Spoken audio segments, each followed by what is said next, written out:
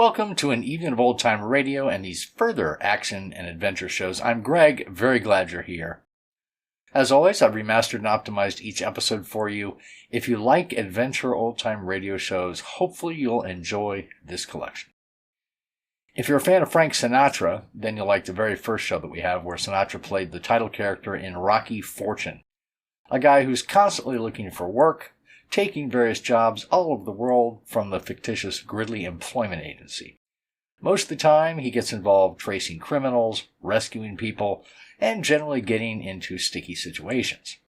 This is the October 13th, 1953 episode Double Indemnity. After that, Mr. Moto, which began as a series of novels by John P. Marquand of a Japanese secret agent. Then, a series of films starring Peter Lorre as Mr. Moto, which was an international detective by this time, and then the radio show starring James Monks as an American secret agent of Japanese descent, who also did detective work. It ran for half a season in 1951. I'm surprised it didn't last longer, as the character was quite popular by this time, and I think the radio show was really well done, but who knows. This is the May 27, 1951 episode, The Smokescreen. And then that fantastic adventure show, Escape, one of the most successful and most popular radio shows of all time, running from 47 to 54, featuring William Conrad and later Paul Frees as the narrators. Each week had exciting and suspenseful stories. Known for its great writing, acting, and production, this is still a really popular show even today with OTR fans. This is the episode Action, one of the more well-known episodes starring Joseph Kearns from July 21st, 1949. The Shadow of Fu Manchu was a serialized show presenting adaptations of many of the famous novels by Sax Rohmer, detailing the exploits of the diabolical criminal mastermind Fu Manchu and the forces of law and order out to stop him, Nayland Smith and Dr. Petrie. Actors playing these parts were Harold Huber, Hanley Stafford, and Gale Gordon, and also later Gerald Moore. It aired from 1939 to 40 in 15-minute episodes. Now, today I'm presenting episode number 4 and 5, In the Clutches of Fu Manchu and An Ally of Love, from May of 1939. Even though this is serialized, and you'll be missing what came before and what comes after, I still think you can enjoy these really good shows. Or at least I hope you do. And then the last show of this first batch, a rather different type of show, Cloud 9, about a character that goes to a different fantasy world in each episode, courtesy of a mysterious host that takes him up an express elevator to Cloud 9. The host meets him in a bar each week, asks him a few questions, and then recommends a particular place for them to go. A great feature of the show is the music, but unfortunately, due to copyright reasons, I had to cut the musical numbers out. Sorry. Even so, it's a great fantasy adventure show. And this is a very cool episode called A Man Visits Famous Radio Detectives on Cloud 9, from July 21st, 1950. I think the title is self-explanatory. I'll see you in a little while. Frank Sinatra, transcribed as Rocky Fortune. NBC presents Frank Sinatra, starring as that footloose and frequently unemployed young gentleman, Rocky Fortune. Hi. I don't know about you, but I'm the kind of guy who can't stay put. I get restless. Give me a nice soft job, a buck in my pocket, and a meal ticket, and one will get you 10, I'll quit the job, lose the buck on the GGs, and exchange the meal ticket for a train ticket. Hey, you take last week, for instance. The employment agency sends me down to Houston Street for a job as a chauffeur. Hey, Mac, this 159 Houston? And what do you want? Somebody wants to hire a chauffeur. A chauffeur? I made a joke? You take a look around this neighborhood, mister. Who you think got money for a chauffeur? Not even for food they got money. Look, all I know is the agency got a call for a chauffeur. 5'9", thin, chauffeur's license, must be able to wear pre-cut uniform. And you got the wrong place. 159 Houston, 6th floor. This is 159 Houston. My name is Decoy. I'm the janitor. You take a look how many floors we got, eh? Maybe they meant 5th floor. I better go up. Yeah, you go ahead. Let me know if you get the job, eh? This don't look like chauffeur land to me, but I figure I already blew a subway token to get here, so I leg it up 4 flights of stairs left over from a Charles Adams cartoon. As I am rounding the turn at flight number 5, a funny-looking little guy steps out of the shadows. Hey, buddy. Yeah? You got change for $1. Sure. Here. Thanks. Hey. Huh? Where's the clam? Here. Oh. Now, I've been rolled before, but this guy works on my skull like he's a Sherman tank in the Aberdeen Proving Grounds. When I come to, I'm in a white room with iron grillwork in the windows. It's morning, which means I made an evening of it. Alongside my bed stands a gorilla in a white coat. I figure this place for a pad at Bellevue.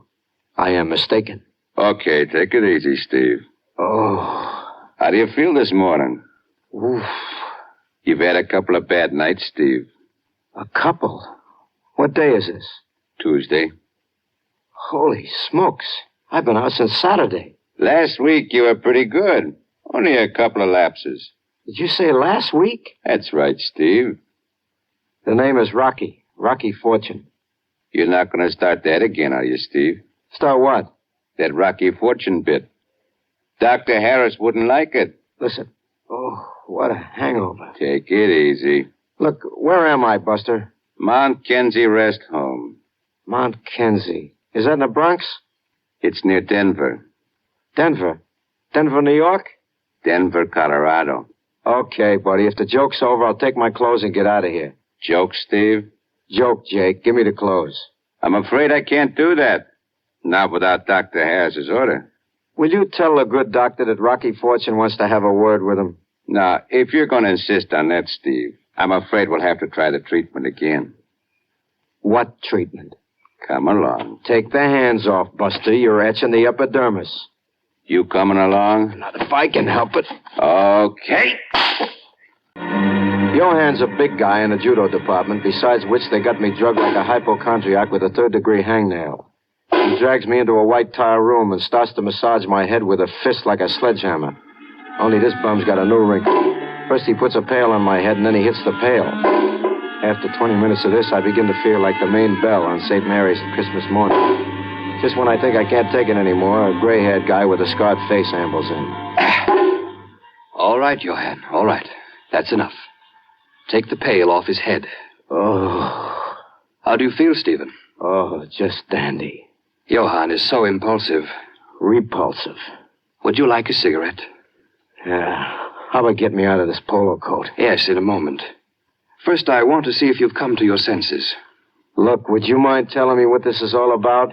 1 minute I'm being rolled in a hallway in New York City, and the next minute I wake up in Denver, Colorado. Stephen, you've been here at Mount Kenzie for 8 years. My name is Rocky, born Rocco Fortunato. Your name is Stephen Crandall III. 8 years ago, you were thrown from a polo pony and sustained a head injury. You suffered from delusions. You've been under treatment here. Come on, Doc. What's the ransom? Ransom? How much do I have to raise to get out of here? You see, Johan, he's still very sick.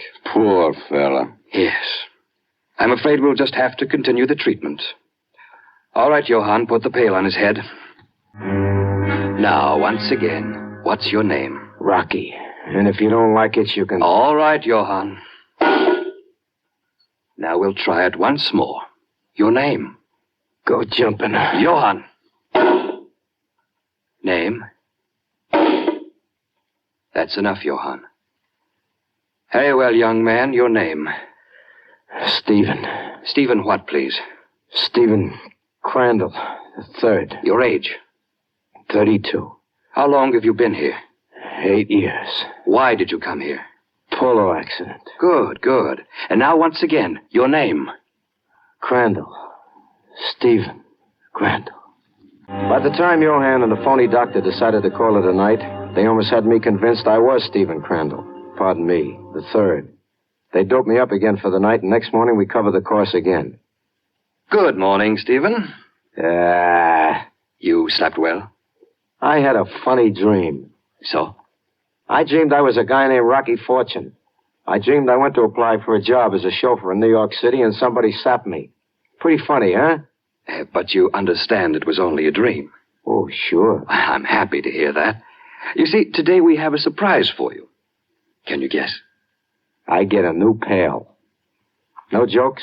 No jokes. Check. What's the surprise? You're going home.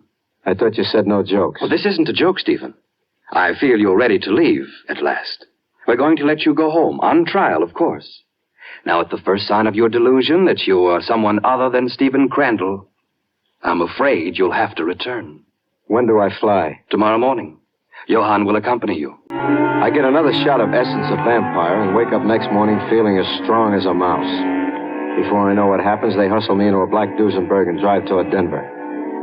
About 2 miles out of town, we cut up a winding private road and stop in front of a 28-room bungalow. The doc and Johann walk me to the door. Close enough so I can feel the muzzle of Johann's .45 caressing my spine.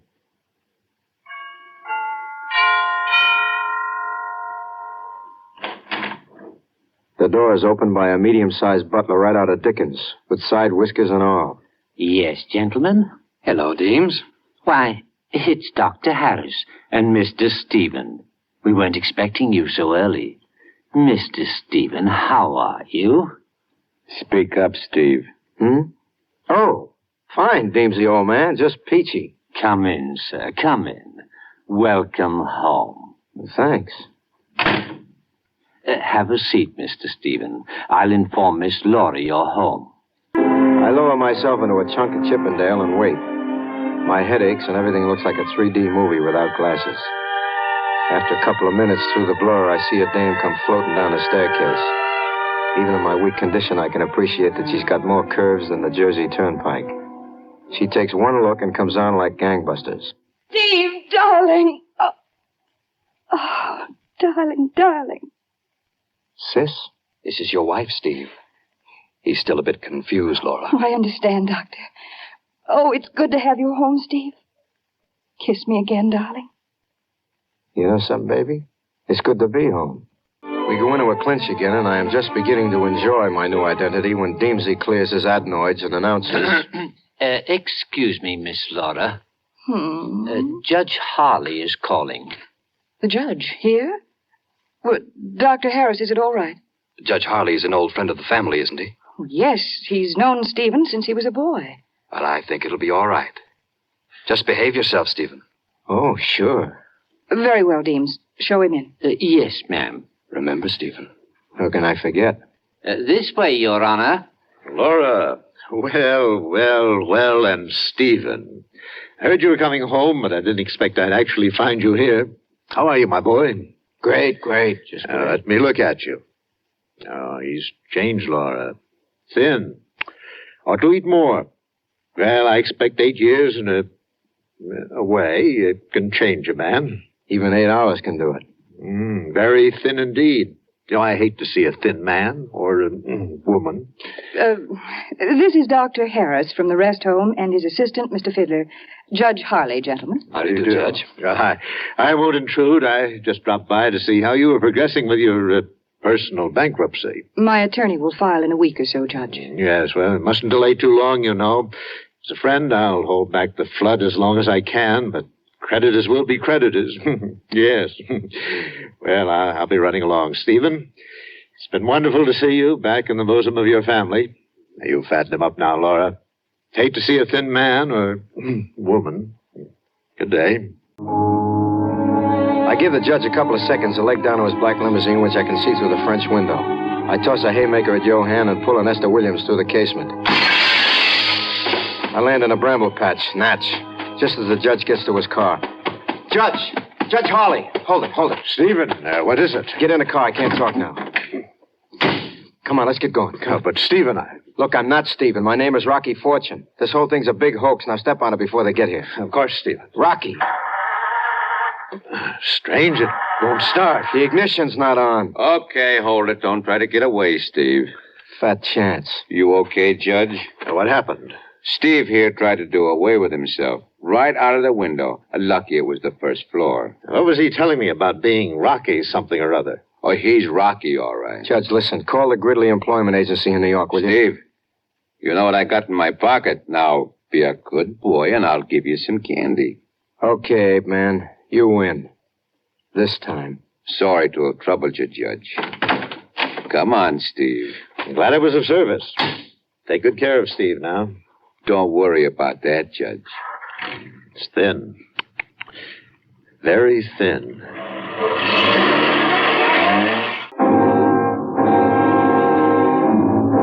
Johan lugs me back into the house like a piece of stale mackerel, and the good doctor immediately slips me a needle full of winking, blinking, and nod. Yeah, there we are. Oh, the poor darling, he's all scratched up. Let me take him up to our room. Yeah. My dear, you see how unstable he is. I'm afraid he'd better be in a separate room. Johan will stay with him. But we haven't seen each other for 8 years. Yeah. I'm sorry, Laura. As his physician, You're no more physician than I am Steve Crandall. Baby, they're trying to put one over on you. I don't know why. Johan. Yes, Doctor. Johan puts the muscle on me, and I'm locked into the guest room on the second floor. By the time we reach the door, my head feels like the steam room at an all-night Turkish bath. I get my ear on the pillow and pass out. Rocky. It's me, Laura. I've been waiting for you. I've arrived. Kiss me, Rocky. Why not? Say, that's nice perfume. I'm glad you like it. Makes me sleepy. Sleep. Smells like marsh gas.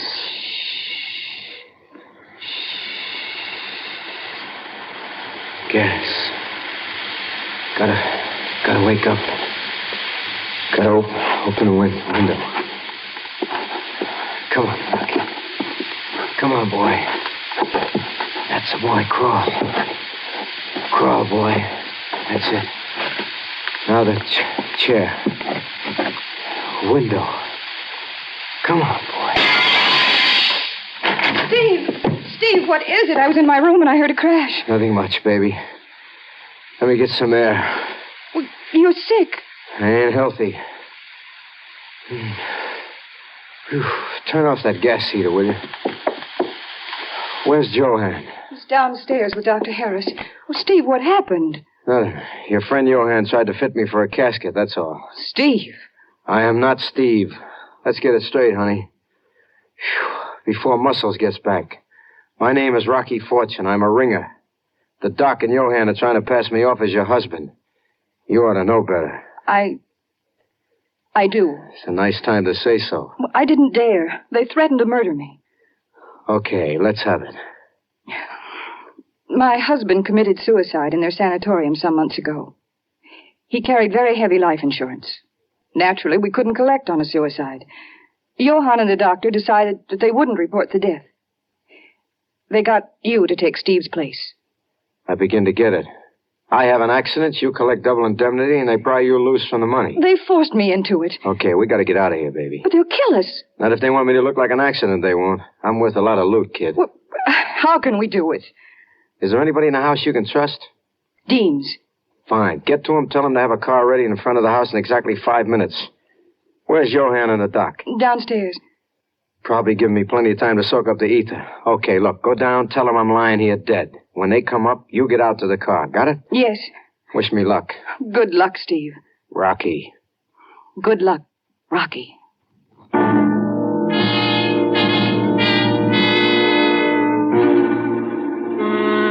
As soon as Laura leaves, I fix up a dummy out of pillows and stuff it in the bed. Then I slip out of the room and hide in an alcove about 10 feet away. I wait. A minute later, the doc and Johan come stumbling up the stairs like a thundering herd. I let them rush into the room, take 2 giant steps, and lock the door behind them. Open that door! Open that door! Can't hear you, Uncle. Please, open the door! Temper! Open the door, please! So long, gentlemen. Don't think it hasn't been a pleasure, because it hasn't. I am down the steps like a grasshopper in a granary, and on my way out when I see the telephone and get a sudden inspiration. Operator, Operator, I want the municipal courthouse. Judge Harley, it's an emergency. I'll connect you with information. I said emergency, baby. If it's an emergency, baby, I'll give you the hospital. I'll settle for information. Make it fast.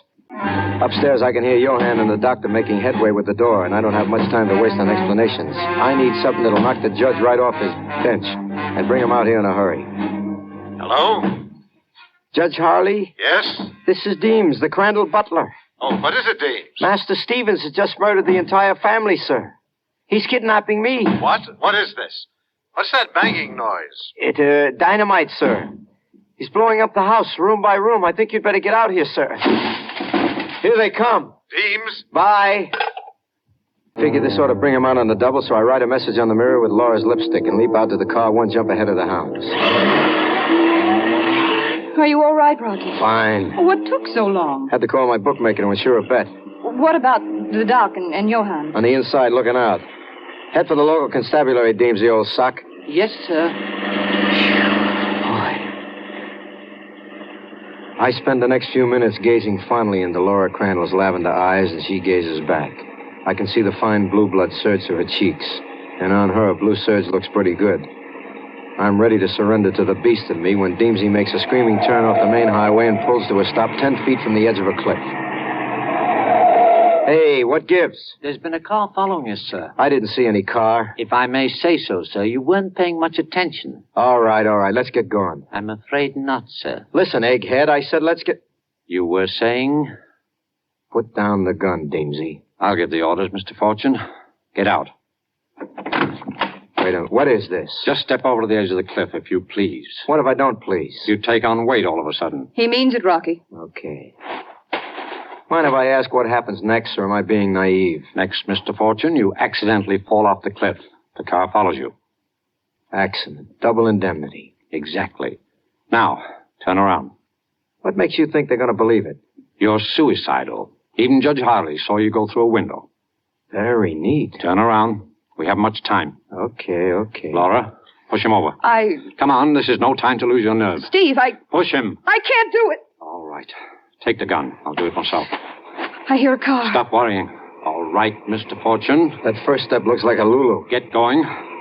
Wait, listen. The police car. Come on.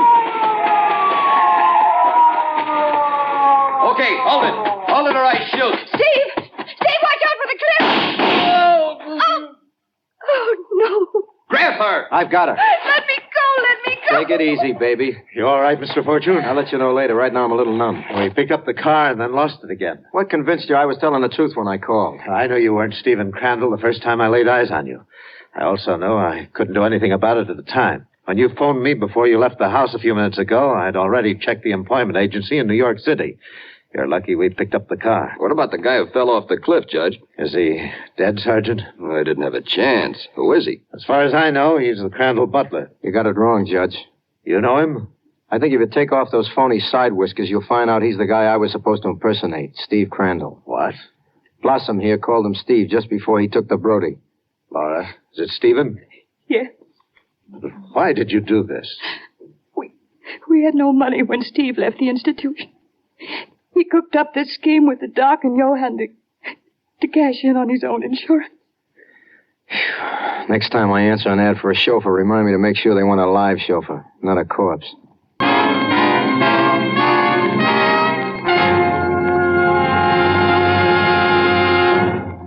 Tonight, NBC Radio has presented, transcribed, Frank Sinatra as that footloose and fancy-free young man known as Rocky Fortune. Others in the cast included Francis Urie, Maurice Hart, Jack Mather, Herb Ellis, Stanley Fraser, Lynn Allen, and Stephen Chase. Andrew C. Love directed. Eddie King speaking.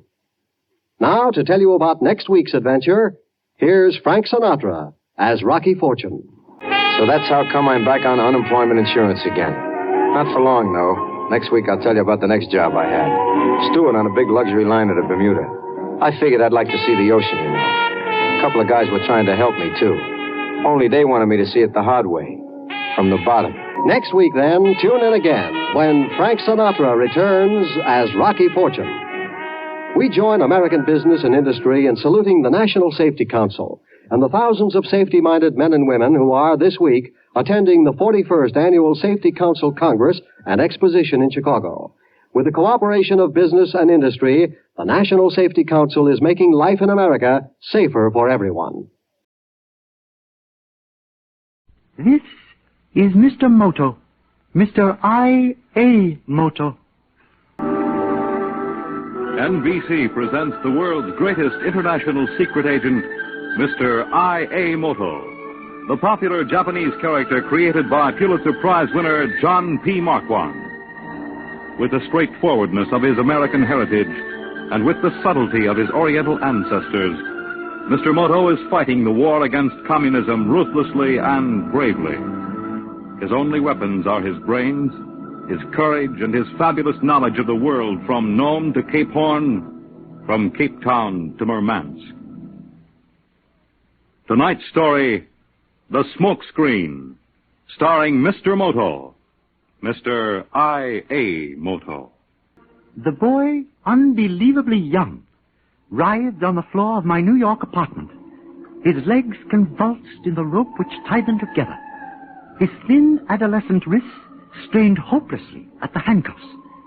It is impossible not to feel sympathy for a human being possessed by such a devil. He had bitten his forefinger almost through. He screamed about a white crippled cat that clawed at him. There were hollows of anguish under his eyes. His skin glistened bloodless, and his throat stretched with suffering. Mr. Moto, please, please. Tell me the truth, Sash. Melt me a cap and I will. Please, Mr. Moto, melt me some of God's medicine. I can stand it much longer than you, Zash, and I have plenty of time. I'm going crazy. Crazy! Zash, there are 100 tons of opium somewhere on Manhattan Island. You know where. Now, tell me. I can't. They'll kill me. They won't. They will. They're devils. Please, Mr. Moto. I'm an addict. I'm hooked. Give it to me. You can break the habit, Sash. I'll help you. You can be strong again because you are young. I can't kick it, I tell you. I'm hooked. And I'm not young. I'm old.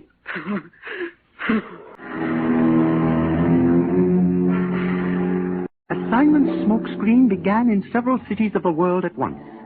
And at first, I was the only one in America who knew of its beginnings.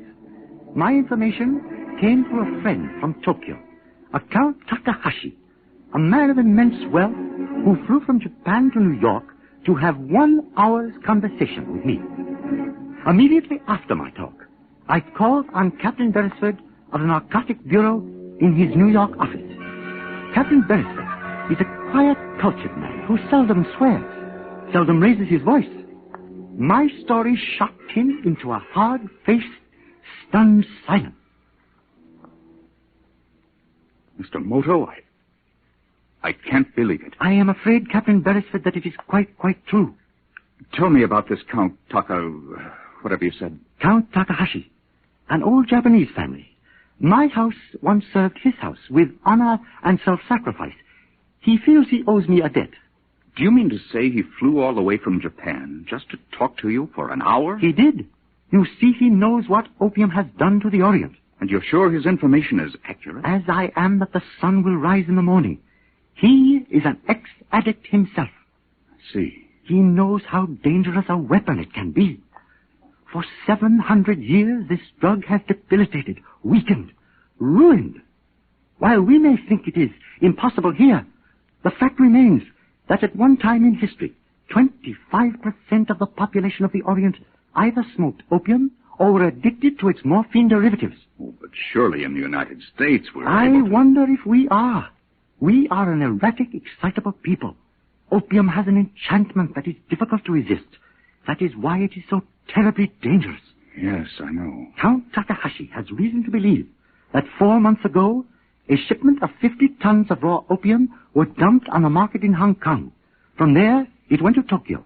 In Tokyo, it disappeared.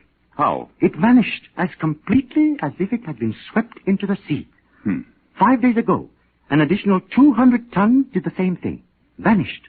Disappeared from sight as completely as a tea-bug in the heart of a poppy. 400 tons of opium, Captain Beresford, would supply the entire medical needs of the world for 2 years. The whole world for 2 years. Well, frankly, I just can't believe that 400 tons of anything could get into this country without the Customs Department getting wind of it somewhere. The drug was smuggled to America aboard a submarine owned by the Chinese Communist Navy. It was taken ashore at night on Stewart Island. The San Juan Islands? Yes, in the state of Washington. From there it came across the continent in trucks as a shipment of canned salmon. And your friend believes it has International implication? Count Takahashi assures me it is another tentacle of the communist octopus. Spread the dope habit. Devour the blood of America's young men and women. Lower the birth rate. You know, of course, that prolonged drug addiction frequently results in sterility. Certainly I know. Moto, we've got to work fast. Exactly, Captain Beresford. I have asked that this be made my personal assignment.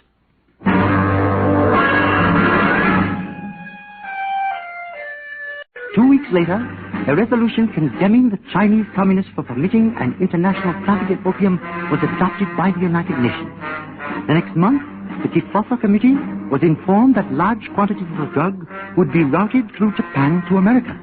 Captain Beresford was getting alarmed. Moto, I'm getting stepped on from higher up. In what way? There were 26 rejections yesterday from one Army recruiting center. The draftees claimed exemption on the grounds of dope addiction. There's been 43 cases in the last week of teachers discovering addiction in children as young as 10. 10? Isn't that sickening? Man's inhumanity to his brother. Yes, but a lot of people are getting excited. I've been given 2 weeks to break this case.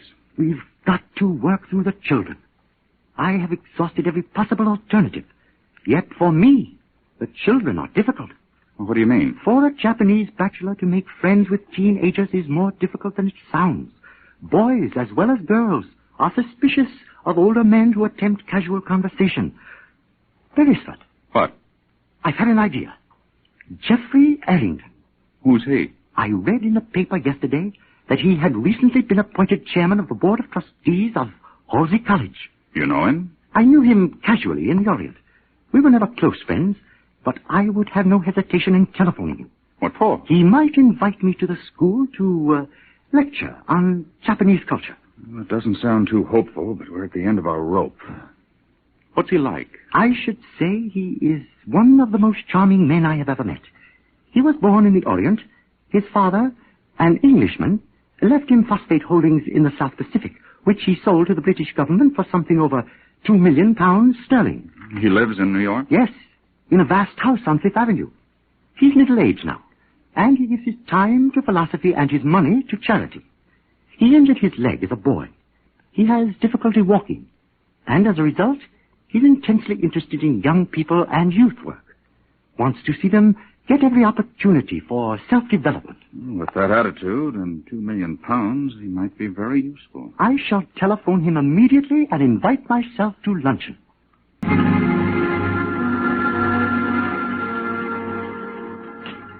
Yes, but Moto, I don't quite understand why you're suddenly so interested in meeting young people. Jeffrey, may I be very rude and not tell you? Oh, your work. I see. Well, as a matter of fact, you've chosen a good time. In what way? Oh, do you mind if we have our liqueurs at the table instead of in the drawing room? My leg's acting up a bit today. Not at all. Did I mention I've just recently been elected chairman of the board of trustees for Halsey College? Yes, I read about it. I'm beginning to center my ambitions in the coming generation. I'd like them not to lose faith in their elders. I would like them not to lose faith in themselves. Well, then you may count on my complete cooperation. The reason I say you've chosen a good time is that tomorrow night I'm giving a sort of graduation party for Halsey students. Be about 200 of them. Would you like to come? You can meet every single one of them if you want to. I should like that very much. Fine. Buffet, supper, and dancing. Come any time you like after 9 o'clock.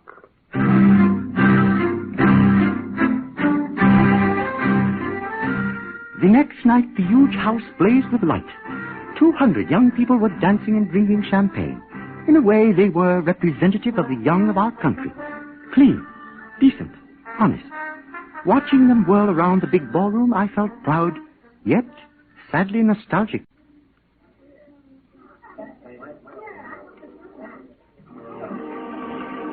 These are troubled times for the young. They live in the threat of war.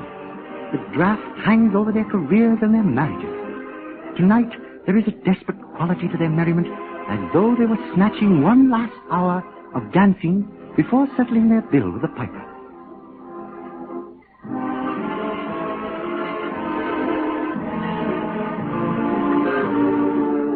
Well, Moto, enjoying yourself? Are we not both at the age, Jeffrey, where enjoyment, to be really favored, should be taken in small doses?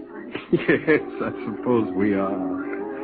Personally, I wonder where they get the vitality. That boy, there, is getting his from a source other than the young lady's laughing eyes. What boy? The one dancing with the girl in the white taffeta. The big blonde boy. Have you noticed his eyes? Oh, what do you mean? The pinpoint brilliant pupils. I was introduced to him. When I shook hands with him, I was shocked. Shocked? Why? His skin temperature is at least 102. See here, Moto, what are you getting at? I am suggesting that the young man is a morphine addict. Moto? Yes, a rather recent addiction. Well, you're joking. On the contrary, Jeffrey, I'm deadly serious. Dope addiction in adolescence is all I think about these days. I'm working on it constantly. Would you care to tell me about it? Certainly, if you are interested. Come along up to my den. It's upstairs, away from the rest of the house, and the party will run quite smoothly without us. Then, by all means, you lead the way. Through that door. I had a small elevator installed from the garage to the 4th floor. After you. Thanks. Go ahead. The elevator's automatic. Thank you.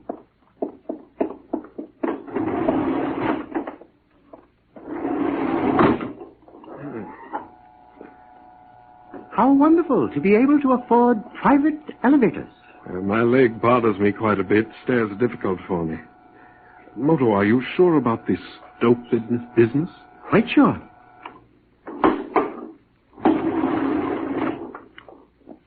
This is my own private hideaway. In here I can be quite cut off from the rest of the house. Sit down. Make yourself comfortable. Thank you. Would you like a drink? Yes, thanks. Good, good.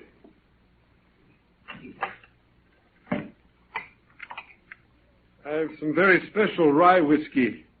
Hanfield Royal Ark. I believe it sells in the Chambord for $25 a pony. Really? And you're wasting it on me? Not at all. I only serve it to my very special friends. Here you are. Thank you. What superb bouquet. You'll forgive me if I don't join you. My doctor forbids it. Certainly. Now, tell me about this dreadful business. Oh, excuse me, won't you? This phone never rings unless it's something important. Hello? Oh, yes, Senator. I'm afraid I can't tell you yet, but I can let you know by tomorrow noon. Well, yes, of course. I'll call you tomorrow, then. Oh, not at all. Good night. Forgive the interruption. Now, you were saying?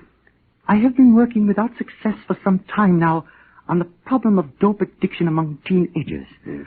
I have reason to believe that... Jeffrey, has it suddenly gotten very warm in here? Moto, what is it? Are you ill? Help me up. Quickly. Oh, what's the matter, Moto? I don't know. Don't you, Moto? I do.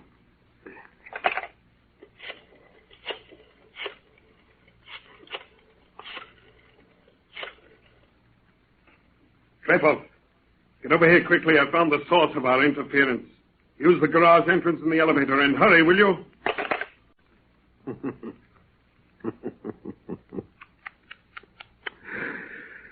Oh, what a pity the Japanese haven't learned to mind their business.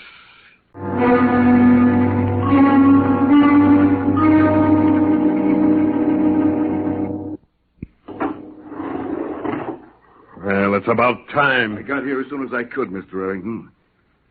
Who's that? His name is Moto, and don't underestimate him. Tripping about? Yes. Can you do it tonight? Sure. And get him out of here. Anybody see you come in? I drove into the garage, took the elevator. I'll pick him up and get him out of here. What did you give him? The usual. He'll be unconscious for at least 3 hours. Good. Okay. Hey, small, isn't he? Sore rattlesnakes. You coming? Yes, go ahead. All right, don't worry, Mr. Errington. Everything's okay.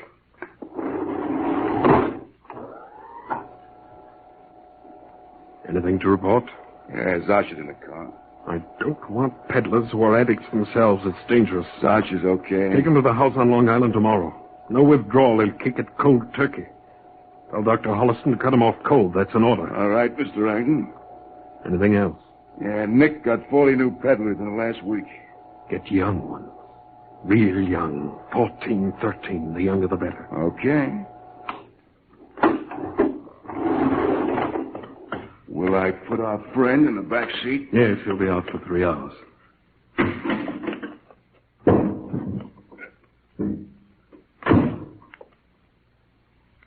Hello, Zosh. Hi. He's just hitched up the monkey. He's floating. I mean it, Trepov. He kicks it tomorrow. Okay, boss. Now, what about the chink? Oh, hey, listen, boss. You know how I react to that kind of word. It's bigoted and disgusting. He is not Chinese. He's actually an American of Japanese descent. Well, I didn't mean anything. What are you so touchy on that stuff? Someday I'll tell you. All right, take Mr. Moto out on the boat, shoot him and dump him overboard. As far offshore as you can get and still be back by dawn. Then take Zosh out to the Long Island house and report back here to me. All right, boss. And, Trepov. Yes, Mr. Rankin? Tell the good Dr. Holliston that I'm quite aware of the process involved in developing morphine from opium. Tell him I expect him to do much better. I want 5,000 decks a day out of that lab. Uh-huh. Can I go now? Yes. And I'm sorry I struck you. Someday I'll explain why I feel so strongly about it. Well, good night, Trepov.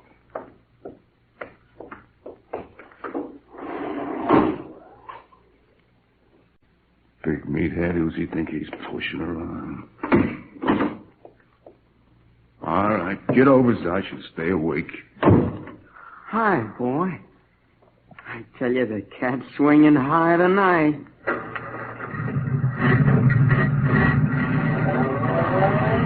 And don't wave at anybody. This is 5th Avenue. Gentlemen, Hey. I am quite capable of shooting you both. What? And don't turn around, Mr. Trepov. Just drive. My apartment, if you please. Left on 72nd.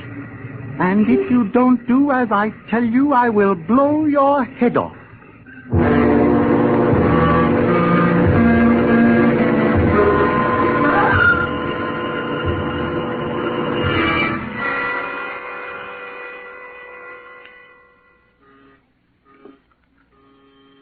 Keep quite still, Trepov. I'm warning you. Come in, Captain. I got here as soon as... Hey, what's this? This is a man named Trepov. He was commissioned by Jeffrey Errington to kill me. Errington? Incredible, isn't it? Errington tried to drug me with chloral hydrate and whiskey. He made a slight error, which I will explain later. I was to have been taken out in a boat. I overheard enough information to send Errington and his gang to jail for 20 years. Take this man and book him for felonious assault, attempted murder, whatever you like. All right. What's the matter with the boy? Hiya, copper. Having fun? That is Zosh. He's riding morphine 1,000,000 miles away. Okay, now come on, you. You can't make it stick, copper, never. Leave me your handcuffs, will you, Captain? What are you going to do? Perform an experiment. Whatever you say. Thank you. And come back here as soon as you can. And then began the heart-breaking vigil. The boy dozed on the floor alone in a world of drugged enchantment. I tied his feet together, restrained the thin wrists with Beresford handcuffs. By the time the captain got back, Zosh was conscious, normally defiant and belligerent. Think I'm gonna spill anything? You guys are nuts. We've got lots of time, Zosh. By 5 a.m, he was white-faced and pleading. Listen, Moto. I've got 2 decks with me. The 3 of us can jump together. Come on, Captain. There's a needle in a box in my pocket. Please. No, Zosh. No. By 7, he was crying. By 10, he was screaming. By noon, he was suffering unbelievably. The hacking addict's cough racked at his frail lungs. 1,000 devils tore at every whip-lashed, quivering nerve. I'm dying, I tell you. I'm dying. At 1 p.m, he talked. Names, addresses, everything. Captain Beresford took it down. And then, because we were afraid complete withdrawal might kill him, we called a doctor. The doctor gave him 2 grains in his right arm. As always, the results appalled me. As the morphine hit, His eyes became dewy bright. The glow of health returned to his cheeks. He went quite happily with the doctor to Bellevue.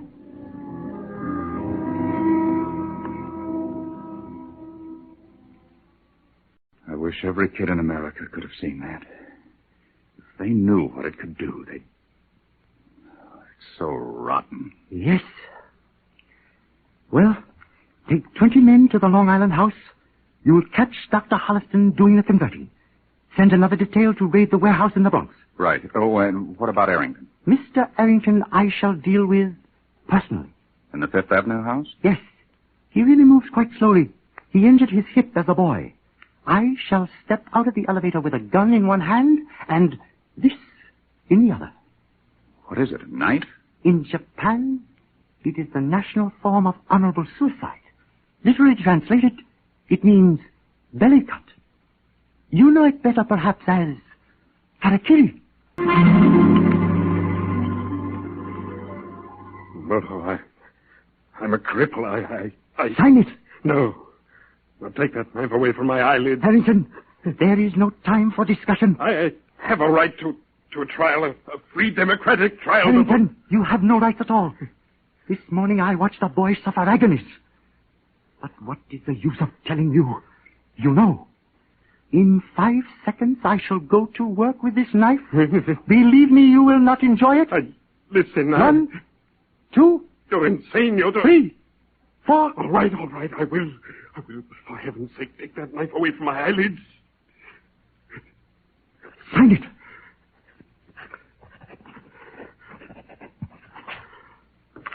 Thank you. And now, before I take you to Captain Beresford, one question. Why? What is behind this monstrous inhumanity? You've no idea. Short of pathological insanity, none. I'm a Eurasian. You're what? Yes. I'm surprised you didn't guess. I really look very white, don't I? I'm gifted, educated. But I committed an unpardonable sin. My mother was a Singalese peasant. I knew it. I knew there must be something. White Asiatics forbid my cleaning toilets. They also forbid me to enter their clubs or their homes. I'm neither white nor yellow nor black. I'm not a European. I'm not an Asiatic. What am I? Tell me. It is so useless to beat against... Useless? It's hell. I'm nothing. The wandering, hopeless, marginal man. Outside of a barefoot, savage peasant girl, there isn't one woman in Asia who would marry me. If I marry a white woman here and take her to Singapore, what do I let her in for? Insults, heartbreak, misery. I want to live in the East. Singapore is the only civilized city in the world, but I can't join their stinking bourgeois club. But Arrington, democracy... Democracy! I spit at it! I hate it! I hate the world! But don't you see it is this... You know how I was crippled. A gang of Malays beat my hip to a pulp in a Singapore street fight. Hate. Moto, you don't know the meaning of the word. And every grain of morphine in the veins of an American boy means one less enemy for communism, and I don't care who the boy is. You must care. I don't, not even for Zosh. Zosh? Zosh is my son!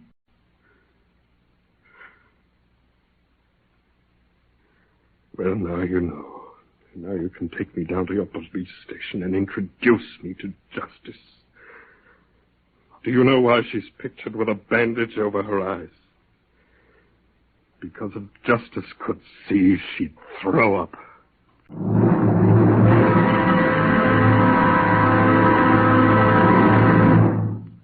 Mr. Moto, we've done it. 26 indictments in charging conspiracy to import opium. We've got every single one of them. And recovered the opium? Over 500 tons of it. Good. Then the smoke screen has lifted. I have one of my own. But surely everything is quite clear. That whiskey Arrington gave you the night of the party. Why didn't you drink it? He had to be dramatic. He told me it was Hanfield Royal Ark Special Rye. It so happens it is distilled in England. During the war, the warehouse was bombed. All but 5 cases of Hanfield Royal Ark were destroyed. They never manufactured that particular blend again. But Arrington is wealthy. Wasn't it possible? No. Of the 5 remaining cases, Sir Graham Hanfield gave 3 to King Farouk of Egypt as a wedding gift on the occasion of his first marriage. Don't tell me that the other 2 were... Yes. In return for a trifling service some years ago, Sir Graham gave them to me. Moto, you're incredible. Don't you ever make a mistake? Sometimes I wince and lash out inside when people call me a dirty Jap. I was born in San Francisco. I am as American as you are. No, but surely these people are, well, they're... That is true. They are ignorant and narrow, and their number is decreasing. Yes, I think we're growing up. Slowly, maybe, but growing. I hope it is not too slowly. I hope we achieve maturity before it is too late. That is one way everybody can fight communism. Simply by growing up and out of prejudice. It is a battle in which every one of us can be a soldier.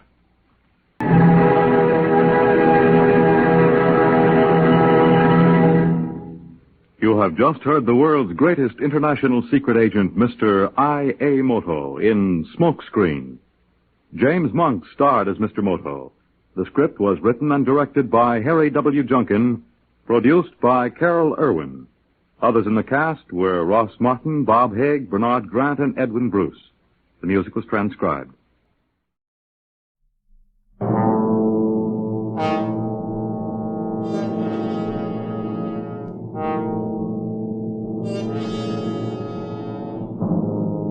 You are hanging by your fingertips on the sheer face of an icy cliff, suspended 1,000 feet above instant death, with your strength running out, and with no chance for escape. We offer you Escape, designed to free you from the 4 walls of today for a half hour of high adventure. Tonight, we escape to the cold loneliness of a glacier high in the Swiss Alps, and to a man who learned much about death, as C.E. Montague tells it in his famous story, Action. High in the Swiss Alps, well above 12,000 feet, a man clings with desperation to the frozen glass wall of the Chaliac Glacier. Hands and feet jammed into shallow steps, chopped in the iron-hard ice. A cold wind drives a spray of dusty sleet along the overhanging wall, and the sun has fallen away among the crags to the west. Darkness lies 1 hour ahead. The man has climbed with painful care 1,000 feet up the glacier's face from the broken moraine at the foot, and has moved now onto the underside of a great bulge in the ice, a part of the wall which breaks out beyond the perpendicular. And the man is forced to hang from slots cut by his axe, such as a sloth hangs from a tree branch. 12 more feet lie between him and the brow of the overhang, 6 more steps to be chopped out with the axe. And 1,000 feet of void space waits beneath him. The man is unable to lift his heavy axe for even 1 more stroke. He is tired, and he is 52 years old. No experienced mountaineer would ever attempt the west face of the Chaliac Glacier, and yet this man is an experienced mountaineer. And why? Why? What strange events have conspired to bring him along the path of his life and leave him hanging now, in peril, on the brink of eternity? Through what shadows has that path led him? And where are those who saw him pass? Can we ourselves move along it? Move back step by step against the river of time? Move backward along the life path of Christopher Bell?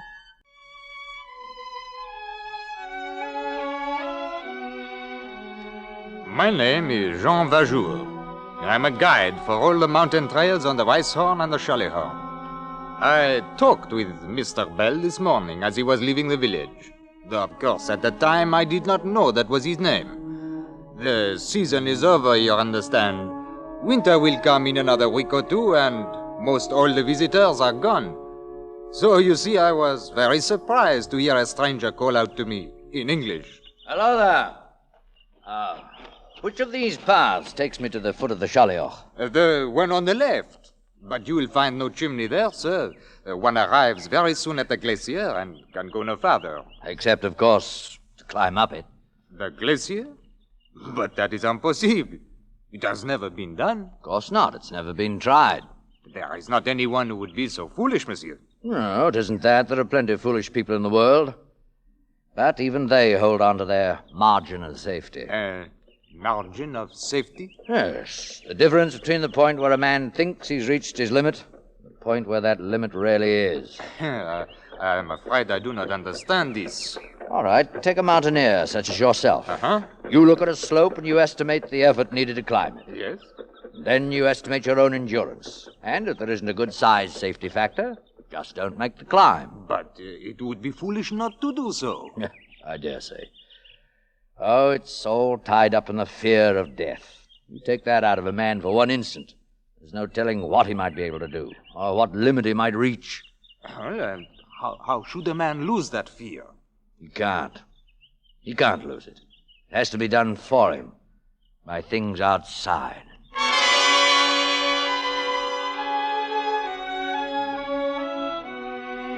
He turned and left me then, this Mr. Bell, and walked up the path towards the glacier. That was early this morning, and I did not see him again. His talk with me made no sense, and I could not understand what he meant to do or why he was going to do it. I remember thinking, what a strange man. But I really know nothing more about him. I believe he arrived in the village only last night and took a room in the Zinal Inn. My name is Greta de Gaspar, and I am staying out the week here in Zinal to close up the inn for the winter. I have known Mr. Bell for the last 30 years. Always before he came in the summer season for the climbing, and I was most surprised when he arrived last night. I opened one of the rooms and I found something for him to eat, and then later we sat and talked in front of the fire in the big empty lounge. Now, this is very good coffee, Madame Gaspard. Thank you, Mr. Bell. Had you let me know you were coming, I would have had everything ready for you, just like all the other times. Like all the other times. Now, this one's a little different, Madame Gaspard. You might call it a special visit. Oh, it is all so different now from the old days.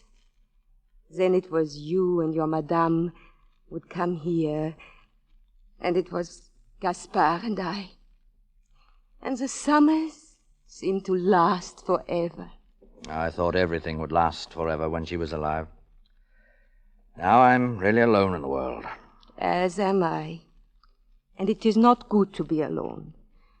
It gives one no reason for living. But there may be stronger reasons for not wanting to live. Is there something troubling you, Mr. Bell? No, not now. There may have been, but not now. Well, I shall be leaving quite early in the morning for a climb, so I think I'll go on to bed. Good night, Madame Gaspard. Mr. Bell left the inn this morning before I wakened, and I have not seen him again. I have never known him to act so strange before. I have no idea what the reason is, or what he may be planning to do, but I am sure something is troubling him. Perhaps it may be something connected with his business in London. My name is Matthew Bruff. I've been chief clerk in Mr. Bell's London office over the past 25 years. I've always found him to be a considerate and dependable employer. I've never noticed anything you might call unusual about him until one day, about 3 weeks ago. Mr. Bell entered the establishment a bit late, as I recall, and passed immediately into his own office without acknowledging my customary greeting. A little while afterward, he sent for me. Well, Matthew, where do we go from here? I can't say that I follow you, Mr. Bell. I mean the company's on a steady footing, so if we use our heads at all, we don't stand much chance of losing anything. Yes, our position is quite secure. On the other hand, we can't expect to do any more growing. We're through expanding. From now on, it's merely a matter of operation. A most enviable condition, sir. Is it? There's nothing more to look forward to, nothing more to work for. So, where do we go from here? Sir, Matthew, I'm putting you in charge of the business, turning it over to you effective this week. Mr. Bell, you can't possibly mean that. Oh, yes, I've just decided. But what are you going to do, sir? I'm taking a trip. I'm going to Switzerland, maybe do a little mountain climbing.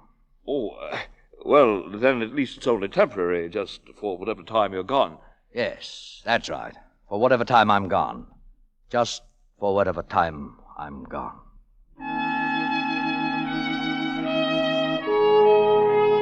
Before the end of the week, he had arranged all the necessary papers and had left London. I haven't heard a word from him since, though I presume he's somewhere in Switzerland. Actually, however, I haven't the faintest idea where Mr. Bell may be right at this moment.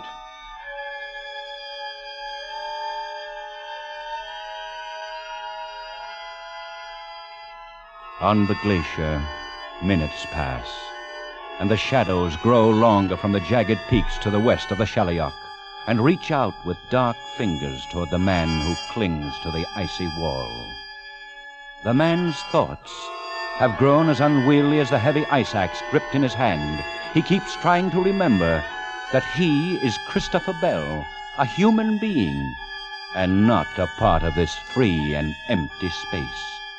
For he knows if he stops remembering that, he may forget all else too, and then let go.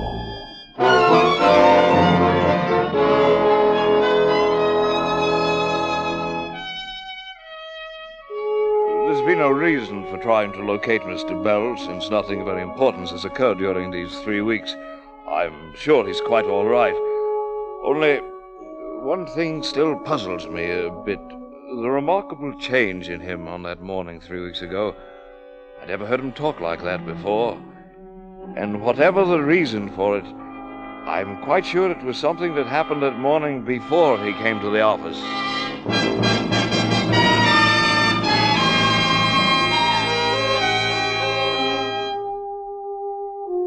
My name is John Uxford.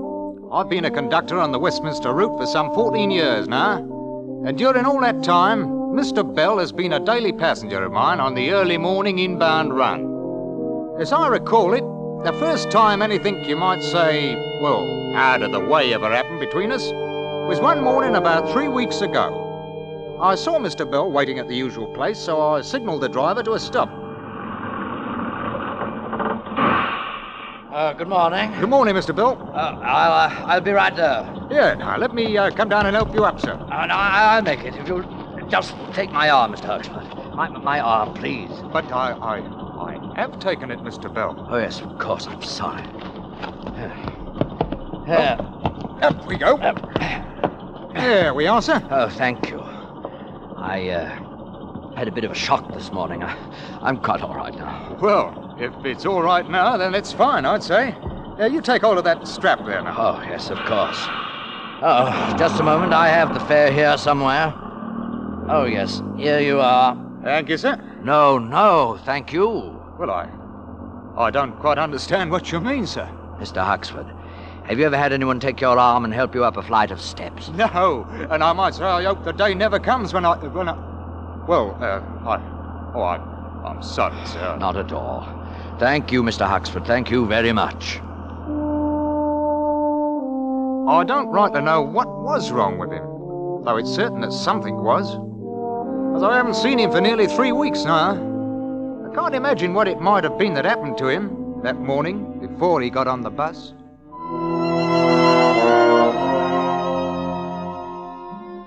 My name is Jenkins, and I've been Mr. Bell's personal valet for the past 12 years and 7 months. The master is traveling somewhere on the continent just at present. Been gone something over 2 weeks now. Decided rather suddenly, I believe. In fact, I rather think something happened one morning about 3 weeks ago that caused him to make up his mind, though I really haven't the faintest idea what it might have been. I can remember noticing a very strange look on his face when he came down to breakfast that morning, but I thought nothing of it at the time. Good morning, Jenkins. Good morning, sir. I trust you had a pleasant night's rest. Oh, yes, I did. Thanks, Jenkins. You'll be having the usual orange juice, toast? No. I want nothing except some coffee. Very well, sir. I'll bring it right away. I can't let him find out. I can't let anyone find out about it. Maybe it's a little better now. Maybe it's going away. Maybe I'm giving it too much importance. No, it's still there, that same lack of feeling, clear down the whole right side of my body. There. I can move my arms, my leg, all right. There's no feeling in them. They're numb. It's simply that at 52 years of age, I've had a light stroke. Your coffee, sir. Oh, thank you, Jenkins. Would you care for something more, sir? No, that's all. If you pardon me, sir, you don't seem quite yourself this morning. I do hope you're not ill. Oh, no, I'm quite all right, Jenkins. I hope you won't mind my saying this, Mr. Bell, but you don't take very good care of yourself anymore. Oh, now, Jenkins. It's been years now since you had a checkup, sir. Not since the mistress passed away, in fact. I'm quite all right, Jenkins. I'm quite all right. Then I'm relieved to hear it, sir. I'll bring your paper now. Good Lord. Is this what a man slaves his life away for, to end up helpless, dependent upon others, to be wheeled about, put out in the sun, taken in, like some great fat larva? Oh, it's disgusting. But I've got to face it. This stroke is the first warning. There'll be others, worse ones. And in a short time I'll be helpless. Oh, there must be some way out. Not suicide, but some way. There's got to be some way.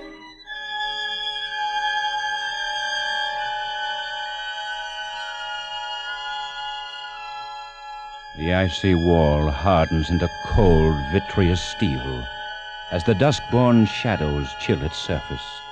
The merciless ice is beginning to freeze the cramped joints of the man's fingers now, and the heavy axe swings idly at his belt, tracing a fumbling pattern on the thin air of the void.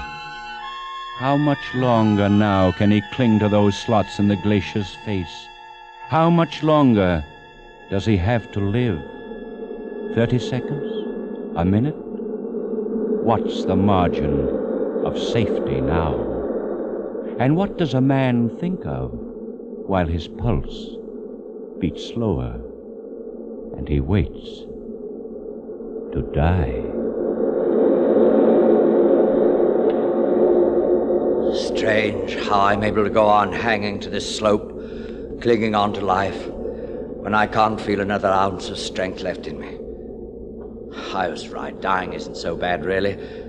Not when it's like this. It's rather pleasant, in fact. It looks so soft down there, the shadows and the snow, and the wind.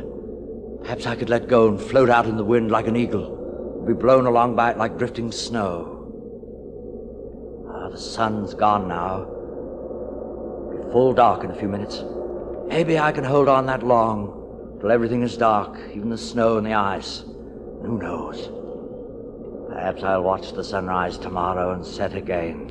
And even beyond... Oh, no. I can't last even one full minute longer. I'm through. I'm finished. I can't even last a half minute. Chips of ice sliding over the edge. Funny how a glacier sheds off that way. I suppose the difference in temperature between day and... Wait. An ice axe. That was an axe. No other sound in the world like it. Fell from up above the overhang there. There must be somebody up there on the slopes, coming down from the top. There is. Wait, that's 5, 6, 7, 8, 9, 10. That's a mountaineer's call for help. Someone's dropped his axe and he's in trouble up there. It's right above this bulge. If I can only... No. Throat's too dry. Well, 6 more steps to cut to reach the edge there. All right. 6 more steps. Now, 5 more Step.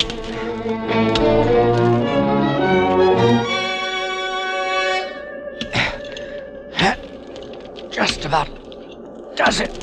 The last step. Hey, cut the rope and let me go. There's no use in both of us going. Good Lord. It's a woman. Hold on there. I'll be with you in a minute. Hey, somebody's coming.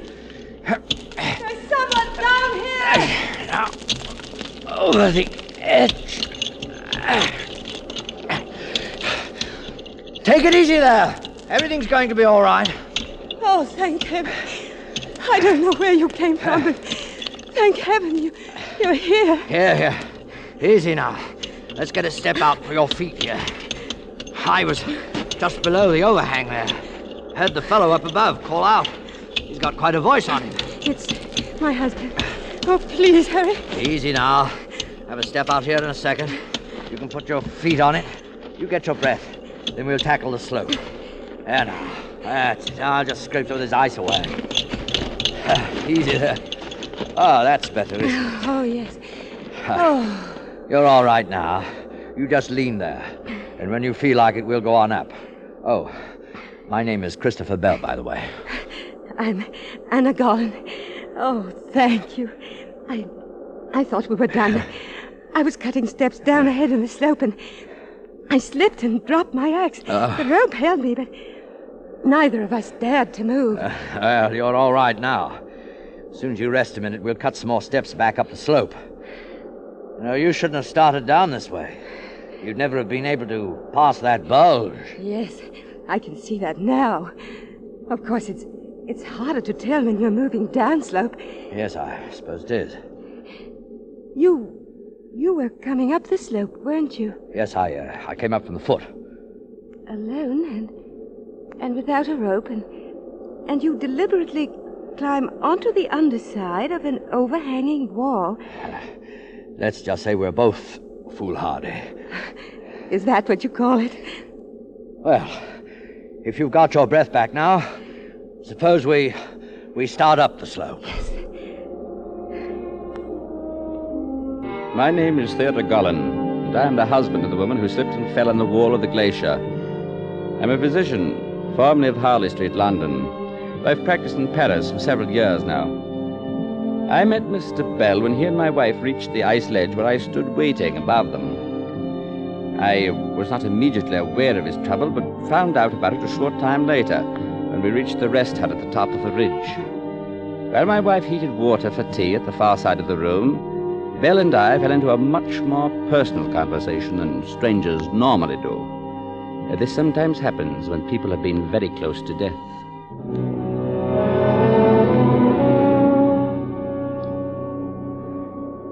Well, at any rate, Dr. Gollin, you can see how it is.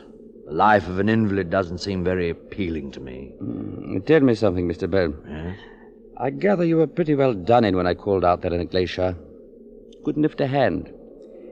Then how do you account for being able to chop 6 steps into that ice in a matter of some 5 minutes? I don't know exactly. I was through. I couldn't have lasted 30 seconds more. But when I realized somebody was in danger, I forgot about it. And this numbness, this lack of feeling in your right side, didn't bother you? No, I didn't notice. It isn't quite so bad even now. There's your answer, Mr. Bell. I don't believe I follow you. Action. When you were in action, working because you had a reason, living because you had to, because somebody was depending on you, then you were all right. Everything was back in its place again. Perhaps. But a man can't spend all his time climbing up a mountain. Oh, I don't mean physical action, movement. Call it incentive if you like. Maybe that's a better way to put it. Incentive, eh? It's the one top pressure that keeps life moving and growing. And it's what you need. Well, it's an interesting theory, Doctor. But it's only a theory, I'll have the tea ready in a moment. Anybody interested? I am, my dear. Lucky we brought it. If no one minds, I believe I'll have a turn outside while we're waiting. Be careful out there in the dark. The ridge breaks off pretty sharply here. Oh, I'll be careful. Dr. Gollin, If things were turned around, I wonder if it'd be any more than just a theory to you. Mr. Bell? Where are you? I'm over here, Mrs. Scarlet. Beautiful, isn't it? With the stars so clear and bright. Yes. Well, there won't be many more clear nights before the winter storms. It would be a shame to give it up, you and I. What do you mean? I've got to say this quickly. We're not the kind to commit suicide, you and I. What? You deliberately climbed into a dead end out on that glacier. And, I did the same thing. I went ahead and I picked the route down that slope. Sure. No, wait. In 30 seconds, I would have cut myself loose from that rope. Oh, we went to an awful lot of trouble so we wouldn't have to call it suicide. You? Why? I have a brain condition. There's no point in going into it, but it's incurable. Sooner or later, at any moment, I shall go blind. Oh, no. My husband doesn't know about it, and I don't want him to know. I'll make a bargain with you. What sort of bargain? I'm not brave, really. To go on living, I need something to cling to. I need to know all the time that there's someone else with courage, too. Mr. Bell, I'll go on living if you will. I'd say you're amazingly brave. If I were, I could do it alone, without having to make myself dependent on you and on your courage. That sort of thing would work both ways. I wouldn't dare let you down. Nor could I you. Do you want to make that bargain? Shall we go on living, Mr. Bell? As I said before, I am Dr. Theodore Gullen. And I met Mr. Bell some 3 hours ago on the Shalioch Glacier. At the moment, he's outside the hut a few yards away, talking to my wife. I can hear the sound of their voices, but I can't make out the words. However, I know what they're talking about and what his answer will be. My wife and I discussed that before she went to join him. You may have heard of my wife, incidentally, though it would likely have been under the stage name she uses in the Paris theater. You see, she's quite a talented actress.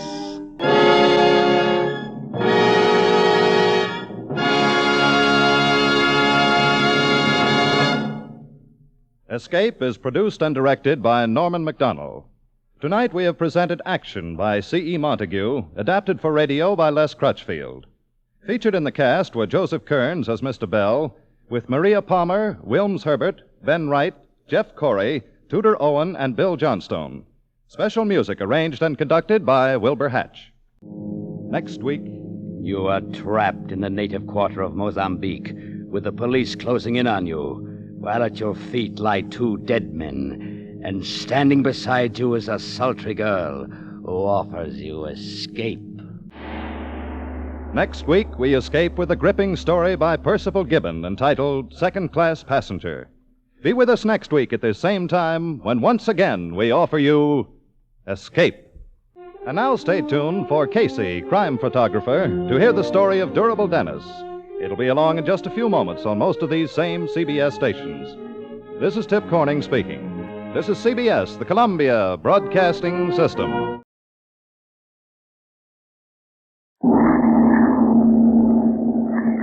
The Shadow of Fu Manchu.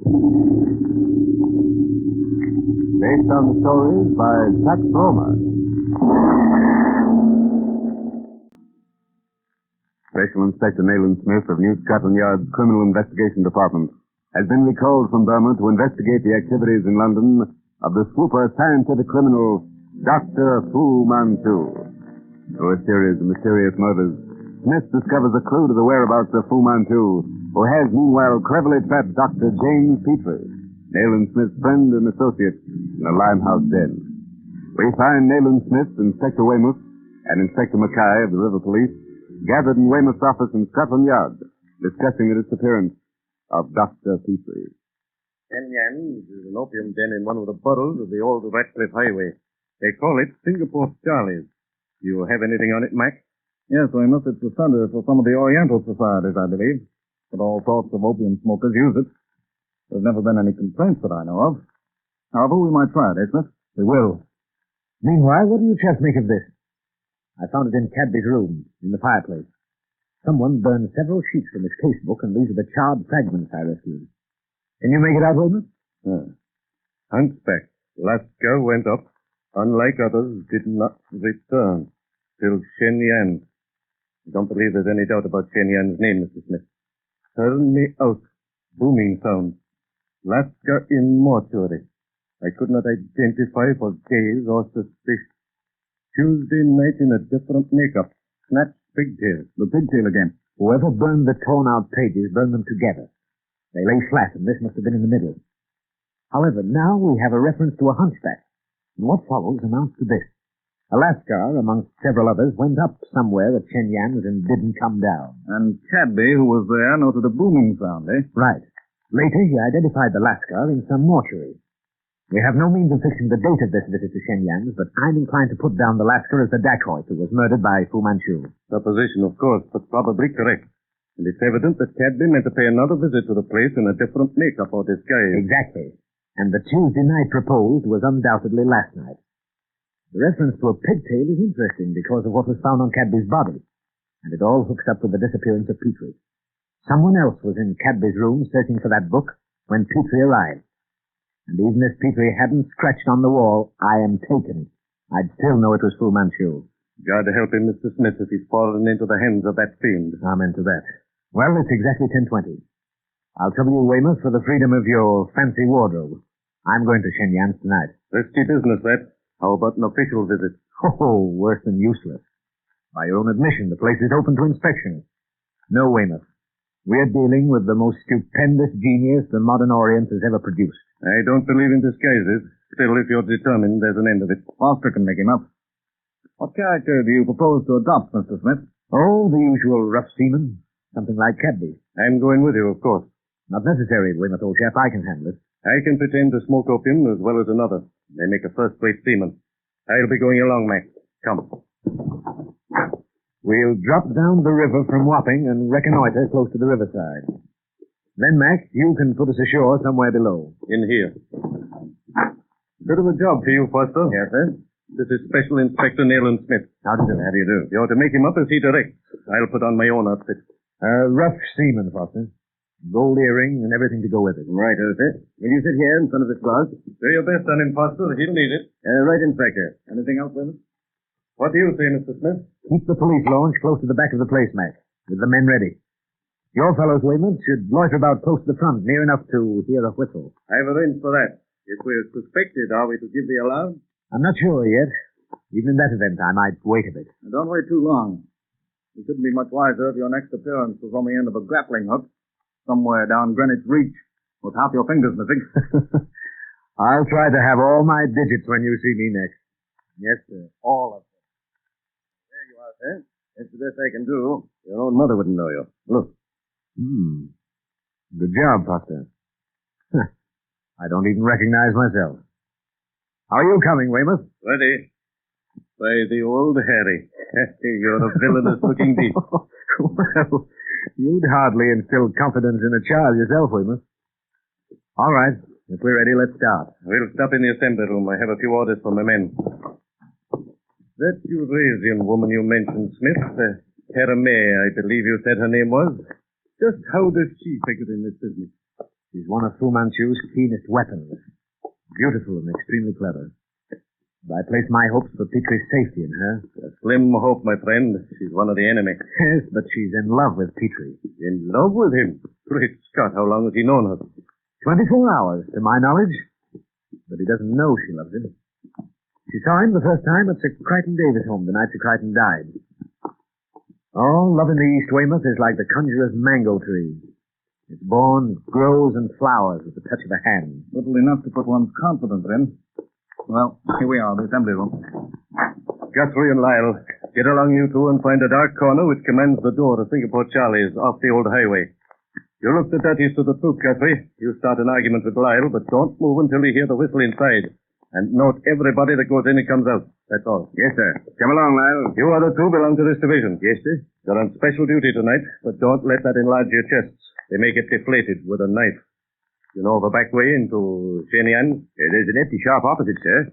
I know of a broken window at the back we can get in. We could get through to the front and watch from there. Good. See you're not spotted. And if you hear the whistle, get into Shenyang as fast as the devil will let you.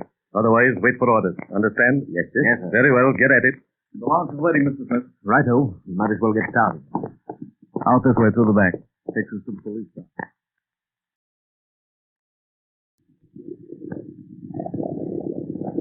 Suppose Fu Manchu uses Shenyang's place.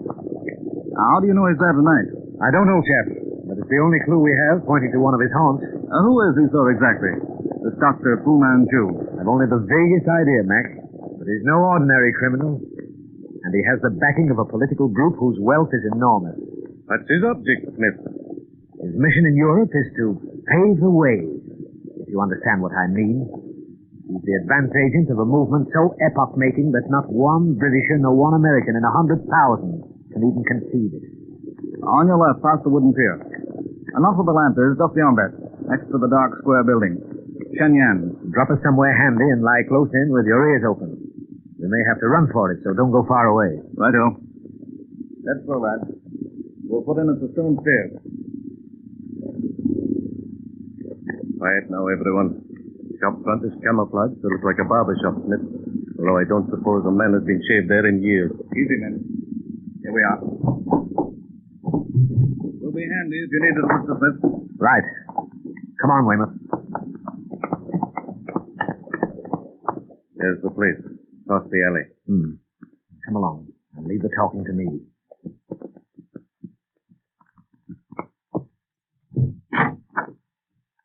Hey, Charlie! Come out here, you blinking heathen! What do you want? No get heavy tonight. Too late. Close your shop. Now, don't you come none of that with me. Get inside there and give me and me mate a couple of pipes. Lively, you hear me? Smoky pipes. Blasted some. Abby? No can do. Master! Now, here's your money. Keep me waiting, I'll pull your shop down, and you can lay to that. No, I've got pipes. Full up, no room. You come see. Poisonous sin. Keep in character. Watch. You see, no room, like I tell you. There's an empty corner there, ain't there? Plenty room. You bring me 2 pipes quick, or you'll get your blinking head knocked off. Give me the pipe, Johnny. All right, you sit down, me touch some pipe. Time, Weymouth. We can hold this. Pretend to sleep. We've got to work fast. Right. There's a stairway back of that ragged curtain. There's your hunchback. He's taking chosen men upstairs somewhere. That's our objective, Weymouth. The hunchback is Cadby's note. There's one of your decoys. Look at his right hand. Manchu is up there. These men come here for their orders. Rush the stairs when I give the word. You're near us, so you'll have to go first. If the hunchback follows, I'll take care of him. Ready? Ready. Now, up you go. That door at the end of the hall. Hold it, Weymouth. There he is. By the great old Nick. So you are the notorious Dr. Fu Manchu. At your service, Inspector Weymouth. And yours, Mr. Nayland Smith. I have been expecting you. Drop your guns, gentlemen. They are useless. You are covered from several angles. What have you done with Dr. Petrie? Dr. Petrie? A worthy companion, Mr. Smith, who comprehends the value of silence. Up to the present, I have been very unsuccessful in my efforts to make him speak. You are just in time, gentlemen, to witness his, demise. Draw the curtain, Lau. Petrie! Remain where you are, gentlemen. You cannot help him. And since he is gagged, he cannot speak. You will note that he stands on a trap. When I touch this lever, he will go the way of Mason and Cadby. Don't touch that lever, Dr. Fu. I'll tell you where you stand. Great Scott! He's pulled the lever. The light, Weymouth, the light!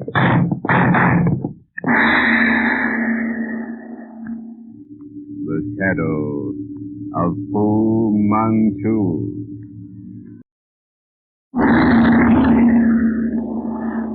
The shadow of Fu Manchu.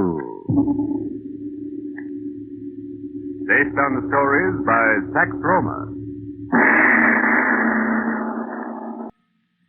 Through a series of strange murders, Special Inspector Nayland Smith of Scotland Yard has uncovered a clue to the underworld hideout used by the supercriminal Dr. Fu Manchu. By a ruse, Fu Manchu has trapped Dr. James Petrie, the friend and associate of Nayland Smith, whom he is holding in a secret chamber in a Limehouse den. Disguised as seamen, Nayland Smith and Inspector Weymouth gain entrance to the place and break into the secret chamber at the moment that Dr. Petrie is dropped through a trap door operated by Fu Manchu into the Thames River. The light, Weymouth, the light. Why, where the devil did the blighter get to, Smith? Never mind Fu Manchu, Weymouth. We'll get him later. Pull that trap lever. Petrie went through into the river. Hurry. There he is. And here's an iron ladder leading down. Help! Coming, Petrie! I'll go down, Weymouth. You get out there in the hall and give the alarm to your men. Right. By Jove, there's a fire started in the next room. Better hurry. This trap will be a seething furnace in a few moments. Hang on, Petrie, old chap. I'll be with you. The hunchback. Now, you devil. Do not shoot, Mr. Smith. I am Karame. Karame? You, the hunchback? Oh, why are you here? No time for explanations now. Go down that ladder. Save Dr. Petrie. And do not let him touch that beam overhanging the water. Hurry! Oh, hurry! Petrie! Don't touch that beam over your head. Don't touch it. Keep afloat another moment and I'll have you. Quickly, Mr. Smith. The house is on fire. Oh, the devil, I can't reach him. Here. This pigtail. Part of my disguise. He can reach that. Hurry! Here, Petrie. Catch hold. Just in the nick of time, Nayland. Another minute and I'm gone down. Here. The bottom rung of the ladder. And don't touch that overhanging beam. It's the devil's own invention. Right, Joe. Touch and go that time. I can make it alone now. What about that beam? Another of Fu Manchu's ghastly implements of torture. Look, two razor-sharp swords riveted to the top of the beam. Great Scott. I touched it. You'd have lost your finger. That explains the mutilated hands of Mason and Cadby. Get up this ladder. Carame's up there. Carame? Well, what's she doing? Never mind now. We'll be roasted alive if you don't hurry. The place is in flames. Why, Carame, you should... Well, she's not here, Nayland. We'll have to find her. Get her out. Find her nothing. She displayed good sense in getting out of this fire trap. Come on, hurry.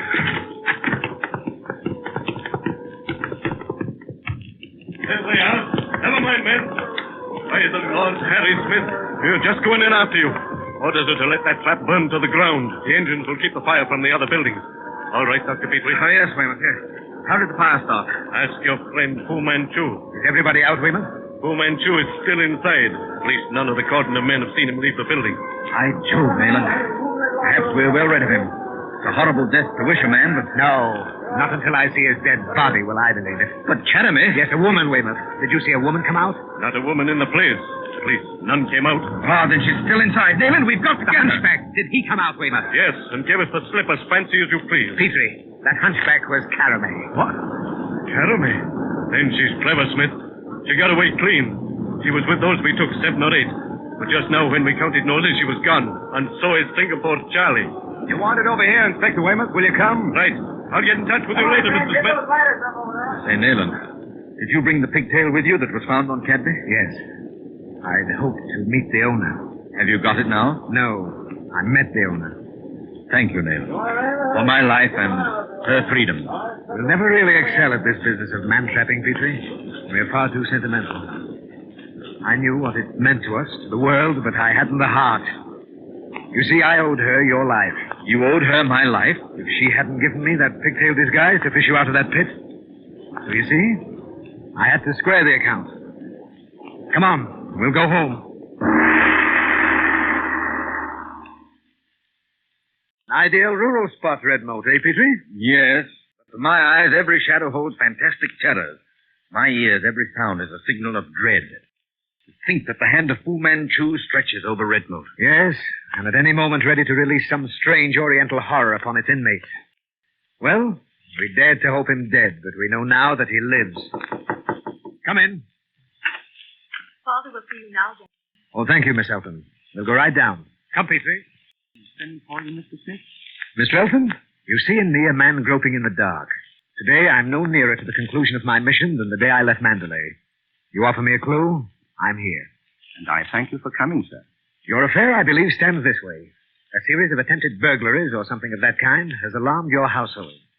Yesterday, returning from London in a private compartment with your daughter, you were both drugged in some way. Your daughter awoke and saw someone else in the carriage. A yellow-faced man with a case of instruments in his hand. Correct. I was, of course, unable to enter into particulars over the telephone. The man was standing by one of the windows. Directly he observed that my daughter was awake, he stepped toward her. What did he do with the case in his hands, Miss Eltham? I didn't notice particularly. In fact, I was so frightened for the moment that I recall nothing more than beyond the fact that I tried to arouse Father. You failed to arouse him? Yes. Then hands grasped my shoulders and I fainted. But someone used the emergency cord and stopped the train. If you mean that I did it, I have no recollection of doing so, Mr. Smith. Of course, no yellow-faced man was on the train. Mr. Eltham, when did you awake? We were both aroused by the guard. And upon reaching Great Yarmouth, you immediately called Scotland Yard. Well, you acted very wisely, sir. Oh, by the way, how long were you in China? You know that? Well, it is perhaps not so strange that you should be aware of my residence in China, Mr. Smith. By my not having mentioned it to you, may seem so. The fact is, I left China under what I may term an episcopal cloud. I have lived in retirement ever since. Yes. Go on, please. Unwittingly, I stirred up certain deep-seated prejudices in my endeavor to do my duty, Mr. Smith. But to answer your question, I was in China from 1896 to 1900. 4 years exactly. Eltham. Oh, yes. Now I remember. And I'm happy to have met you, sir. Thank you, sir. Oh, tell me, has Red Moat, as its name implies, a moat around it? I couldn't see in the dusk. It has, but the moat is no longer flooded. However, if you refer to the strategic strength of the place, it is considerable. I have barbed wire fencing and other arrangements. As you see, it's quite a lonely spot. Yes, indeed. And now, gentlemen, if you will excuse me, we will resume our conversation after dinner. Will you see to it, Greba? At once, Father. Make yourselves at home, gentlemen. We dine in a few minutes. Who is our host, Nayland? You're probably wondering what caused the episcopal cloud. Well, the deep-seated prejudices our reverend friend stirred up culminated in the Boxer Rebellion. Good heavens. He was at the bottom of that? Well, he was in it, up to his neck. He should be on our list. The Reverend J.D. Eltham may be a poor hand at saving souls, but he saved a score of Christian women from death. And worse. J.D. Eltham. Yeah, the name isn't familiar to me. Ever hear of Parson Dan? Or the fighting missionary? He's the man who held the hospital in Nanyang against 200 Boxers with a garrison of only a dozen cripples and a German doctor. Ah, now I remember, yes. What he's up to now, I've yet to find out. He's keeping something back. Something which has made him an object of interest to the Seven. The Seven? The inner circle of the Black Poppies. There's dinner. And I admit I'm famished. Dinner, gentlemen. Will you come, please? We are to commence alone. Greba will be down presently. That's your place, Dr. Petrie. You, Mr. Smith, over there. You may bring the soup, Wilson. We're to believe, then, Mr. Eltham, that Red Moat has lately become the theater of strange doings? Yes. Some months ago, an attempt to enter the house was made. The man was arrested and confessed that he had been tempted by my collection. And it was shortly thereafter that you allowed your hobby for playing at fortifications to get the better of you. Exactly. I have virtually fortified Red Moat against trespassers of all kinds. There is only one way in through the main entrance. 2 gates, one above and one below. Any other defenses, Mr. Eltham? A series of electrical bells, which I shall show you later, which ring when any attempt is made to scale the walls of the moat or penetrate the barbed wire. But it was not the visit of the burglar which prompted these elaborate precautions. Well, I'm aware of that. Having invoked official aid, I must be frank with you, Mr. Smith. Following the attempt to break in, I received a warning. The advent of an Oriental. My daughter, too, saw him. Then it was the incident in the train, following closely upon this other, that led you to solicit official aid. Quite. And yet I desire to court as little publicity as possible, Mr. Smith. I'm sorry to have to press you, Mr. Eltham, but what was the nature of the warning you referred to? And from whom did it come? Mr. Smith, I'm contemplating an immediate return to the Orient. Oh, now I understand. Well, why didn't you tell me this before? It's the key for which I've been searching. Your troubles date from the time of your decision to return? Yes. And that warning came from China. From a Chinese? From the Mandarin Yen Sun Yat, to be exact. Yen Sun Yat warned you to abandon your visit and you reject his advice? Listen to me, Mr. Eltham. The Mandarin Yen Sun Yat is one of the 7. Why, I don't follow you. If this official is a friend of yours, believe me, he saved your life. You'd be a dead man now if it weren't for him. You must accept his counsel. No, I'm called back to the Orient. I shall go and... Great Scott, Leland! Good heavens, it's Greba! The Shadow of Fu Manchu. Wrigley's Spearmint Chewing Gum, the refreshing, delicious treat that gives you chewing enjoyment, presents for your listening enjoyment, Cloud 9.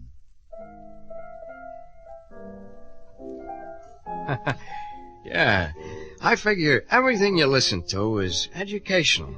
You know what I mean? Another one? Yeah, I guess so, Lou. Fundamental. Yeah, Eddie, take a break. You know, a guy can always learn just by listening. That's why when a fella comes in and says, Mr. Harrington, you know what's wrong with the world? I listen. You can always learn. Yeah. Say, mind if I turn on the radio? Go ahead. Here. That's why I come after you. Joe, you ain't gonna live that long. Put down that heater. Don't Radio bother you? No. Well, what show is it? I don't know. It sounds like a thriller, though. Yeah. I like 'em, yeah. Some of them. Oh, only thing I listen to. I just keep twisting the dial till I hear pistol shots. Can't miss that way, can you? Of course, sometimes I don't understand the story, but it's very interesting. Yeah, I see what you mean. Yeah. Oh, the phone. I better turn this thing off. Yeah, I'll get the phone. Watch the place for me, will you? I'll be right back. Sure, Lou. Quiet seems good, doesn't it? Oh, I didn't see anyone sitting there. Really? I've been here for some time, friend. Hey, wait a second. About time you recognized me. Ready for another trip to Cloud 9? Ready? I'm always ready. Come along. Express Cloud 9 going up.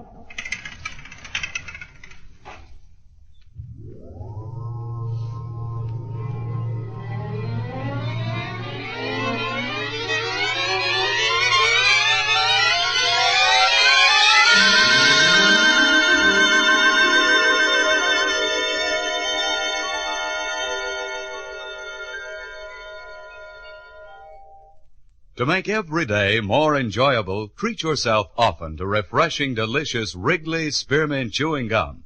Here's a taste treat you can enjoy indoors, outdoors, at work, or at play. The cool, long-lasting mint flavor refreshes you. The smooth, steady chewing helps keep you fresh and alert, adds enjoyment to whatever you're doing. Wrigley's Spearmint Chewing Gum. Healthful, refreshing, delicious. Next stop, Cloud 9. Here you are, mate. Cloud 9. Well, friend, you look pleased to be aboard Cloud 9 again. Oh, yeah. Yeah, I am. It's so peaceful and wonderful. No noise, just easy, floating peace. Yes, Cloud 9 has a lot to offer. Well, it's my favorite mode of traveling. Mm-hmm. You meet such interesting people. Yes, come to think of it, you do. It's one of our advantages, you know. Say, tell me, is there any place in the world that Cloud 9 can't go? Oh, there probably is, although I can't think of it. By the way, would you care to take part in a little experiment tonight? Sure. All right. North, south, east, and west, Davy. North, south, east, and west. Full wind, Davy. Full wind.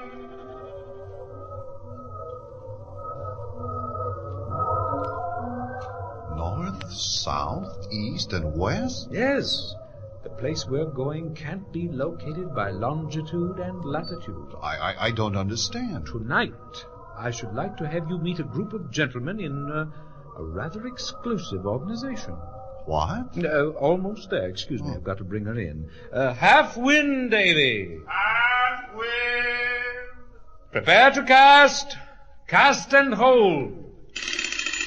Easy, Davy. Settle her in easy. Steady. Easy. Easy.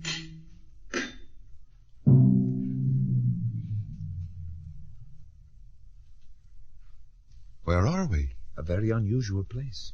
Yeah, it looks like the middle of a city, but everything's in shadow. Except that large building over there. Come along.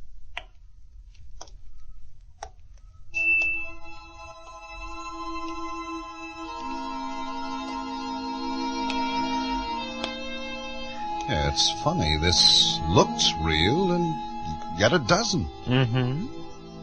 Something special about that building? Remember? I told you tonight you'd meet a rather exclusive organization. That's their headquarters. I don't get it. You'll understand in a moment. Oh, careful. Watch your step. Rather dark here. Yeah. The only lights are coming from the windows of this building. Very busy place. Here we are. Let me open that door for you. Oh, thanks.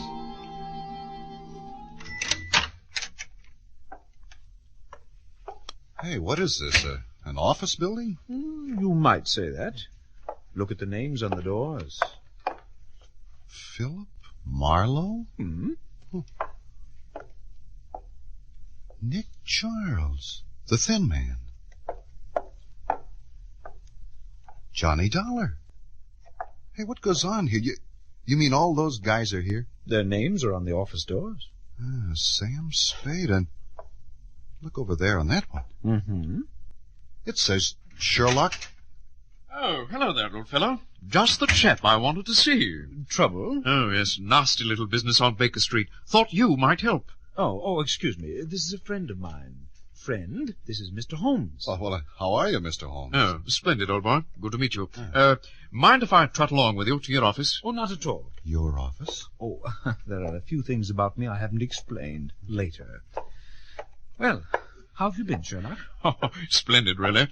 Picked up for another 26 weeks, you know. Oh, good. Yes.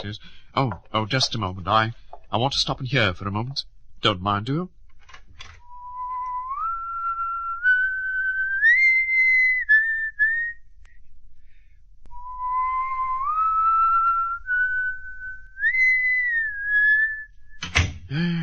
Poor chap. Can't remember the blasted tune. Pity. Yes. Come to think of it, old boy, Watson left the papers concerning this Baker Street case on my desk. I'll fetch them. Oh, fine. See you in the office. Yes, it won't take a moment. Say, tell me, is he really Sherlock Holmes? Of course. But then all these names on the doors. They're all radio detectives. I'm sure you've heard of them. Oh, here's my office. All these names, you seem to know them. What goes? Well, to put it simply, friend, it may seem immodest, but I taught them quite a lot about the business. That is, I am the most private of private eyes. Don't do it professionally any more, however. You are? Most of them call on me for consultation, that sort of thing. Oh, excuse me. Hello? Yes, it's he. Just got in. Oh, I think we can fix that. Now, don't worry about it. Yes. Goodbye. Oh, dear. That was that inner sanctum chap. The one who laughs? Normally, but he's very unhappy at the moment. Some prankster oiled his squeaking door. Say, this radio detective thing is quite a business, isn't it? It has its problems. Sorry to bother you, old boy, but could you be good enough to come down to my office for a moment? Well, of course, Sherlock. I'll come with you. Yes, frightfully good of you. Oh, friend, amuse yourself while I'm gone. I think there's an old Sam Spade script on my desk. I'd like to look it over. Oh, sure. Go ahead. Let's see the script. Wonder if I could do this stuff. The opening scene, the Little Miss Muffet caper. I just finished hanging up the phone after saying Sam Spade Detective Agency. Effie had gone out. And I settled back in my chair with a racing form, all set for a quiet afternoon, when she came in. She being a well-turned brunette wearing a sweater, which did considerably more for her than just make her itch. I was going to say hello as she stuck out her hand, but On second glance, I saw that those long, tapering, well-manicured fingers held a pearl handle 38-shaped 38. I was cordial and said cleverly, "Sit down." No thanks, Mr. Spade. Huh? I have heard a lot about you, Mr. Spade, and I have no time to waste. Now, honey, put that thing down. I'm not Sam Spade. I do not believe you. I know you are. And now, look, I just happened to be sitting here. If anything happens to me, I want you to find me. I need protection. Hey, look, baby, you've got me wrong. Here. 2 $50 bills. I must go now. Hey, wait a minute. What's your name? I'll see some Muffet. What? Hey, wait a minute. How about that? Let's see that script.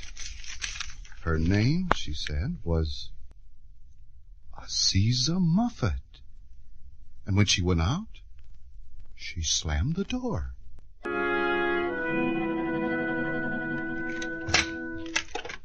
I'm sorry to bother you. What is it, friend? But the funniest thing, I don't know. Well, a gal came in, and she's in trouble. One thing, old fellow, in this business one is never ruffled. I have remained calm through 78 murders, 60 kidnappings, and a score of other crimes. Poise, my dear fellow, poise. Well, did you ever hear of a gal by the name of Aziza Muffet? Strange name. By Jove. There's a musical comedy singer and dancer called Aziza. Yes, Aziza Muffet. Could be the same one, you know. She's Algerian or some sort of thing. What did she look like? Well, I don't know. She's a brunette, shapely, but kind of plain. Oh, no, my boy. In a detective show, the girls are always ravishingly beautiful. Never plain. Now, if this is the Aziza of which I'm thinking, let me describe her. By all means. Thank you. First, her crowning attribute, her sparkling, shimmering hair. Then, the graceful slope of her ravishing shoulders. And then, her, Oh, yes? I see what you mean. Yes, and finally, you might say, the delicate suggestion of the manner in which she walks. And then, when she stops. When she stops. Can't be the same one. Come to think of it, gentlemen, Aziza is playing now at the Music Hall Theatre.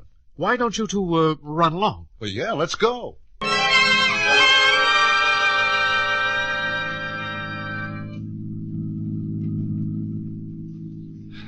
How does it happen there's always a taxi whenever a detective wants it? Oh, it's quite simple. Otherwise, it would slow up the plot. Oh, right over there, driver. Stage door. That's it. Here you are, driver. You'll notice that every detective always has the right change. When paying a cab, you just hand the driver a bill and get out. Yeah, I wondered about that. Just thought you'd like to know. Here's the stage door. Hello there. Could I help you, gentlemen? Peter! You working as the stage doorman? Oh, hello, my dear friend. Yes, I am. Things are slow at the studio now, you know. Well, meet a friend of mine. This is Mr. Lorry. How are you? Oh, yes. It's nice to meet you, sir. Is there a singer by the name of Aziza here? Oh, yes. Aziza. Such a strange girl. She's coming on now. Why don't you stand here in the wings and watch her? Hey, that's her. That's the girl.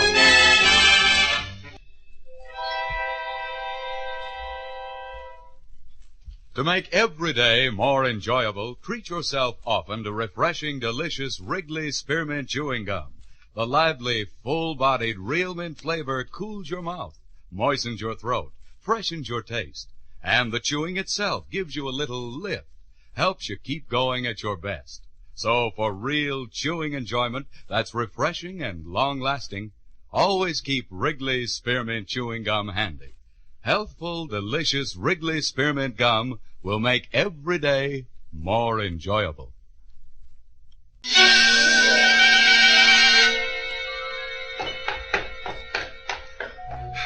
You say this is a dressing room? Yes, it is.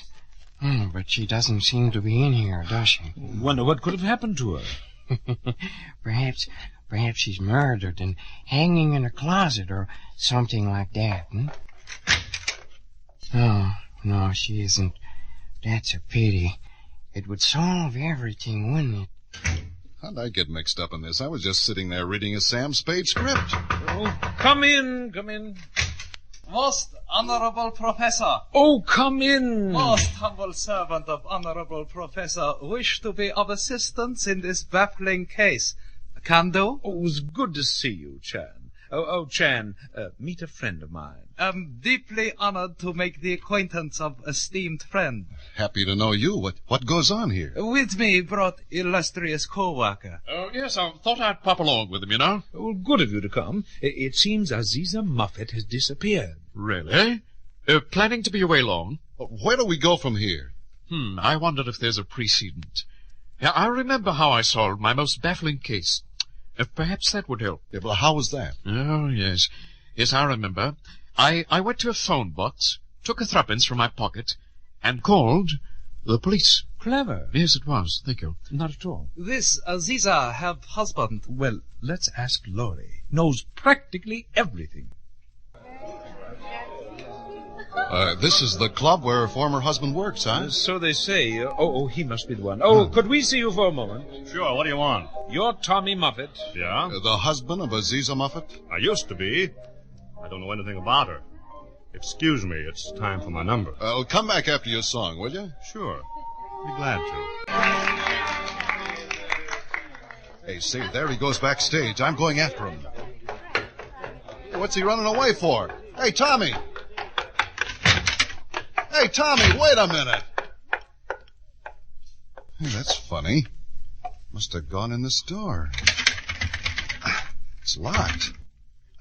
Well, I have to break it in. Here we go. Oh, come in, friend. What? Oh, pull up a chair, old boy. 3 cards, please. 3 cards? Of course. Chan? Most humble servant will take 1 card. I think, my friend, I will stand. Hey, friend, I want to talk to you. Oh, go right ahead. There you are, Holmes. Chan. The guy ran away. I thought he ran in here. Permit me to open? Mm-hmm. I'll stay. I was chasing him, and Chan? Most humble servant raises 2. Let's see, old boy. I'll call. Beg to show you full house. Aces. Thank you, gentlemen, very much. Thank you. Hey, look, you guys gotta help me. Now, what do I do? What do you do? The girl's in trouble. She disappeared. Charlie Chan would be happy to help, but must return to lot for retakes on latest picture. Yes, love to assist, old chap, but it's almost time for tea, you know. Well, you might look in her apartment. All good detectives do that. Oh, well, where is it? For convenience, it's just upstairs, on the 8th floor. Well, thanks, I will. Up, 8, please.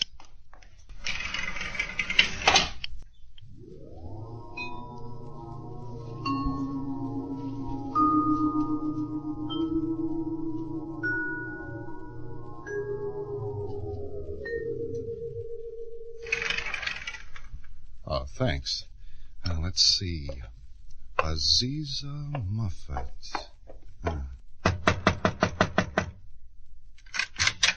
Oh, hello. I thought you would never get here. Well, What? Do not stand there. Come in. What goes on around here? Aren't you in danger? Danger. Come sit down. Sit here. And I shall get you something. Okay. You look at me strangely. I shall be back in a second. Miss? Yes? Oh, nothing. I was just thinking of something a friend of mine said. Oh, with water? Yeah. Thanks. You know, I don't get this. Silly boy. Don't you listen to detective shows? There is always a scene with a handsome detective and the girl. Yeah. You know, this business is getting more appealing every minute. Really? Yeah, I I kind of like this. Come here, baby. Oh, what a racket this guy Spade has got. The drink all right? Yeah, fine. Of course, on the radio it would have sleeping powder in it, would it not? Who cares, baby? Who cares? You're getting sleepy, aren't you? Getting sleepy, getting sleepy, getting sleepy. Yeah, my head feels funny. Going around. Jesus, thank you, gentlemen, very much. Thank you. It can't be located by latitude or longitude. Going around and around.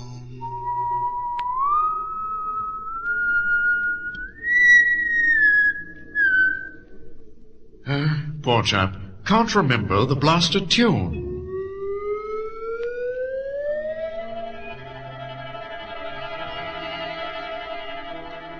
Oh, friend, you can open your eyes now. You're back on Cloud 9. Cloud 9? Where's Cloud 9? Right here, friend. Look around. Yeah, but what happened to all those people? What people? Well, all those detectives. Holmes and Charlie Chan and the girl. Who? Oh, now, I suppose you're going to say the usual thing. It didn't happen, huh? Happen? That's a curious word. Oh, time's up for now. You know, I could have sworn I saw Charlie. That's Cloud 9.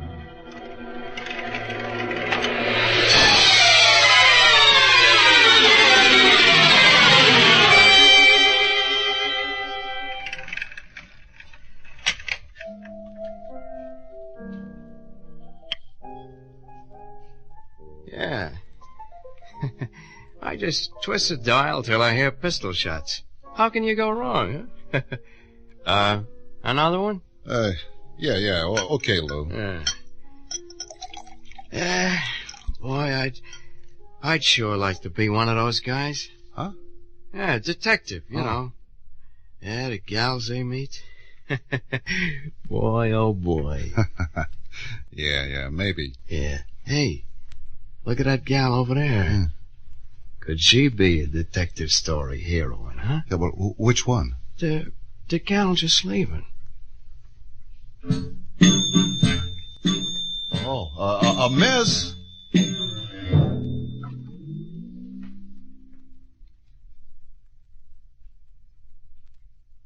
Remember, friends, to make every day more enjoyable, treat yourself often to refreshing, delicious Wrigley Spearmint Chewing Gum. There's lots of cooling, real mint flavor in every stick. And chewing Wrigley Spearmint helps keep you feeling fresh and alert. You feel better, work better, get more fun out of doing things. So indoors, outdoors, wherever you go, keep some healthful, refreshing Wrigley Spearmint Chewing Gum handy. To make every day more enjoyable, treat yourself often to delicious Wrigley Spearmint Chewing Gum.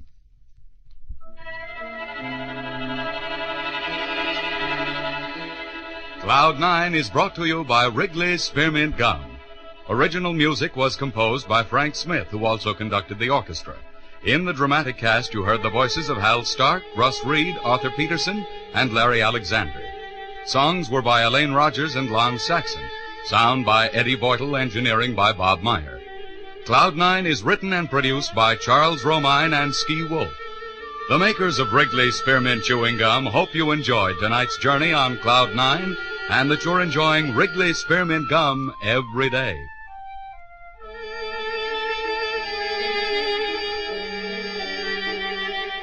This program has come to you from Chicago. This is CBS, the Columbia Broadcasting System.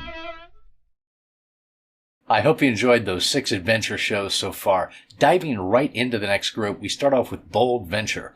That exciting show capitalizing on the superstardom at the time of main actors Humphrey Bogart and Lauren Bacall, from their film To Have and Have Not. The radio show is very similar in premise to the movie, with Bogey playing Slate Shannon, owner of a Cuban hotel and his boat, the Bold Venture, and Bacall playing his sidekick and love interest, Sailor Duval. They got into exciting adventures and sticky situations every week, like in this one, Terminal Key. Next, The Adventures of Frank Race. Lesser-known show. It was a serialized adventure show. It ran from 49 to 50, with Race being an investigator usually looking into international insurance scams, not unlike the show Yours Truly, Johnny Dollar. He was played by Tom Collins for 22 episodes, and then by Paul Dubov. Tony Barrett played his sidekick, Mark Donovan. Today, this is, like I said, it's a lesser-known show today, but at the time, it was quite popular, and I really liked this show. This is the episode Nightcrawler from January 22nd, 1950. And then one of my favorite shows of all time, The Lives of Harry Lime, starring the great Orson Welles in the title role, which he originated in the 1949 film The Third Man. Lime is an anti-hero. He's a con artist, and he has a different scheme every episode, which usually takes place in Europe. Now, the show has a lighter tone to it, narrated by Welles, with quite a bit of humor, as well as action and mystery. And I just think it's one of the more unique radio shows that I've ever heard. This is the episode Bohemian Star from September 7th, 1951. Then The Man Called X. Great espionage show, ran from 44 to 52, and then later on TV from 56 to 57.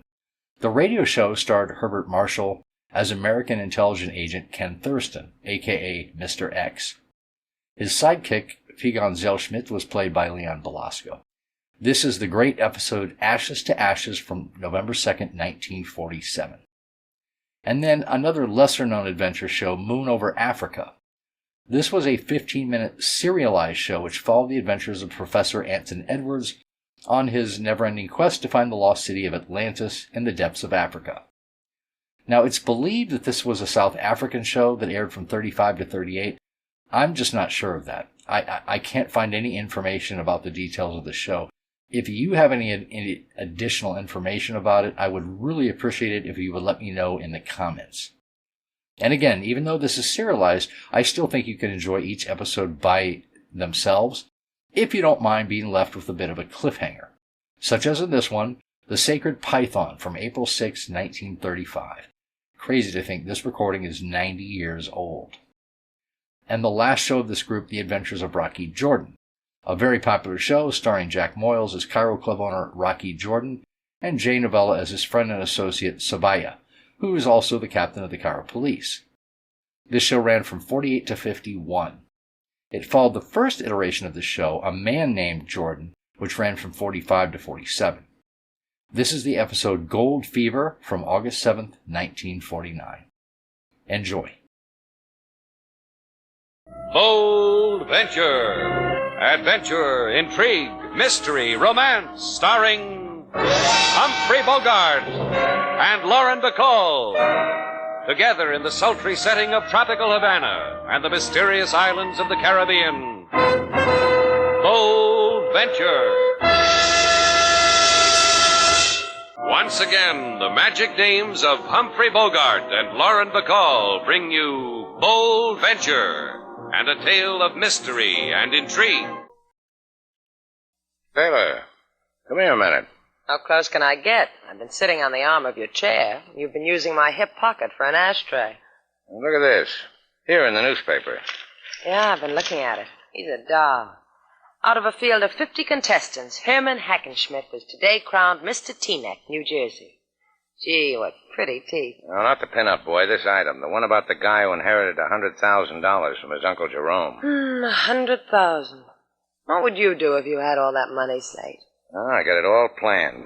I'd take it to a bank, change it into small bills, then run through it barefooted. I'd do a nice barefoot polka on $5 bills, Slate. Am I invited? On the $1 bill, Sailor, I wouldn't want you to... Hold that pose, you two. It belongs in the winner's circle. Well, look, Slate, it's the tiny man with a king-size baritone. How's the jockey dodge, Mickey? Can't complain, Philly. At Oriental Park, they're betting me and not the quadrupeds.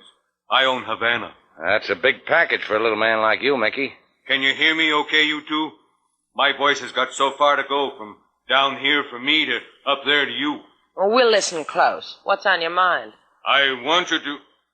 I said do me a favor, huh? About the key. Why didn't I think of it myself? About the key. What key, Mickey?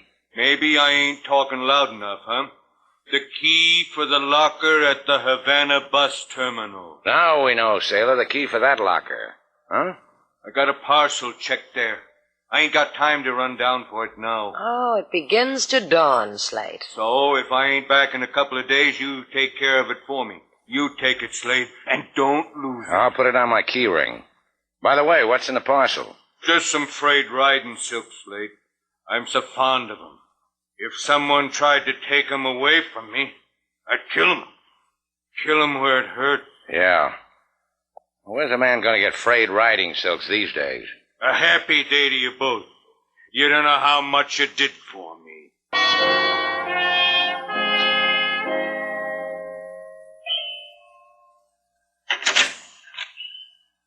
Hiya, Millie.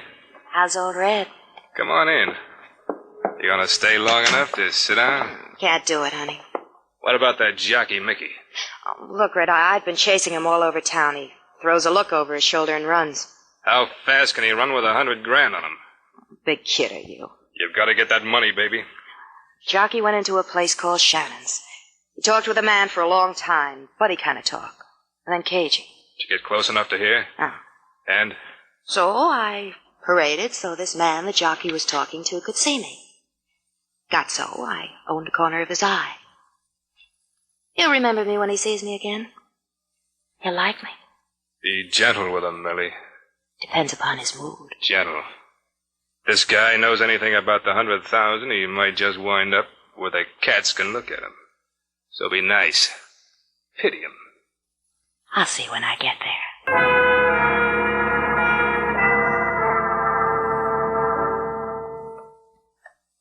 Look, Slate, why don't we just pick up Mickey's package and bring it home? Paying rental on it wasn't part of the agreement. You heard what the little fellow said.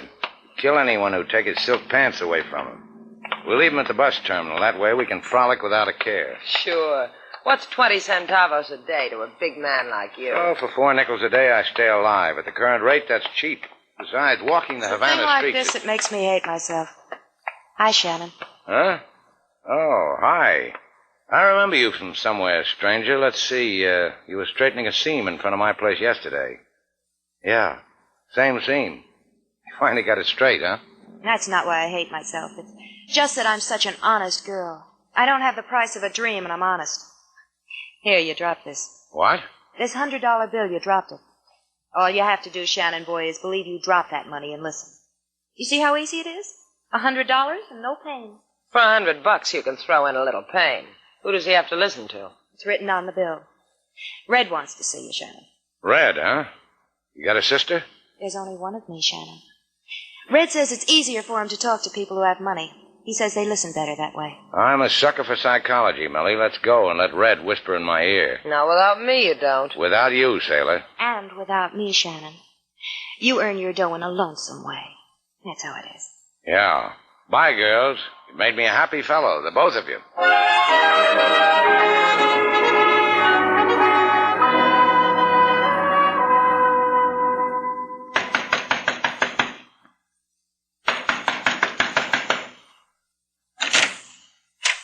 Hello. If your name's Shannon, you come right in. Thanks. Who's he? Can't miss him, can you? He's that big. Tell him your name, cabby. Juan de Casco Cabrio, my name. He wouldn't tell you, only I told him to. That right, cabby? What do you say, senor? You gonna give me some more money, Redhead? Say, you noticed it, huh? My hair, red. But look right here, I'm losing it. It worries me. What are you buying, Red? Talk. I'm buying words like an editor. Editor. I know what is that. Buys words. Oh, he's a clever one. Just chock full of IQs. Only not so smart as a jockey named Mickey Brennan. Shannon, baby, Mickey talked to you. What'd he say? Well, let's see if I can remember. Oh, yeah, it was about horses, withers and quarters, hind and fore, teeth, age of, you know. You gonna give me another 100 for that? You go to the movies, Shannon? Not another 100, huh? Oh, I'm real disappointed, Red. In the movies, they point guns. Like this. Think I did that good, cabby? Bueno, good. Like in movies, just like fine. I got time. Time, patience. Let's do it all over, Shannon. What'd the jock tell you? I gotta find out for a fella. Mickey said Rover Boy in the 5th was a dog. Cabby? Sí. Senor, do not struggle with Cabrio. Please, do not. You You know the language better than that, Shannon. What did Mickey say? No. Show him the second reel. Put down that gun and I'd... No more movies, Senor Red. Yeah, not much fun either. The hero had a glass jaw.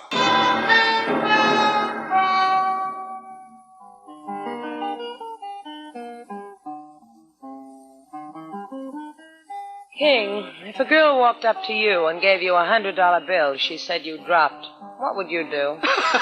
What would I do? I'd say, King Moses, boy, don't cry, don't frown. Miss Santa Claus, she come to town. Yeah, that's what I thought. What is it with men, King? As it has always been, the money whispers. In my day, a girl could catch a fellow's eye by dropping her handkerchief. But a C-note under his nose. Oh, it's a tired world. Mr. Slate will come back to you, Lady Sailor. He has been gone often longer than this. He will come, touch the hurt from your mouth and... Hurt? Did I hear somebody say hurt? Pretty word. Yeah, you did. People hear words like that when they don't knock. She's a cutie, ain't she, Cabby? As you say, Senor Red, a cutie, an hermosa. Red, you must be the redhead Slate went calling on. You boys have fun? It was crummy. A crummy time was had by all. Where's Slate? Me first, cutie. I asked things first. You had a caller the other day, Mickey Brennan.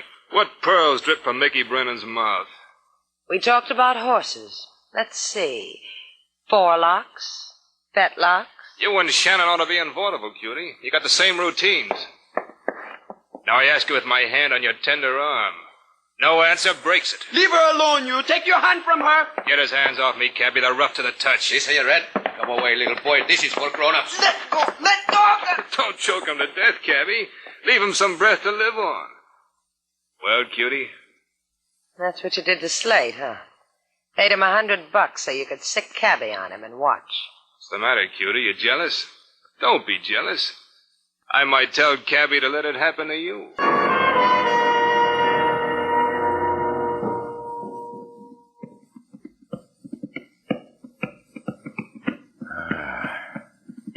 Cut it out, Head. Come on, come on. Stop it. Yeah. Yeah, that's better. That's nice. Senor, you are awake, senor? What? Huh? I did not mean to disturb your sleep, senor, but Cabby likes to practice on the drum in his room. Oh, then it wasn't my head. Oh, no, senor.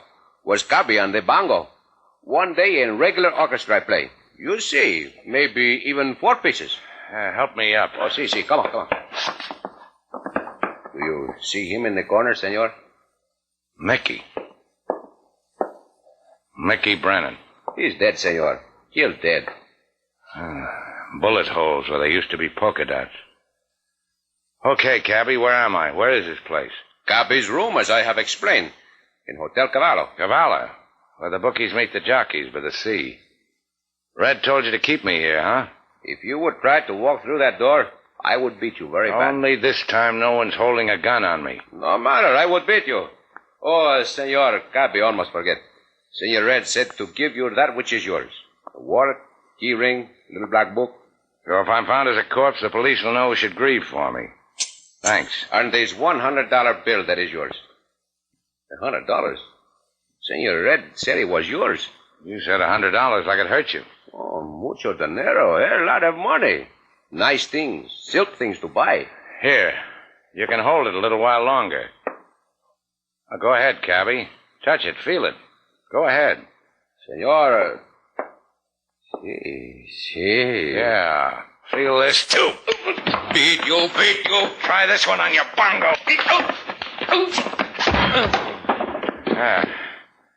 Get up, Cabby.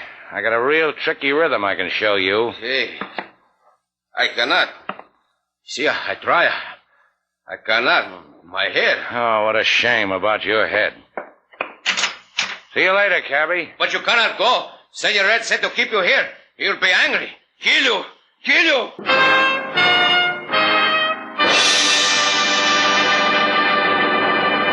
Now, back to Bold Venture, Our stars, Humphrey Bogart and Lauren Bacall, and the second act of our story. I tell you, I'm not hurt, Slate.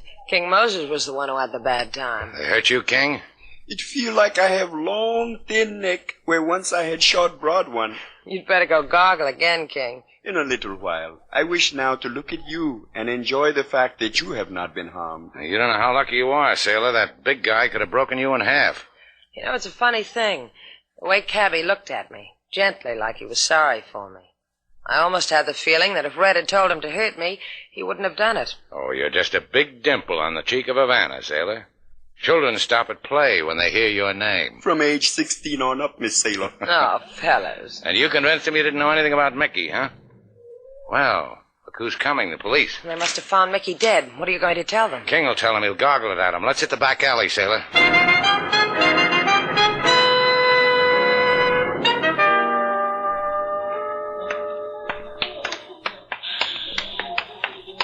I think you're out of your mind, Slate, coming here to the bus depot. It's the first place the police would look for you. Sure, it's the first place they'd look for a common criminal, but I've taken great pains to build up a reputation in Havana. The way I figure it... Give me a nickel. What? 5 cents. I want to buy a paper to see if they spelled your name right. Thanks.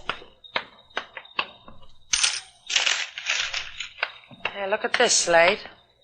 How do you like that? They picked up Cabrillo when they found Mickey, and Cabrillo implicated me. I guess I was right not waiting for cop talk. But you're right in wanting to get Mickey's riding silks out of the locker, huh? A jockey's uniform in a locker. That's the greatest clue of all time. Sherlock would drool at them out. I've got the key. Come on. Let's see. Here it is. Number 68. Now, let's see what's so important. Are they peeping at you too, sailor? Holy, all that money. 10s, 20s, 50s. Stop sniffing them, sailor. You'll tear them. Hey, let's get these beauties out of sight. Any great ideas now, Slate? Yeah. Listen to me. You told me Cabby looked at you like he liked you, didn't he? I've seen the look before. Get into that jail and talk to him. Find out what this is all about. Give the look back to him. Do something. Make him tell you now what he knows. All right. What are you going to do? Something that's just got to be done. I'll pick you up in front of the main monument. Well, don't just stand there, sailor. Your date's waiting for you in jail.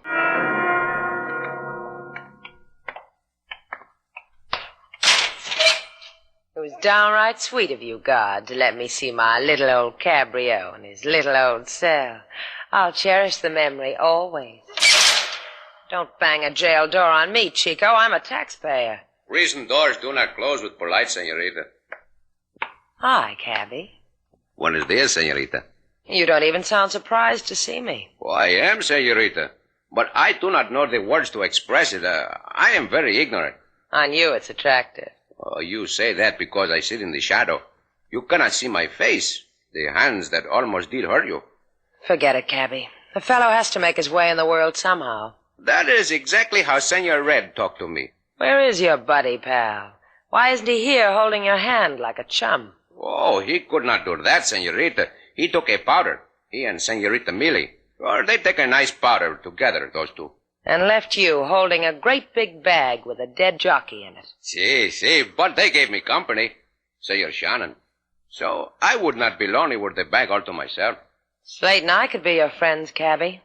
All you'd have to do is tell us what this is all about. That way you could go free. I tell you nothing. Senor Red say to tell nobody nothing, Cabby. You could practice your bongo. Maybe even play with a 4-piece outfit. Slate told me how talented you were. Aye, talented. 4 pieces.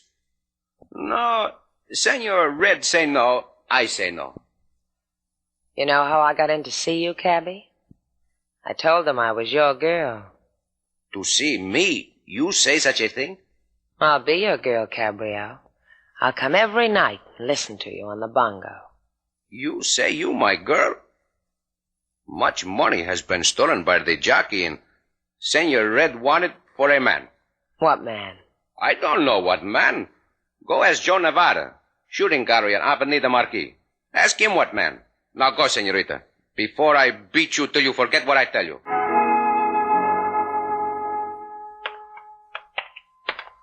Cops, murders, stolen money. A girl really lives the full, rich life with you, doesn't she, Slate? Girls live how they want to live because they're made of sugar and spice. Girl told me that once. You never told me about that one. You... Quiet, sailor. Can't you see Mr. Nevada is concentrating? 3 bullseyes. Nice shooting, Nevada. Glad it excited you. Lay down a quarter and you can pop off, too. Still making book in the back of Havana's grocery slips, Nevada? That's your answer? That means yes, huh? That means if you ain't got the price of admission, go away, kid. Mickey Brennan stole things from people. Maybe you can tell me who, Nevada. That one excite you, Shannon? It sent quivers up his spine. Sure did. Know a fellow named Red, Nevada? Wears a fellow named Cabby on his sleeve? Look, kid, I can turn this 22 away from the ducks and make you ring a bell that'll call people to prayer. Yeah. Let's go, sailor. Where to now, Slate? There's only one place left. The Hotel Cavallo. For a guy shot a jockey dead and then beat his funeral march on my head. Don't hit me, senor. I am trying to explain. All you've said so far is that you were the new clerk here at the Cavallo. You're not doing real good on your job, Chico. Ask him again about the safe, Slate. Why such a big new one for such a small flea bag? You heard it, Chico. I was here a while ago, and there was a small safe over there. What happened to it? Yesterday, the tenants of the Cavallo opened the old one, and it gave back only a cold stare. What tenants? Those who live here, the bookies. Such a safe is much safer than a bank. Don't you see, Slate? Bookies. They keep their money in this hotel safe. Think we've got enough, Slate? Sure. Come on. Now, the way it looks, our jockey is a thief. Little Mickey heisted... He sure did, Shannon. Now just keep walking, or the redhead's gonna blast you all over the pavement.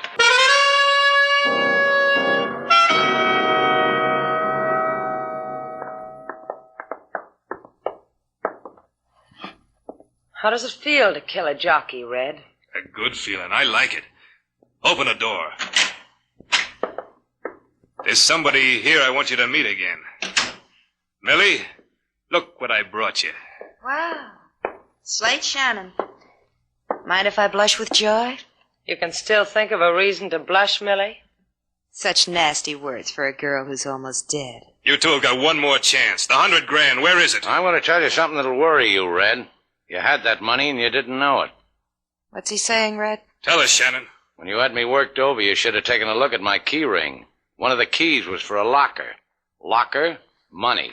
Red, how does a man get as stupid as you? $100,000 like that. You had it in your fingers and you let it dribble through them. Millie, you crazy? You gone out of your mind? Millie, put away that gun! Millie, don't you dare do what he says. Turn around, Red.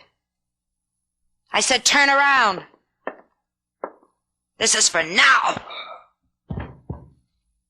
You see, sailor, why I never turn my back on a girl? As pistol whippers go, I think Millie did that quite well.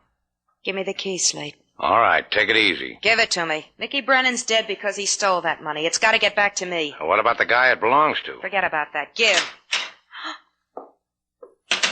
You gonna forget about me, Millie? Hi, Nevada. Who's taking care of the shooting gallery? Ducks are tired of being shot at. I put 'em to pond. Millie, are you gonna forget about me? Look, Shannon's got the key. He knows where the money is. Why's Red lying on the floor? Is he tired? Millie made him tired with the butt end of a .45. Ooh, what a tattletale. You wanted that dough for yourself, Millie. No, you've got to listen to me. Sure, I will. Throw your gun away, Millie. On the floor. Throw it away.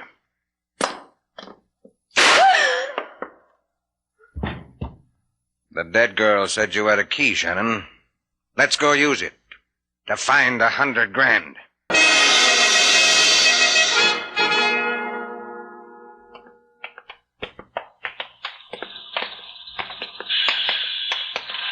You know, I'm glad it's late. Not many people in the bus station. That's good. People ought to go to bed early. Keeps them out of trouble. Mind if I ask you something? My pleasure. Why didn't you just kill us and take the key? Why do you trouble the man with such stupid questions? The man has to make sure the money is where we say it is. Shrewd. You sparkle, Shannon. Locker 68. Ain't that what you said? That's right. Here's the key. Open it. Open it, Shannon, or this gun in my pocket will go off. Ruin my suit and you. It's all yours.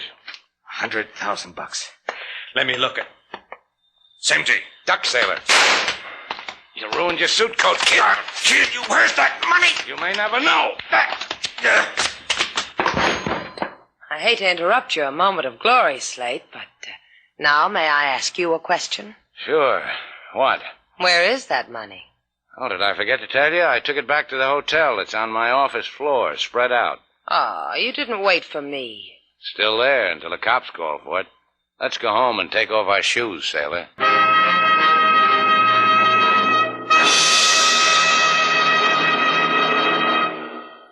Slate, Uh-huh. did you see this? The front page of tonight's paper. Well, Slate Shannon's picture on the front page. I don't like that picture, though. That's the one I gave to the papers. I like it. What's the matter with it? I got better pictures than that. This one's in a turtleneck sweater you knitted for me. You can hardly see my face. Of course you can see your face. See? That's your face. Why didn't you give him the one of me on the surfboard with the two girls on my shoulder? Then who'd look at your face? Come here, sailor. I don't know what I'd do with that. Why didn't you send that portrait of me in the yachting cap and the pipe and the far-away look in my eyes? Oh, you mean the one you sent to the Lonely Hearts Club? I didn't. Did you send him that picture? Yeah. I came back with a rejection slip. Come here, reject. And so our two stars, Humphrey Bogart and Lauren Bacall, have brought to a close our latest bold venture story. Special music was composed and conducted by David Rose. May we invite you to listen again next week at this time for another exciting adventure starring Humphrey Bogart and Lauren Bacall together in Bold Venture.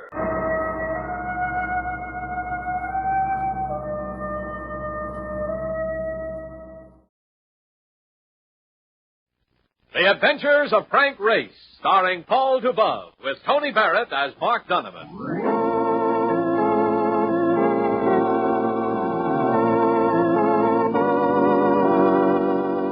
The war changed many things, the face of the earth and the people on it.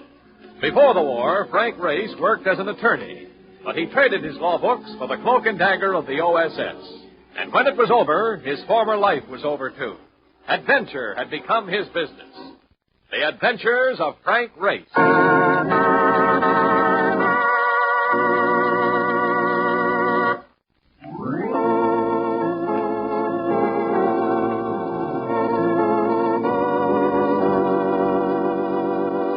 And now we join Frank Race for the adventure of the Nightcrawler.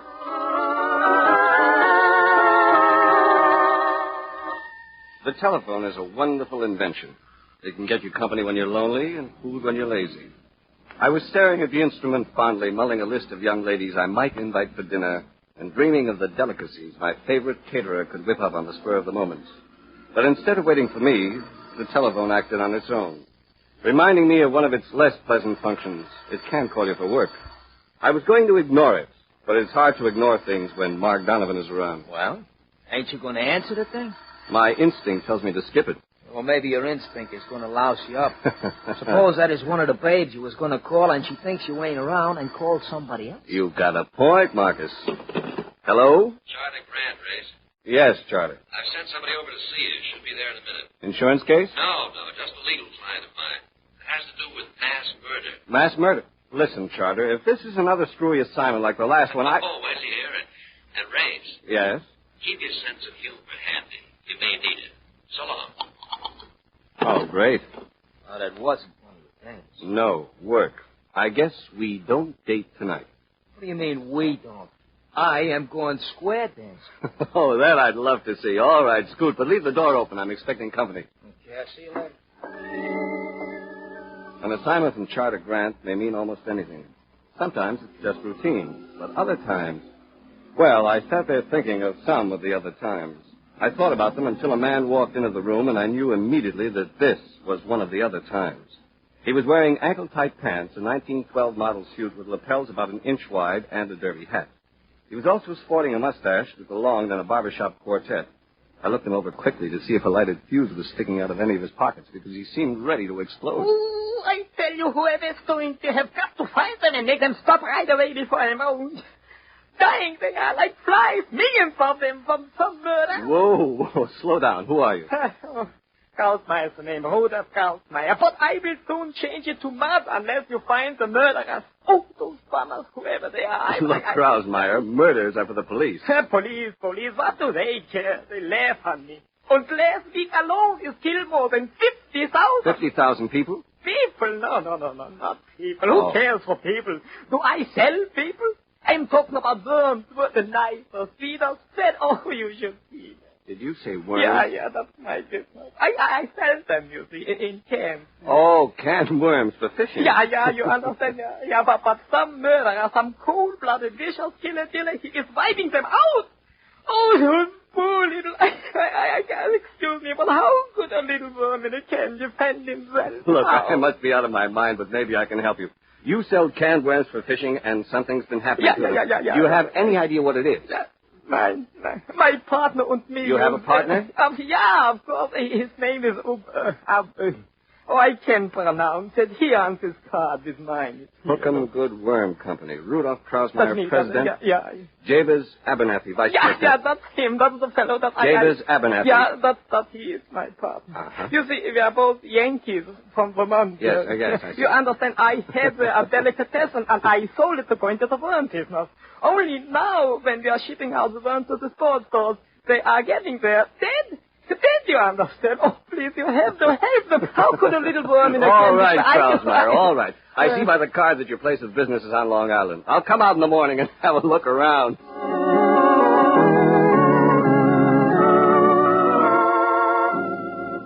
The Hookham Good Worm Company turned out to be a group of long, low buildings resembling hothouses with a modern office structure fronting on the road, adjoined by a canning shed and a truck platform. Across the road was a diner, and I stepped in there to have my morning coffee. I was about to down the last mouthful and reach for my check, but the hand of the man next to me got there first. I'll buy, friend. Well, that's very kind of you, but since we've never met, why the treat? I like to make friends and influence people. I'm betting you and I are going to get real friendly. So you can influence me? Maybe. Going across the road? Maybe. I'll go with you. Here's for the coffee, Mac. Hey, don't you want your change? No, keep it. Oh, thanks. Well, now that we're outside, what are you selling? Let's call it advice, Race. Oh, you know my name. You're one up on me. I'm Buddy Tanner. I work for Joey Craig. Which means you'd break a man's arm for $20 or kill him for $100. That's just nasty newspaper propaganda. You got Joey all wrong. He loves people, especially you. Why send me out to talk to you? Start talking. Joey says worms are for fish. So a guy'd have to be a full fish to get mixed up in this thing. Don't nibble. You might get hooked. I might. And on the other hand, I might land a blowfish like you. Here's the dime you put out for my coffee.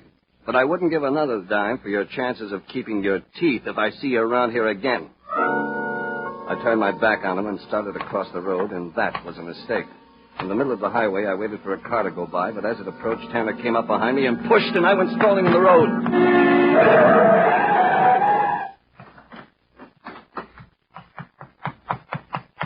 Did I hit you? No. A near miss, thanks to some very neat driving. Oh, you're lucky I slowed down to turn in here. Didn't that other man push you? Yes, he did. Oh, he ran into the trees on the other side of the road. No need to go after him now. He'll keep. We better get out of the road. That's a good idea. Look, if you want to catch your breath, come into the office. My father's one of the owners. Oh? Krausmeyer or Abernathy? I'm Gloria Abernathy. And from the looks of you, that's a nice thing to be. I'm Frank Race. If you're fishing, Mr. Race, this is a good place to get your bait.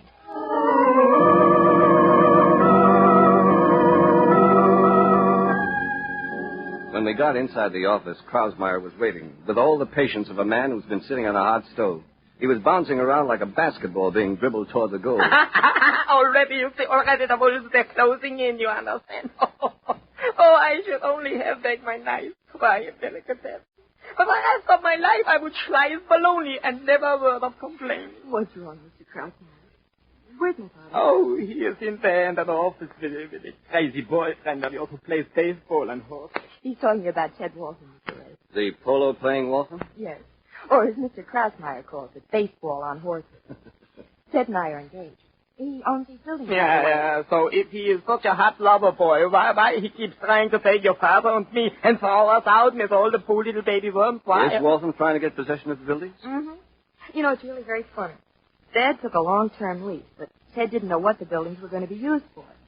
You see, he's a sportsman, and he has certain very definite ideas, especially about fishing. I think I know what you mean. He's opposed to worm fishing. Many sportsmen are. That's right. He says it isn't cricket. Fishermen should use lures and dry flies. That's his idea to get a fish to bite at a worm. Sport. It's such a sport that the poor fish should get fooled with a piece of tin or a piece of painted wood. That's a sport. At least if he gets caught with a worm, he has for the last time something to eat. This goes on all the time. It's great. Oh, here they come now. Get over. I put it over, and there's no use trying to change my mind. Bargain's a bargain. We're staying. It's yourself. Oh, hello, darling. Hello, Ted. Oh, this is Mr. Ray, Ted Walton. How are you? Hello, Ray. Coming out to watch me play? Mm-hmm. Ready? Yes. And goodbye, all. Don't forget, future father-in-law. Things keep going badly, I may be able to take the buildings anyhow. Bye. Oh, I follow him. That is him. That's the snake in the haystack you are looking for. Don't talk like an idiot, Rudolph. Just because he wants the buildings back doesn't mean he's killing stock. So who is killing them then? Who am I? I can't even stand to talk to him. And I can't stand talking to you. Now, look here, Ace. My partner hired you, and it's all right with me if you can find the trouble. If you do, you get paid. If you don't owe nothing. Is it a bargain? It's a bargain, Abernathy. All right, then. Take him out and show him through the beating bed, Rudolph. I'd go with you, but I'm expecting Blake Cullen. Who's Blake Carlin? Another wolf already. We buy from him the cans for shipping the worms. You must see them. Oh, they are the sweetest, saddest, nicest little worms you ever saw in your whole human life.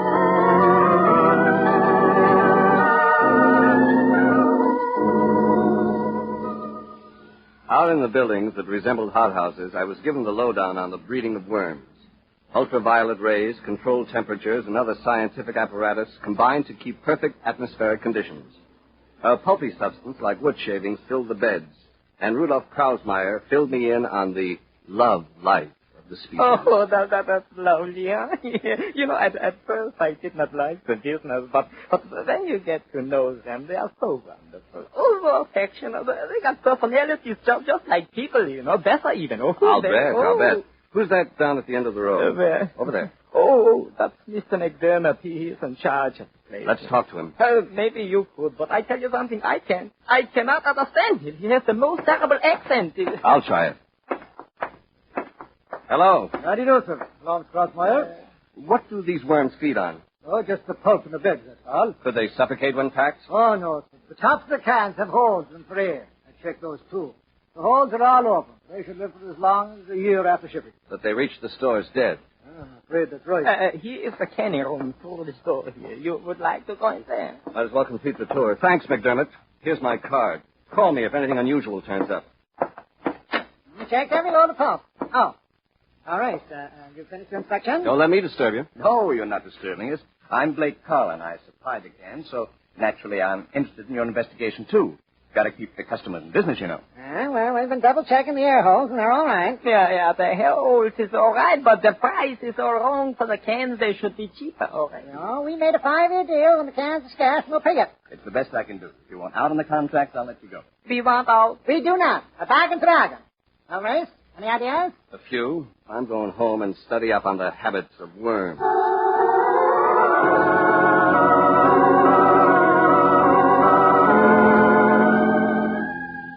The worms I had in mind were the human type, Buddy Tanner and his boss Joey Craig. They're like the night crawlers of the insect species. They can be found most easily in the late hours of the night. I curled up with a book on insect life to wait for the coming of midnight when Mark was due to arrive with a car. A few minutes before 12, the phone rang. Hello? Reyes, this is McDermott, corporate out of the Hook and Good Worm Company. Oh, yes, McDermott. I've got something to show you. Can I come up? Where are you? Scar's door on Broadway 59. That's only 3 blocks. Come on over. I'll be there in 5 minutes. Goodbye. Goodbye. 5 minutes passed, and the clock struck midnight. I listened to the beat of it, but there was no sign of McDermott. Another 10 minutes passed, 15, 20. Then the door banged open. Hey, Ray. Oh, I thought it was somebody else, Mark. Look, I'd been here before, but just as I was turned off Broadway at 59, you know what happened? You saw a killing. Yeah. See, a guy comes out of the cigar store, see, and a black sedan pulls up to the curb and goes bang with a sawed-off shotgun. They jump the light, and in a minute the street is jammed. The cops come up, and at first I think it's a gang killing, but it turns out to be just an ordinary Joe, a working guy by the name... McDermott. Yeah.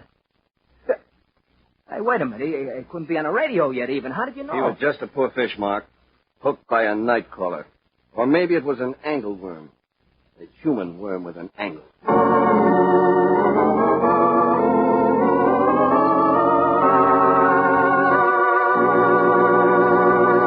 We'll return to the adventures of Frank Race in just about 1 minute.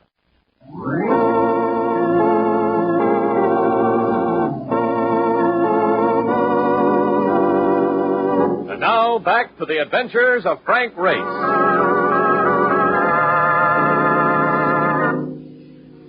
You can't get information from a dead man. Mark drove me down to the morgue, and I identified McDermott's body. We checked the clothing he'd worn, his keys, a few cents in change, and a subway transfer. That was all. Mark said that McDermott had been carrying a small package, but there was no trace of it. It might have been lost in the street, or somebody who wanted it might have picked it up. They went out to the car and headed across town. You know, Race, if that was some racket here on that slab back there, I wouldn't care. But when it's an ordinary, everyday citizen, you care very much. So do I. A lot of people mixed up in this. What do you think might have pumped it? This was the work of a professional killer. The weapon points to it.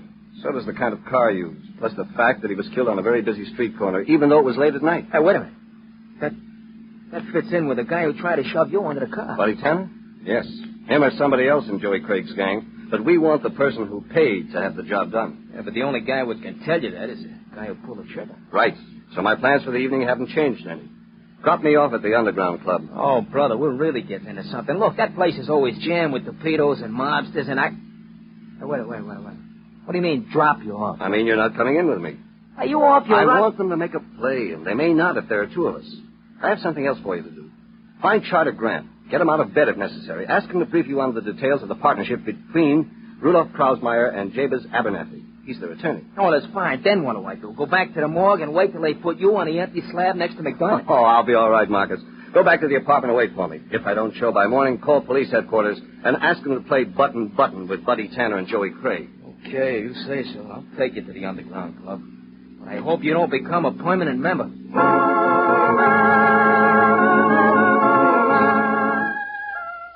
The Underground Club.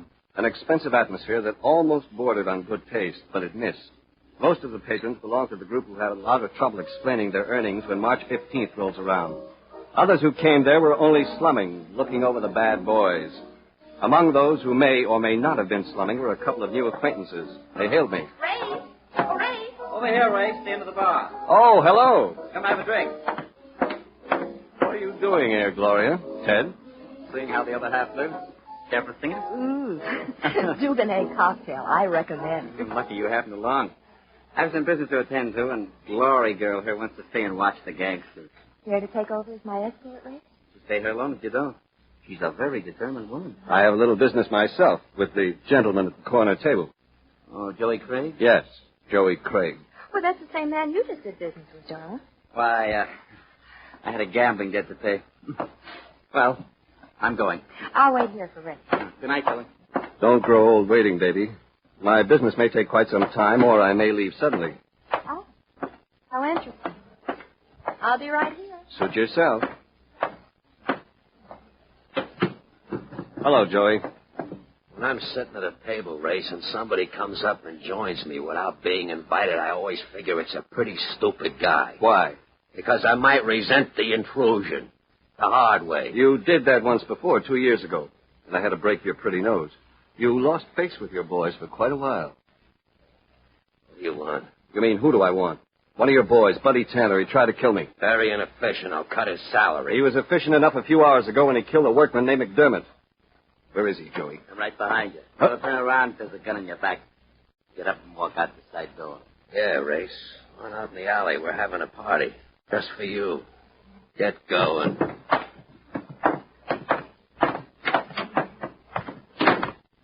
All right, Tanner. Let's go to work.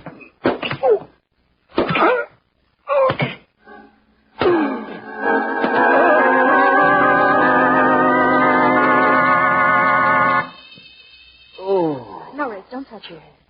You're pretty badly cut up. Oh, they were pistol whipping me. How'd I get away? When I saw them force you outside, I called the police. Scared them off. I was able to get you into my car and bring you home.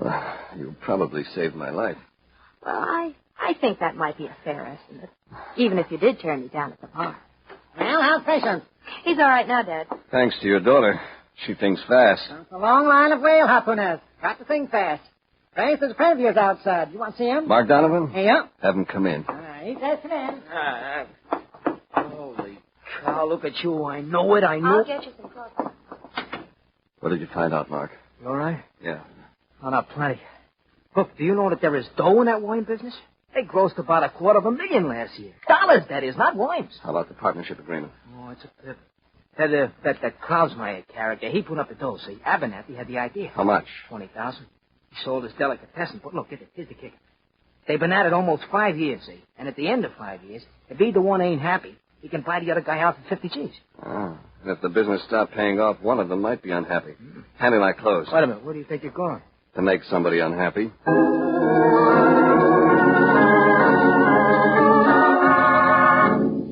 But don't you understand? I don't want to sell my business out. I love the world. And besides, the contract has got yet 2 more months. You'll be out of it in 2 months anyhow. Do as I say, and I might be able to clear this up. Oh, this is awful. Look, everybody else, they got under them a cushion to land on. But not me, not me. If it goes to pieces, the business, my partner, he could start over again without me. That Wilson who plays the baseball and horses, he could arrange his buildings for somebody else. And even Carlin with the cans, he could sell them to the salt company. What salt company? Oh, some crazy salt company that puts all the kind of salt in the bags. Now they got an idea that they sell it in cans, so you could shake it right out and not bother to fill the shaker. All right. Now do as I say and call Abernathy. Oh, how could I bear it to leave those scared little devils? I don't know. Hello, this is Rhoda. Go ahead. Come on. I want you should buy me out right now. Yeah, but I want to sell now. You don't have to give me the $50,000. I take care. Yeah, I think so too. Now, I let you be such a go. Your mama. And if you want your $50,000, you can have it. Not to call, then, and not a penny less. Bargain's a bargain. Goodbye. Oh, just hanging up on me. Now I am out of business and Hey, he said no. He wouldn't do it, he said. Fine. That's all I wanted to know. I'll be seeing you later, Rudolph.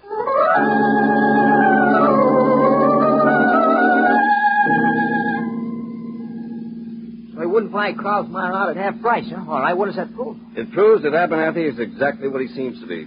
A solid New Englander who sticks to his bargains and holds other people to theirs. He isn't ruining the business so he can take it all over. Here, turn this next corner. Okay. All right, wait a minute. The underground club's on this street. Yes, my boy, turn into the alley and go to the back of the place. Look, you ain't going in there again. You'll have bandages on your bandages. No, Marcus, I'm not going in. We're going to wait for 2 gentlemen who are addicted to side doors. When they come, I've got a score to settle.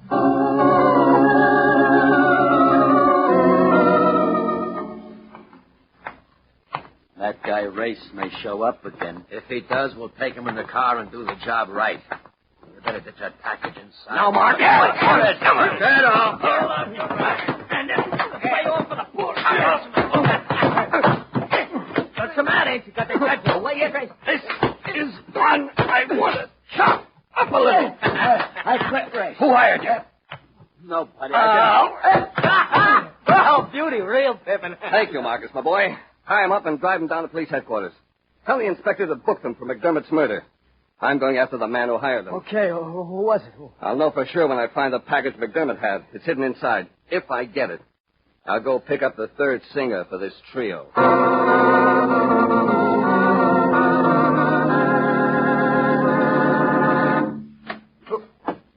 Oh. Hello, Race. Hello, Carlin. Manufacturing cans seems to call for late hours. Well, I've got a big new account. Canning salt, I heard. You had to cancel all your other business to handle it. But Abernathy wouldn't let you cancel. With him, a bargain's a bargain. So unless you can give them your entire output, you lose your salt company account. That was bad. So you had to figure out a way to put Krausmeyer and Abernathy out of business. How could I hurt them? I only supply the cans. I know. Cans like these. A pair of them, and they look the same. Where did you get those? From Joey Craig and Buddy Tanner, who are now in jail charged with the murder of McDermott. The murder you hired them for when McDermott got wise to your stunt. Here. Watch me. I'll unscrew the top of the can. Look. Worms and one of them alive. And the other dead. McDermott found an old can and filled it. Nothing happened. The latest batch of cans, those are the ones you washed out with a very strong DDT solution before you sent them over, aren't they? DDT to kill the worms before they reach market. That's a silly theory, Race. I'll show you why. It's in this drawer. See? A gun. I see. But you won't use it. You'd pay somebody to kill me if you had a chance, but you can't do it yourself. So I'm going to take that gun away from you. Race, I warn you. Stop it. Stop it!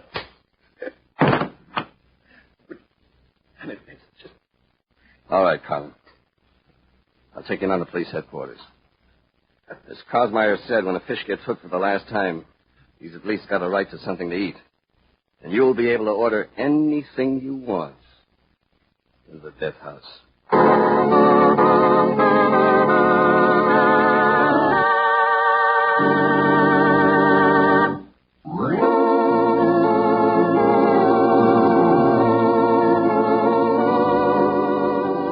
The Adventures of Frank Race, starring Paul Dubov with Tony Barrett as Mark Donovan, comes to you from Hollywood. Others heard in tonight's cast were Michael Ann Barrett, Gunnar Peterson, Hal March, Bill Crawford, Wilms Herbert, and Dick Ryan. This series is written and directed by Buckley Angel and Joel Murcott. The music is composed and played by Ivan Ditmar. Be sure to be with us again this time next week for another dramatic chapter in the Adventures of Frank Race. Art Gilmore speaking. This is a Bruce Ells production.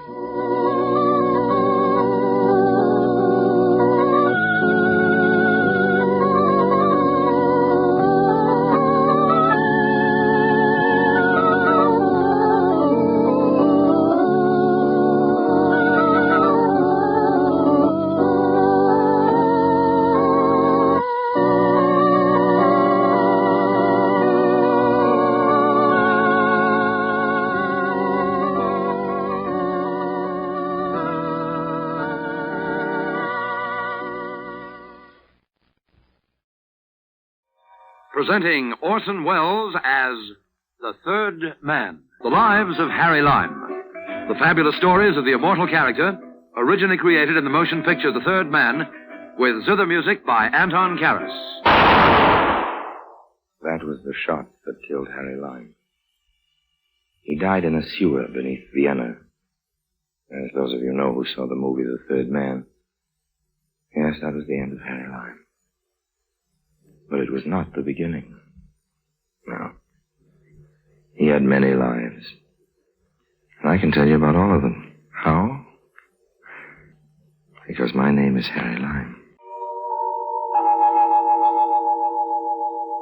A diamond as big as a hen's egg. Change that to a duck's egg. And I held it right here in my hand. Not that I had any idea of keeping it, you understand. I was merely recovering it to return it to its rightful owner. Do I hear hollow laughter? All right. You don't have to take my word for it. Ask Scotland Yard. Get them to show you the files. What do you think I am? A crook? And now, Orson Welles as Harry Lime, the third man in The Bohemian Star. London, 1938. One of those quaint old English pubs, you know, with cubicles around the wall.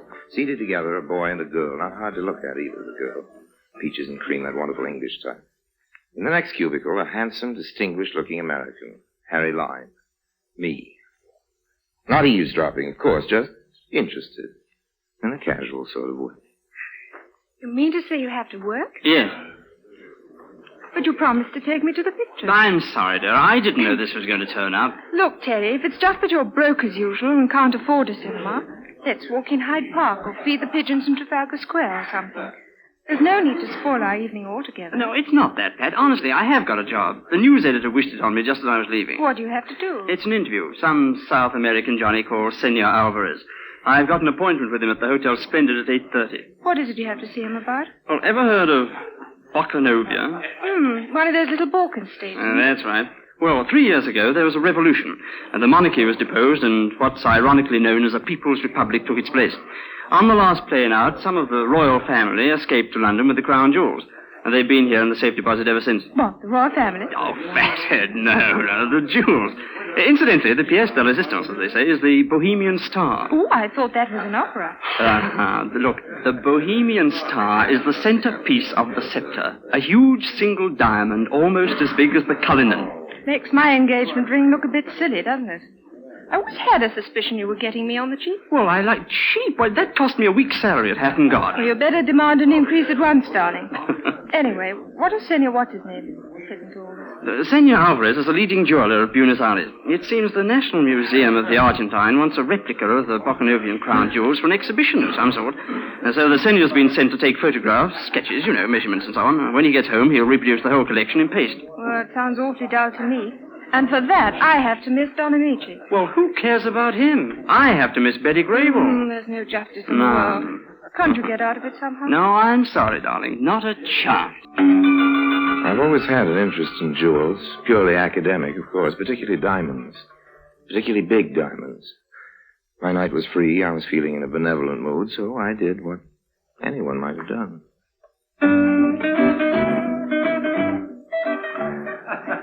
Excuse me. I hope you'll forgive my rudeness, but I couldn't help overhearing your conversation. I thought maybe I could help you out if you'd let me.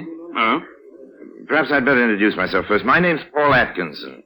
Paul Atkinson? Not the Paul Atkinson of American Associated Press. Well, I do an occasional stint for the AAP. Oh, gosh, I read your articles every week. I'm Terry Freeman of the Clarion. Glad to know you, Terry. This is my fiancée, Miss Pat Weston. Hello, Pat. How do you do? Look, won't you sit down? Oh, thanks. This interview you have to do is sort of spoiling your evening together. I understand. Oh, just one of those things, you know. There's nothing we can do about it, I'm afraid. When do you have to turn your copy in? 10 o'clock tomorrow morning. 10? I'll do better than that. I'll deliver it personally to you at 9 on the dot. Guaranteed. Oh, I don't follow. Well, you two kids go off to your movie. I'll interview this guy, Alvarez, and write your story for you. Yes, but... Why should you do a thing like that? Well, why not? I haven't any girlfriends to take out. Pretty poor newspaper man who won't help a colleague when the chance turns up. No, it's kind of you, but I couldn't dream of imposing on you like that, Mr. Atkinson. Well, for the record, my friends call me Paul. Oh. I assure you it's no imposition. Of course, if you're scared, I won't turn in a story up to standard. Oh, gosh, look, it's not that. Why, you couldn't write a bad story if you tried, but... Look, what would my editor say if he found out? Who's going to tell him? You, or me, or Pat here? Of course, there's another way out. Oh, what's that? You go off to your interview, and I'll take Pat to the movies. Thanks. I wouldn't trust even a newspaper man as far as that. Okay, then. The Splendid, then. 8:30? Yes? Look, all the forget same, it, Terry, old man. I'm not doing you a good turn. You're doing one for me.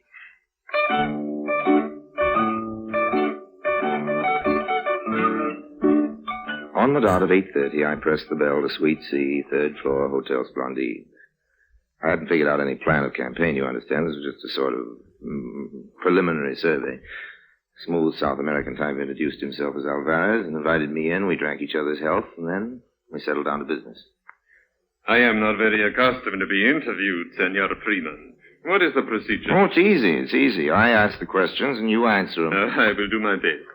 Well, now, your job is to work out the precise measurements, as I understand it, of the jewels and their settings, so you can make exact replicas for the museum. Is that right? Partly.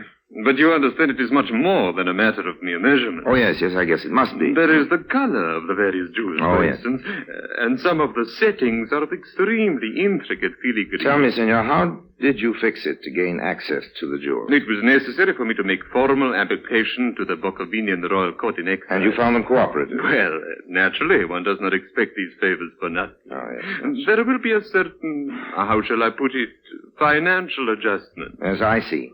Well, how long do you figure the job will take you? I hope to complete it in a month. How long have you been on it now? Just a week. What's the routine? The routine? Well, I dare say there's an armed guard and so on. Oh, but of course, that is inevitable. The Bohemian Star alone is worth £500,000. Yes, that's $2 million. Who provides this guard? The insurance company. There is a room at the safe deposit, and each morning the item I require is taken in there, and I work on it. Under observation? Yes. There are 2 detectives who never take their eyes off me or my secretary. So you have a secretary, too? Yes, Manuel of it. He should be here soon, so perhaps you will meet him. That's fine. Now, tell me, senor, could it be arranged for me to come along one day and watch you actually at work? I cannot say as to that. Make a much better story, you know. Perhaps so. But it would be a matter for the Bohemian authorities. Okay. I'll put in an application tomorrow. Will you support it? Naturally. Fine, that's settled then. And now I guess... that must be my secretary now. I am in here, Manuel. Good, everything is fixed, Pedro. That very obliging gentleman, Senor Meyerson, has finished the paste copy of the Bohemian Star, and I have it with me now. Regardless, my friend, is it not perfect? Manuel. Tomorrow, when the right moment comes, I will distract the attention of the detectives, and you will remove the real jewel and slip this one in its place. Manuel, we have company. You fool, to talk like that. But how was I to know? Who is this man? One of Meyerson's? This is a gentleman named Freeman, a reporter from the Evening Clarion. A reporter? Well, thanks very much for the interview, senor. Now, if you don't mind, I think What is your hurry? Well, I have to go on back to the office. You can wait a little while. Let me pour you a drink. Oh, no, thanks very much, Roman. I think Sorry, I can't stay. I think you'd better, senor. This gun is loaded. Well, what's the big idea? You do not think we could let you go after what you've heard, eh? Oh, now, wait a minute. I'm not the sort of guy who goes around shooting off his mouth. I can keep quiet. It is my intention to see you do keep quiet. Oh, it is? There are ways. Well, how? Oh, such as we could kill you. Yes. I suppose you could, but you won't. What makes you so sure? These walls aren't very soundproof. The shot would be heard. I have a knife. Okay, you could kill me with your little knife. Then what? How do you mean? Having an odd body lying about the place might prove to be a little embarrassing, don't you think? You never conceal one in here. You couldn't risk getting it out without being caught. There would be certain difficulties, I admit. So it looks as though you'll have to trust me after all. Doesn't it? Good night, gentlemen. One moment, senor. There are other ways. Oh? What, for instance? Well, this. What? Oh! Manuel, I have told you before, I detest violence. That should keep him quiet for a little while. You know, I've been thinking, why should a reporter on an English newspaper be an American? I dare say it does happen. Yes, perhaps so, but you must admit it is unusual. What are you looking for in his pockets? Papers. A letter. There, what did I tell you? It is addressed to Harry Lime. Harry Lime? But you know the But name? of course. So does every police department in the world. You mean? I mean that compared with him, we are amateurs. So that's it, We must do something, Manuel. I know. I will drive the car to the back entrance, and we will take him down the back stairs. Like he is now? Why not? We will be seen. We will say he's drunk. Then we'll drive him to the country and dispose of him. As he himself would say, take him for a ride. Don't be foolish. There will be no killing. But surely... We are jewel thieves, not murderers. A man like Lime would have powerful friends who would stop at nothing to get even with us. Besides, this is England. What is that to do with it? There is an institution here known as Scotland Yard. Extremely efficient, I'd understand. I have no wish to die with a rope round my neck, even if you have. Very well. You make a better suggestion. All right. We steal the Bohemian Star tomorrow, right? Right. Tomorrow evening we catch a plane, and next morning we are in New York, where we have many good friends who will look after us, right? Right. And then it is quite simple. All we have to do is to keep our friends here quiet for a day and a half. And after that it will not matter how much he talks. Yes, and how are we going to do that? That is up to Senor Meyerson. He must find us a quiet place somewhere, and a reliable man to see that Senor Lime does not escape till we are clear. I will telephone him now. Aha. You are waking up, senor. We are going to take a little journey soon, but I do not think it wise you should appear in public like this. Do you? That's better. Pleasant dreams, senor. Orson Welles returns in just a moment as the third man. And now, Orson Welles as the third man continues with The Bohemian Star. It was early morning when I finally came to My jaw ached where Horitza had clipped me, and I had the great granddaddy of a hangover. Ooh. I lay still for a while, and then took a sort of tentative look around. The room I was in was small, had a sort of shut-in feeling. Then I saw something else. A man. One of the biggest, toughest, ugliest characters I'd ever clapped eyes on. Though, in a way, he looked sort of nice ugly, if you know what I mean. Not the mean type. He stood up when he realized I was awake, and as soon as he spoke, I knew I was right about it. What's it, chum? Have a good sleep? Well, you ought to know. Been slumbering like an innocent babe, you have. Here, how'd you feel? Well, like something the cat dragged in. There wouldn't be any coffee on that stove, would there? No. No. I can fix you up with a nice cup of tea. The kettle will be boiling in a minute. Oh, that's fine. Say, what's your name? Charlie. Mine's Harry. Pleased to meet you, Harry, I'm sure. Charlie, old man, where are we? Uh-huh. That'd be telling. How'd I get here? Sorry, chum. I ain't allowed to give no information. Strict instructions. Understand. How's that tea coming along? Won't be off a tick now. I slept again afterwards. It's going on for midday when I woke. Charlie had some food ready. After we'd eaten, he suggested a game of cribbage to pass the time. I disapprove of gambling, except maybe poker for real stakes with a few aces up my sleeve. But my only hope was to cultivate Charlie. Thank goodness he was no hothouse flower, so we settled down to play. After about an hour, I judged the time for action was right. 15-2, 15-4, a pair 6, and one for his knob 7. Puts me out. That's a sprat you owe me. A sprat? Yeah, a tanner. 6pence. Oh, well, here you are. So, your deal. Oh, sure. Look what I've done. Spilled them all over the floor. That's all right, chum. I'll pick 'em up. Thank you, Charlie. Oh! Thank you. One more for luck. Sorry, Charlie, old man. You're a nice guy.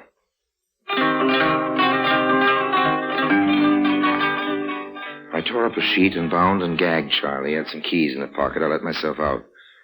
I guess I'd been right. I was somewhere in the East End. I walked till I found a main road and then called a cab.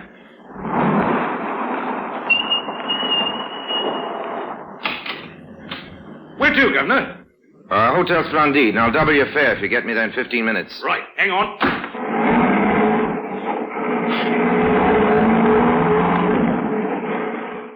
There was only one way to tackle this job. The bold approach. At the Splendide, I went straight over to the desk and asked for Senor Alvarez. I'm sorry, sir. He's not in at present. Well, how about his secretary? Well, he's not in either, sir. They haven't checked out, have they? They're still staying here. They leave by plane for New York this evening, I understand, sir. Is there any message? No, thanks. That's okay. So they hadn't made the snatch yet. I had no idea where the safe deposit was, so all I could do was wait. Found a spot where I could keep out of sight and watch the elevators at the same time. An hour passed. An hour and a half. And then, there they were. As their elevators started to rise, I took the stairs 3 at a time. I reached the 3rd floor just as the door of their suite was closing behind them. I wanted that Bohemian star. Nothing greedy, you understand, but now or never. Gun in hand, I pressed the bell.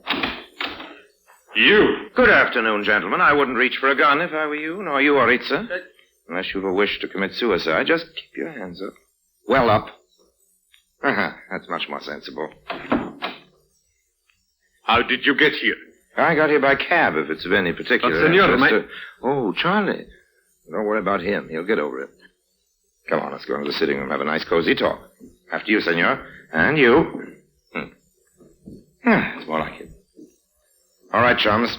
The Rock. The Rock? Diamond, the Bohemian star. But you're mistaken, senor. Oh. We have not got it, have we, Manuel? Oh, no, there must be some misunderstanding. The only misunderstanding there's been so far was in you fellows mistaking me for a sucker. Step over here towards me, Horitza. What, me, senor? Come on, do as you're told. Now turn your back. Keep those hands well up. Nice, efficient little piece of ironmongery you've got. I'll have that, if you don't mind. But no diamond. Okay, you're next, Alvarez. But I assure you, Turn friend, around. I give you my word of honor. And what's this? Your word of honor? Quite a hunk of stone, isn't it? You won't mind if I take charge of this, I'm sure. Senor, let us talk. What more is there to say? We made a mistake, Manuel and I. We admit. Considering I have the stone and this gun, that seems rather obvious, don't you think? What I mean is that we made a mistake when we met last night, not inviting you to join us in this enterprise. Oh, what gives you the idea that I might have joined you in this? Harry Lime, are you not? Correct me if I'm wrong, but surely our object in this case has been the same, to obtain the Bohemian star. Our object, maybe, but not our purpose. You speak in riddles, senor. Oh, no, not at all, old man. You stole this jewel for your own enrichment. I've taken it from you now to return it to its rightful owner. Its rightful owner? You will pardon us if we smile, senor. You don't believe me? Okay, sit down, gentlemen. I have a little telephoning to do. Hello? Operator, get me Whitehall, 1212. That's Scotland Yard. Sure, it's you do not Scotland mean Yard. that you are going to telephone. Senor, put down that telephone before it is too late, eh? Let us make a bar. Hello, is that Scotland Yard? It's all right, Mr. Lime. You needn't bother with that call. Now, what's the idea? Who are you guys? I'm Detective Inspector Marsh, and this is my assistant, Sergeant Andrews. Well, not so fast. How do I know you two are on the level? Oh, here's my warrant card. Glad to know you, Inspector. Well, this all seems in order. Sorry I sounded suspicious, but, you might have been a couple of crooks, too. Of course, the point hadn't occurred to me. This is an outrage. You have made a great mistake, senor. Well, we'll thrash that out of the yard later. Take him away, Sergeant. Yes, sir. Now, come on, you two. Well, I'm certainly glad you turned up when you did. I can't figure out is how you got in so quietly. My ears don't miss much, and I'll swear I never heard that front door open. Well, of course you didn't. We've been here all the time. Here, in this actual room? Yes, behind those curtains. Well, I'll be darned. And what's more, we've a friend of yours. You can come out now, Mr. Freeman. Hello there. Why, Terry, I don't get all this. Oh, it's all quite simply explained.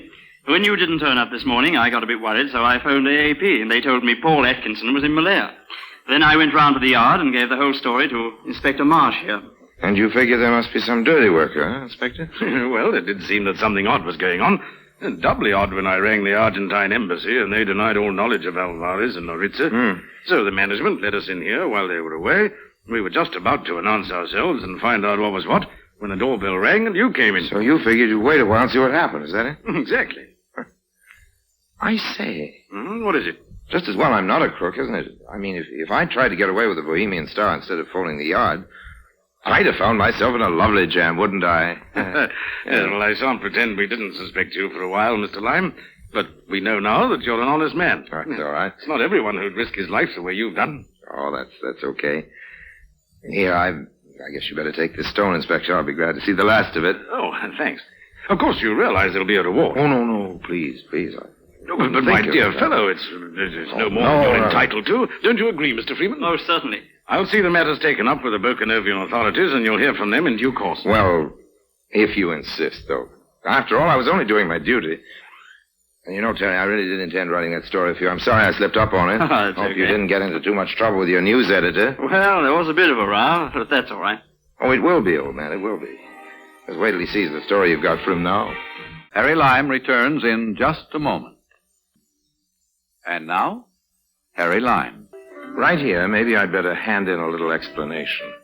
You're wondering what particular stroke of luck or lunacy led your old friend Harry to settle for just the reward, not to try for the diamond itself, at least while the going was good. Well, first of all, it was a very tidy little reward, and secondly, when I first came into that room, I just happened to notice the tip of what was unmistakably the shoe of a policeman sticking out under the curtains. Now, you may think that knowing I wasn't alone with a couple of crooks, that the realization that Scotland Yard was tuned in on our conversation had something to do with my decision to, shall we say, play it straight. That's what you may think. In fact, you'd be silly not to. Frigidaire presents Herbert Marshall as the man called X. Wherever there is mystery, intrigue, romance, in all the strange and dangerous places of the world, there you will find the man called X. And now Frigidaire presents Herbert Marshall as Ken Thurston, the man called X. In a government office in Washington, D.C., a moving picture is being shown to a select group of men. A top-secret film made at heavily guarded radar testing fields in the Arizona desert. Important test of the electronic brain in this radar-guided airplane is the landing. No personnel was aboard during these shots. The electronic brain performed all functions. Mr. Thurston, the possibilities of the electronic brain are almost limitless. Yeah, Colonel. For both good and evil. Why, what do you mean by that, Thurston? I just think what might happen if that little device fell into the wrong hands. The men you see now are some of the foreign scientists brought to this country to work with us in developing this remarkable invention. They, as well as our own experts. That man in the film. Left at the end of the second road. You know that man? Why, yes, Thurston. That's Professor Hosmer. Hosmer? A famous French scientist now working at the Arizona testing grounds. Colonel, 3 years ago in France, I was caught in a bombing raid. So was Professor Hosmer. He didn't come out alive. Well, of course Hosmer's alive, Ken. And his papers, when he came over here, were in perfect order. Chief, I tell you, I saw his laboratory in Calais blown to bits. His death was never reported for security reasons. Well, then who's the man you saw in that picture? The one supposed to be Hosmer? That's just it. I don't know. That's why we got to check on this thing. Yes, Ken, maybe you've got something there. The electronic brain is our secret now, for use in peacetime aviation. But if it got into the wrong hands, it could be turned into a terrible weapon for destroying lives instead of saving them. Ken, you're right. Okay, then, Chief. I'm heading for Arizona.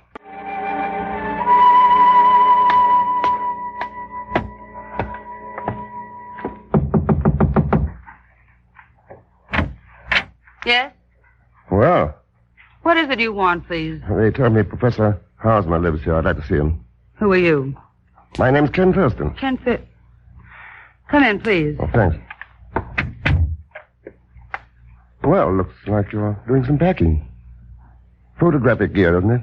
That's right, Mr. Thurston. Oh, pretty valuable stuff, too. That infrared equipment, for instance. Mr. Thurston, perhaps you'd care to state your business here? It's with Professor Hosmer. Maybe I better tell him. He's not around right now. I'm Jean Alexander, his secretary. I'm sure I can handle it for him. Oh, I don't mind waiting. I'll stick around till he gets back. You'll have a long wait, Mr. Thurston.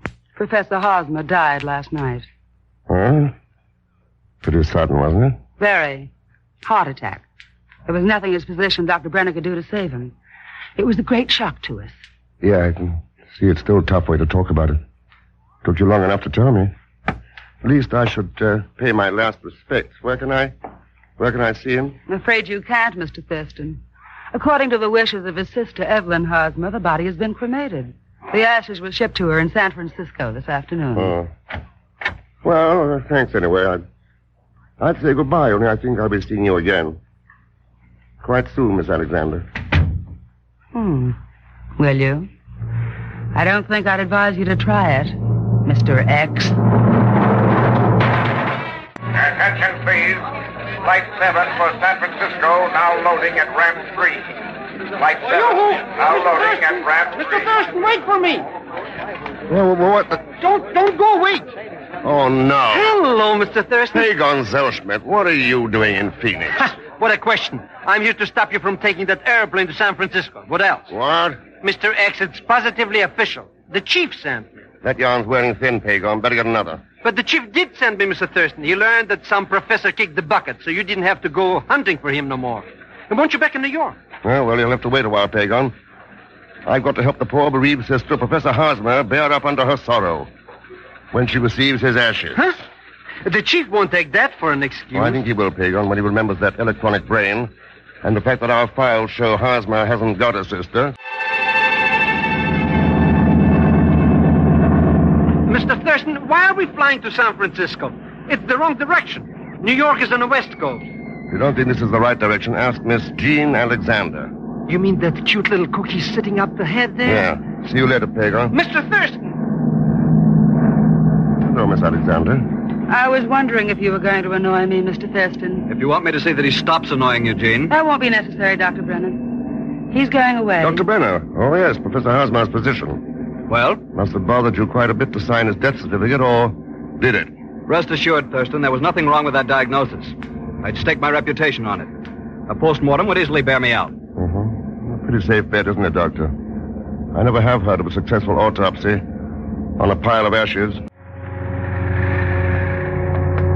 Now, Pagon, you stay here while I go to see Evelyn Hauser.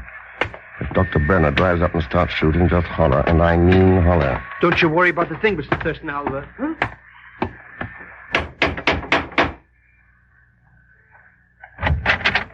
Hello, Mr. Thurston. Oh, you know me? But of course. I have been expecting you. Come in, won't you? I never refuse a lady's invitation when it's backed up by a cold automatic. You are very sensible, Mr. Thurston. The living room is that way. You will go first, please. I see your brother got here all right, Miss Hosmer. You are referring to the urn containing his ashes, no doubt. It arrived quite safely. Oh, so did that projection machine. For picture slides, isn't it? Part of my dear brother's photographic equipment. What's it doing here? You do not have to answer that, my dear. Hello. When did you come in? A moment ago, my dear Thurston, but before we continue this conversation, you have seen my gun, no doubt. Lest you are tempted to indulge in foolish heroics, please turn your back to me. Why not? Thank you, Mr. What are you doing here? Who are you? My dear Evelyn, that's nothing for you to be alarmed about. I'm your dear dead brother, Professor Hosmer. Brother? I've merely dropped in to collect my ashes. It's a few minutes after the startling appearance of Professor Harzma in the apartment of his sister Evelyn. Ken Thurston is just starting to come. Wake up, Mr. Thurston. Please wake up. Why do you have to lie there like a dead corpse? Pagon. That's right, Mr. Thurston. Pagon. Where are the others? That Evelyn Harsma came running downstairs a few moments ago with her grandfather, so I came running up and found you out like a dark light. Yeah. Only that grandfather was Professor Hosmer. But he's dead. The real professor, yeah. He died in Calais 3 years ago. The man you saw was his half-brother. Oh. He came over here on the dead professor's papers and wangled his way into the electronic brain project. Huh? He was once suspected of selling military secrets to the enemy. Could be he's still at it. Oh, corpses, half-brothers, electrical brains. Mr. Thurston. Look there. See the metal tag on that projection machine? Tag? Oh. Patterson's Golden Gate Photo Service? Yeah. That's where we're going to answer your questions.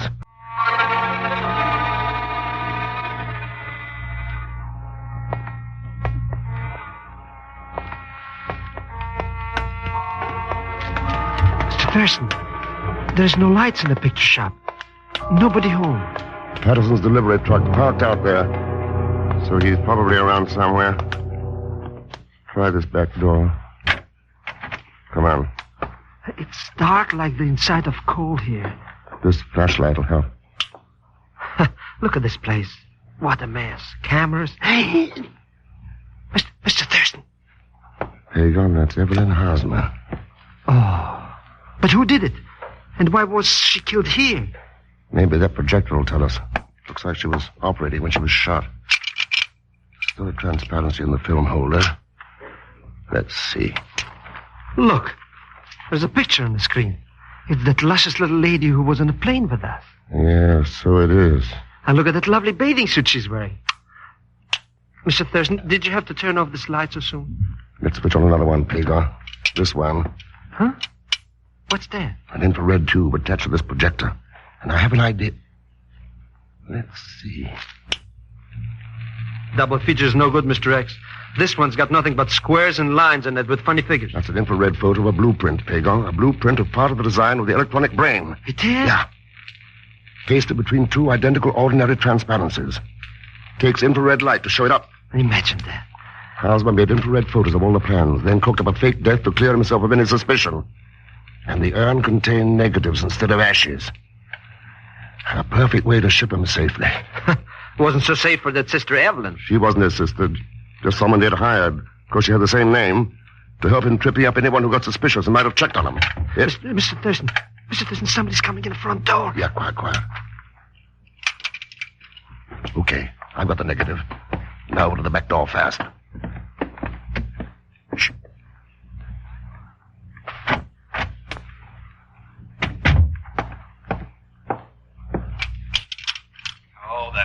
fool. There's nothing in the machine.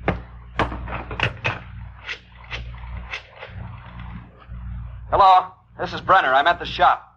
There's no negative in that projection machine. All right, I'll look around. We haven't any time to waste. I'll drive the truck over as soon as I make a final check. Okay, Pagon, I've heard enough. Let's go. That's all right. Pagon, I'm going to get into the back of the Patterson Company's truck. There's a chance I'll be hitchhiking a ride to where Hosmer is and the plans. What am I supposed to do? Call the chief. Tell him to send out a coast-wide arrest order for Hosmer and Brenner on a charge of espionage. Now, beat it. Okay, Mr. Thurston, you can depend on it. Yeah.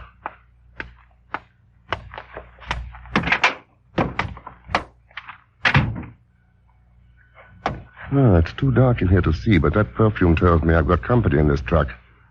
That right, Miss Alexander? Yes, that's quite right. Won't you sit down and make yourself comfortable?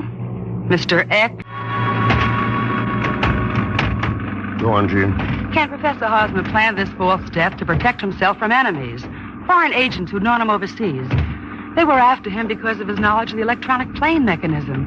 And I think Dr. Brenner is one of those enemies. That's why you followed into the Photoshop and hid in this truck? Yes, I've got to find out the truth. For Professor Hosmer's sake. What about me? How do you think I fit into the picture? I'm not sure, but as long as we're both trailing Dr. Brenner, I'm willing to work with you. After that, Wait a minute. I think he's stopping at last. Yes.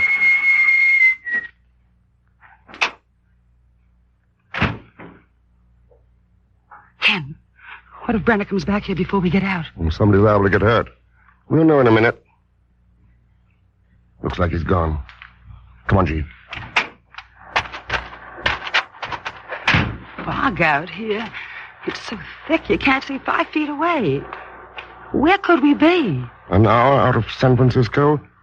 All this fog, surf, and the smell of pines. We could be somewhere near Half Moon Bay. Quite right, Thurston. Professor Hosmer. We are at Half Moon Bay. Unfortunately, the fog prevents you from seeing it, but I can tell you that it's a beautiful place in which to live. And even a beautiful place in which to die. Have you had any luck with those ropes, Ken? Not yet. It's so dark in this room, I can't even see if there's anything around that might help. Do you think he'll keep us in this old house very long? I doubt it. The films are no good to him until he gets them out of the country somehow to sell. If we... Listen. What's that? Shortwave radio set in the next room. Now listen. Do you know what it means, Ken? Yes, listen. Yeah. Rendezvous. South American freighter. Down the coast. At a place they're calling CR. CR? Yeah. He signed off. And he's made his contact. He won't need us anymore. Looks like it. Our only chance is to get out of these ropes before we... Who is this? Easy, Gene, easy.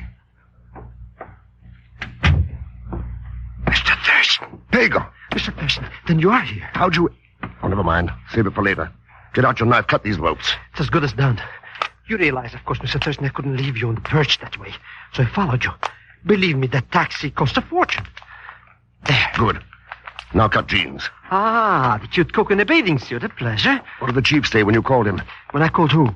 So you didn't call him. I might have known. But, Mr. Thurston, that Dr. Brenner was driving the truck right away. You wouldn't want me to desert me. Ken! Come on. They came from the next room. Stay behind me, Jean. Well. Professor Hosmer. Dead. Yeah. Brenner didn't miss. Brenner? Sure. Hear that car? He's beating it. Come on, Pagon. We're going after him. Sure. My taxi. But, Ken, with all that fog out there, how can you tell where he's going? That's not too tough, Jean. He's going to meet a South American freighter at a rendezvous called CR. This is it, Pagon. The Cape Reseda Lighthouse. And you think that Brenner the Good is out here? It figures. Down the coast from Half Moon Bay. CR for Cape Reseda, and there's his car. Here. Look out to sea. There, where the wind's lifting the fog. You mean that little light out there? Blinking on and off? Yeah. The freighter is signaling its position. And there, up in the tower, an answering light. That's where Brenner is. Come on, Pagon. But, Mr. Thurston, we haven't got any guns. And he likes to shoot people. Why don't we go back to Half Moon Bay and join that lovely gin? Quiet. We're going into this lighthouse.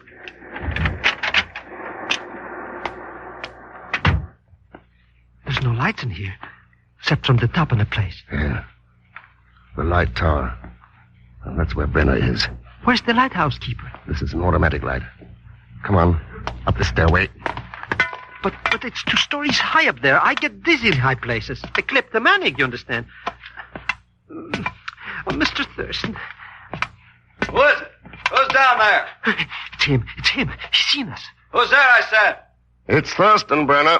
Thurston? That's right. I'm coming after those films. You're wrong, Thurston. You'll never live to get them.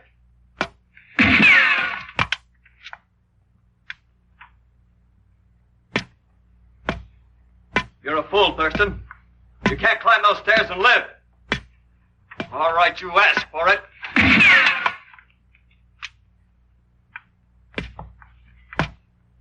You're mad, Thurston. Go back. All right, you've had your last chance. This time you're close enough so I can't miss. Mr. Thurston! So you wouldn't listen to me. All right, you see how you got paid off. You were a sucker, Thurston. You... No. No, you can't. That bullet struck home. I know it did. Thurston! 3 shots at Hosmer. 3 at me. Count 'em, Brenner. That gun of yours is empty.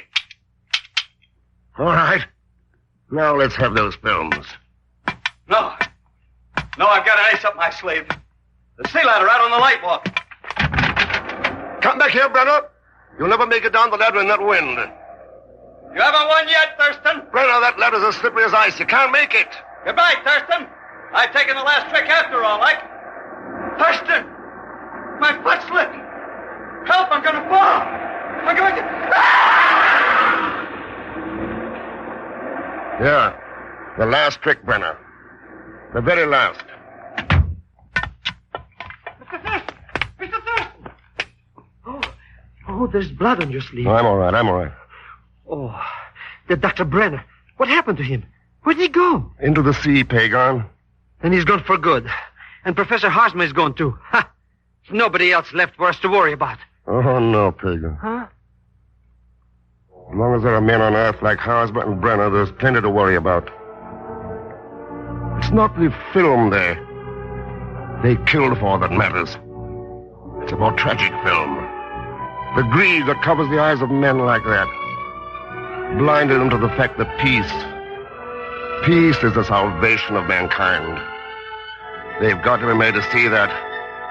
All of them. Thanks for being with us. Next week, our story is called Written in the Sands. It's packed full of excitement and mystery, and I think you'll like it. As usual, Leon Belasco will be along as Pagon Zellschmidt. So join us, won't you, when next I return, without a cold, as the man called X. Good night. Frigidaire's Man Called X is directed by Jack Johnstone, with music composed and conducted by Johnny Green. Tonight's story was written by Sidney Marshall. And so, until next week, same time, same station, this is Ken Niles speaking for Frigidaire, made only by General Motors. All characters and incidents used on this program are fictitious, and any resemblance to actual persons or incidents is purely coincidental.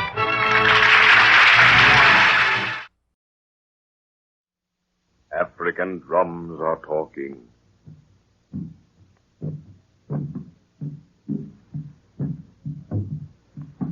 Over miles of veldt and jungle, the weird throbbing of the drums beats through the tropical night.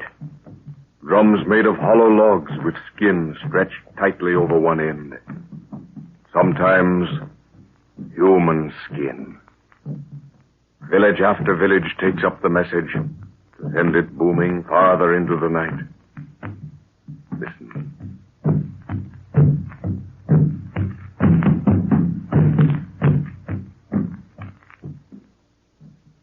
Searching for a lost tribe, spoken of by the natives as the Golden Race, Professor Anton Edwards, together with his daughter Lorna and his assistant Jack Martin, are in the wilds of French Equatorial Africa. The professor has come into possession of a preserved human head that talks. He believes it to hold the secret of lost Atlantis. Lorna was found wandering in a trance a mile from camp. They suspect it is the work of a local witch doctor. The professor, carrying the only gun, is walking ahead with Nguru, a native prince, while Jack, carrying Lorna, is straggling in the rear. Almost within reach of camp, 2 lions appear on the trail, cutting the girl and boy off from the others. The animals pause a moment, then charge. Run, Lorna. Run for that tree, quickly. No, Jack, I won't leave you. Run, for heaven's sake, go. Are you mad, girl? Run. No, Jack, I won't. It's too late now. They're on us.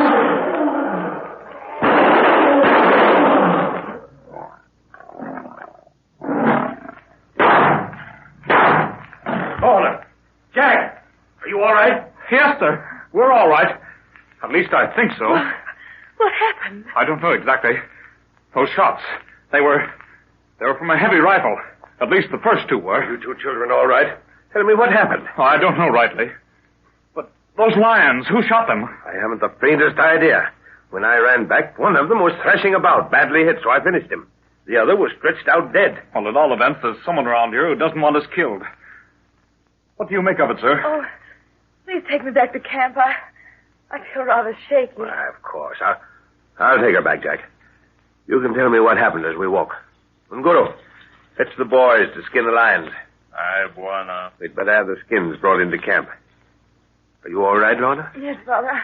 I'm all right. I'm shaken up a bit in my nervous system, but that's all. What happened after I left you to follow me back to camp? Well, I guess we lagged behind a little. I'd forgotten all about those 2 lions being near. Then suddenly they came into a patch of moonlight and stood staring at us. Jack pointed out a tree and told me to run for it, Father, but I was so frightened I couldn't move. That's not right. The fact is, Lorna wouldn't take the only tree within reach. There wasn't time for both of us to climb it. Nice time to get squeamish about politeness, I must say. I might have lost the both of you because of it. Well, then what? Well, then they charged, and they got mighty close, and a rifle seemed to speak out of nowhere. The firing came from our right. I saw the flashes plainly. Yes, so did I. From a bunch of high scrub. But who in the name of... No native could shoot like that. When the porters hear of this, they'll certainly think we're bewitched. Now that I can think more clearly, it sounded like a heavy automatic. Yes, and evidently he must have had luminous sights. A white man, all right.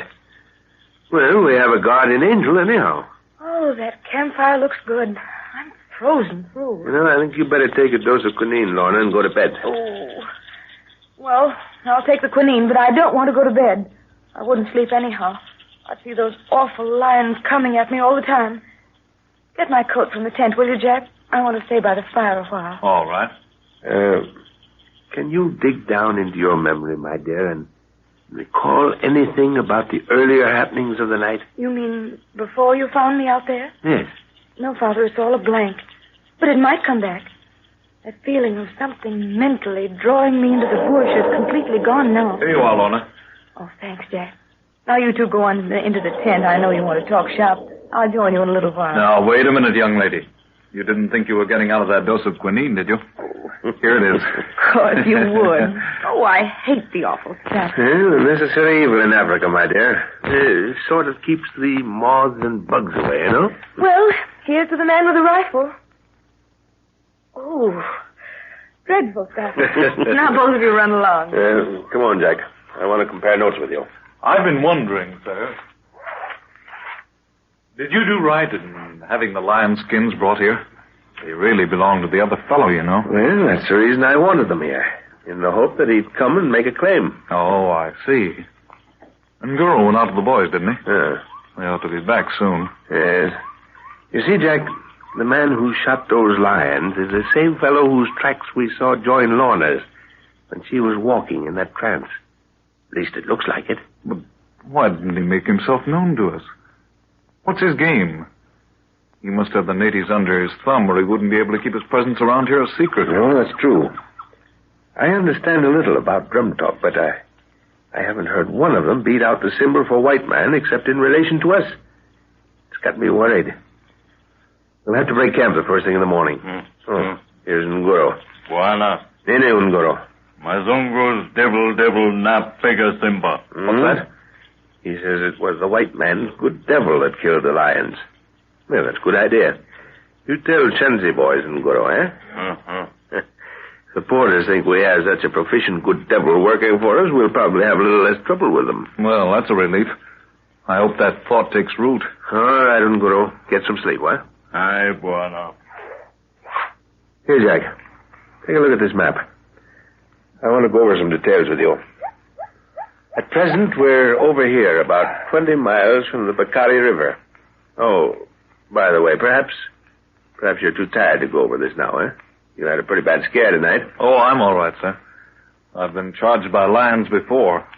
But then it was I who was holding the rifle and not someone else. Oh, hello, Lorna. How do you feel now? Oh, fine, thanks, Jack. I think that scare shook my brain up a bit. Well, did you manage to remember anything? Anything that could help us? Not a thing, Father. There's only one thought in my head now, and that's to start traveling and keep going. Well, you're likely to get your wish. We're going to start at daybreak. Listen. The drums have started. Must be something important. What are they saying, Father? Well, if you'll only be quiet for a minute, I'll tell you. Great Scott. Something wrong, sir? No, there's nothing wrong. Except that they know we're going on safari in the morning. What? Pete's sake, how do they know that? We've only just this moment spoken of it. Are you sure that's the message, sir? Yes, listen. This is what they're saying. White hawks take wing. Fly north sunup. White hawks take wing and fly north at sunrise, eh? And they even know the direction we're going to. Evidently. I don't like that white hawk part of it. Oh, that's nothing unusual. It's the way they have always designated the white man. It's just a drum name. They've stopped. Yes. Now we'll be expected, all along the line of march. The drums to the north have probably taken it up and are relaying it. There's something very mysterious about all this. Yes, I know. If I didn't have such convincing proof of what I'm after, I'd be tempted to get back to the coast. But I can't, Jack. The talking head has practically given me my line of march. Oh, that ghastly thing again. Which way are we going, Father? Just a little west of due north. And we have to pass over some bad country. The ground's all new to me. Will we touch Lake Chad? No, we'll pass to the east of it. And from then on, we can expect no protection whatever. Oh, why is that? Well, I have permission to trek around these parts as far as Chad. But north of that, we'll be going into Tuareg country. And the French won't guarantee anything. In fact, they won't give me permission to go in there. So we'll have to sneak in. Then there will be no need to touch any place where they're likely to question us? No, we have supplies for an indefinite period. That is, providing we can shoot meat for the porters. Yes, they won't work without meat. And when we get past Lake Chad, we can send the porters back and use camels. They're surly beasts, but as long as you keep them hobbled, you know you've got them. The drums have started again. Yeah, so they have. Laura, I think you better get dressed for traveling. It'll be daylight soon, and there are heaps of things I want you to attend to before then. So, hurry, dear, will you? Oh, of course I will. That's what I want, something definite. All right, off you go then. Jack, we've got to move fast. The drum that's talking is a snake drum. Well, what does that mean? We killed a sacred python tonight, didn't we? Yes, worse luck. Well, I didn't think there were any snake worshippers so far up country. Evidently, I was wrong. The sect may be very small, but they're after us. By daylight, they'll be howling madly around here because we killed one of their gods. Is that you, Nguru? Aye, Buana. Nguru come. Savvy snake juju drum. Him witch doctor plenty mad palava, huh? Break camp and make trail as fast as you can, Nguru. We don't want a fight on our hands. Nguru know you snake woman for wa palava. No, you bloodthirsty old ruffian. Go on now and get out of here. Hapana. Look for the Shanzi boys. Plenty kazi. Aye, Buana. He'll attend to the porters, Jack. But I do believe I saw him grin at the thought of a fight.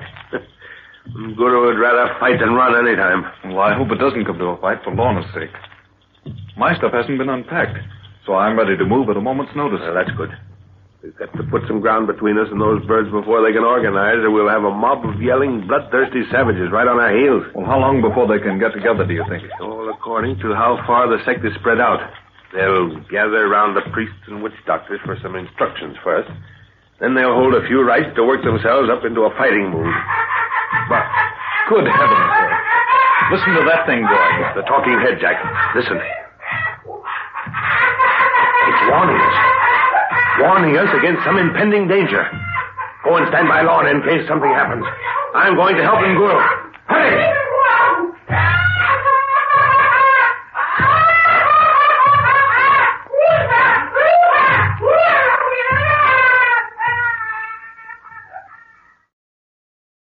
Buy wisely. Buy for flavor. Buy Del Monte. Del Monte, the brand you trust for flavor in so many good foods. Time now for Rocky Jordan, brought to you today by Del Monte Tomato Products. Not far from the Mosque Sultan Hassan in Cairo stands the Cafe Tambourine, run by Rocky Jordan. The Cafe Tambourine, crowded with forgotten men, alive with the babble of many languages. For this is Cairo, where modern adventure and intrigue unfold against the backdrop of antiquity. Del Monte Foods presents Rocky Jordan and this week's story, Gold Fever. It all started when the phone at the head of the Tambourine Bar opened up along in the afternoon. Chris was serving a lonely customer at one of the side tables, so I got up front and answered it. Yeah, Cafe Tambourine. Hello, who is it? I must speak to Jordan Bay. This is Jordan Bay. I must make no mistake. Are you sure? Look, I don't know who I am. What is this? You must hurry, Jordan Bay. Come as quickly as you can. Who said so? Pete Servos. He must see you at once without delay. Wait a minute. Who did you say? Pete Servos. Servos? Come right away, Jordan Bay. As quickly as you can. Well, where do I find him? Hello? Where do I find him? Where... Oh, great.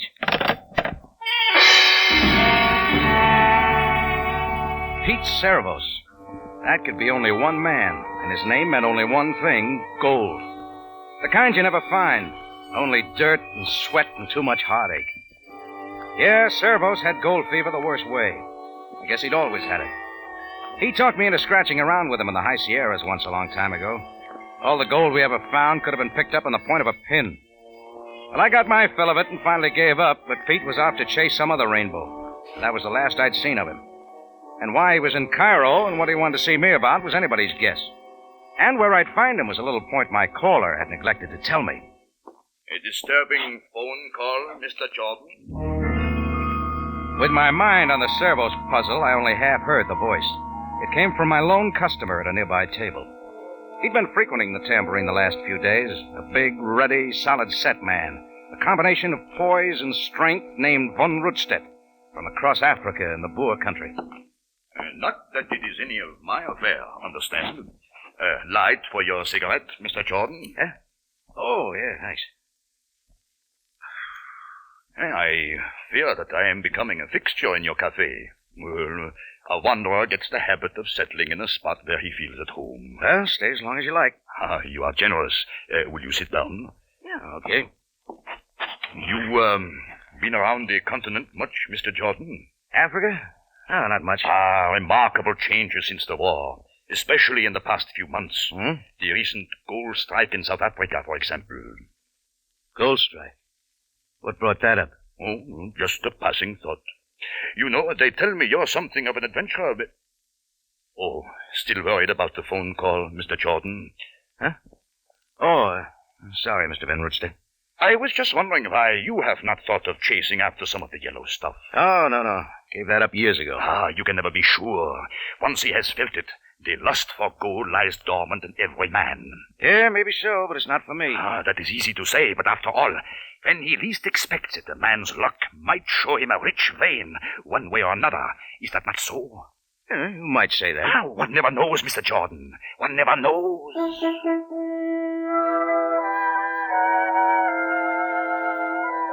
Von Rundstedt broke it off about then and went out into the street. I stayed close to the phone, and what seemed like hours later, it began ringing again. Hello, Tambourine. Hello. I must speak to Jordan Bay. Look, I'm Jordan Bay. Oh, where are you, Jordan Bay? Where do you think I am? Where's Servos? Pete Servos? He's waiting for you. Why do you not come? One little detail. How do I find him? I told you. Are you Jordan Bay? But the last time, where is he? Where does he live? The address. Oh, Oh, so careless of me. Come on now, let's have it. Room 207 at the Pyramid House. Hurry, Jordan Bay. I got outside, flagged down a taxi, and made a quick deal with the driver to look up the Pyramid House. He hunked his way across the Muskie Bazaar and finally pulled up in front of an ancient brownstone affair, a little more on the ratty side than most. I told the cabbie to wait around. Then I was up the steps, down a dark hall, and knocking at 207. Who is it? It's Rocky, Pete. Get inside, Rocky. Pete, what's the matter with you? Better help me to bed. Sure. Come on. Take it easy. Thanks. I've been looking all over for you, Rocky. I can see now why you had to send somebody else. What happened? A couple of bullets I picked up. Well, we better take care of it. No, I'm all right. Just slowed me down a little. Yeah, bullets will do that. Yeah. Won't they, though? How'd you get them? A lot anybody cares. Same old thing, huh, Pete? Gold? Yeah, same old thing. I don't give up, Rocky. I told you to forget it while you could. You think I could? It's been in my blood, and what can I do about it? I've been digging ever since I could hold up a pig. Yeah, what'd it get you? A couple of bullets and a bunch of tattoos on your arm. Plenty of new ones since I saw you last. Oh, yeah. Hey, why are the numbers tattooed there on your right arm? Oh, there? That's my Social Security number. At this rate, you'll never live to collect it. I won't need it. Still think you'll strike it, don't you, Pete? Nobody's stopping me. Not even that no-good wife of mine. Well, I didn't know you were married. And I don't know why. What kind of a woman is it that won't stay by you? Share your dreams. Even help you dig. It's a tough life, Pete. How do you think it is for me? Yeah, stay home, she says. Give it up. But she'll be around plenty quick when there's gold. I know her. Where is she now? Right here in Cairo, wouldn't you know? Checked into the Continental last week. She can stay there. Look, Pete, if you didn't send for me about the bullets, what is it? What do you think? Well? Rocky, I finally struck it. What? You trying to tell me... I found gold. A vein bigger than we ever dreamed about. South Africa lode. After all these years, I found it. Well, that doesn't concern me. Cut it out, Rocky. You're not over the fever any more than I am. I told you, Pete, I'm through with it. Yeah? Wait till you hear this, Rocky. I'm putting the whole mine in your name. My name? Let Clarissa try and get her hands on it then. Let her try. It's all yours. She can't touch it. Now, wait a minute, Pete. You can't do that. We'll share 70-30. 70 goes to me. That's all right, ain't it? That's not the idea. It's ours, Rocky. Enough gold to keep us both on easy street the rest of our lives. I told you I got over the gold fever a long time ago. Don't be silly. It's great having a gold mine, ain't it? From now on, we worry about nothing. No more digging and sweating and dying. You're getting tired, Pete. Come on, let's just forget it, huh? What's there to forget? It ain't like I'm asking you a favor. Take it easy, Pete. Maybe I'll see you later. Yeah? You'll be back, Rocky. I ain't worrying. You'll be back. The lock snapped on the inside, and I went down the hall and down the steps. Well, that was a new one. A guy offering you a gold mine on a silver platter. But I didn't want it. I didn't want any part of it. All I wanted was some fresh air. Just as I reached the front door, somebody drew back away from the glass. I got outside in time to see him dodge into a doorway a little way down. I was sure it was my customer from the tambourine, Van Rutstedt. Right away, I remembered all his talk about gold fever. I wanted to know what he was doing there, so I went out after him. Hey, Van Rutstedt! Van Rutstedt, come back here! He ran without looking back, and all at once he was in a car and driving fast. My taxi was still waiting, so I got back and shook the cabbie awake. Oh, do not be impatient, sir. Try and follow that car, quick. Oh, I have a very fine taxi. At times it can go very fast. And take this pound note and get going. We are going, Effendi. He took that turn to the left. Oh, there is the car. Far ahead. All right, don't lose it. Come on, step on. There is no finer taxi in all of Cairo. As I say, it can go fast. Another pound note if you catch that car. It is a deal. He swung off to the right. Can you make it? Hold tightly, sir. Sir, look ahead. Pull up, cabby, pull up. If the car stands across the road, we are blocked. Use the brake. Stop it. I am trying, but too late.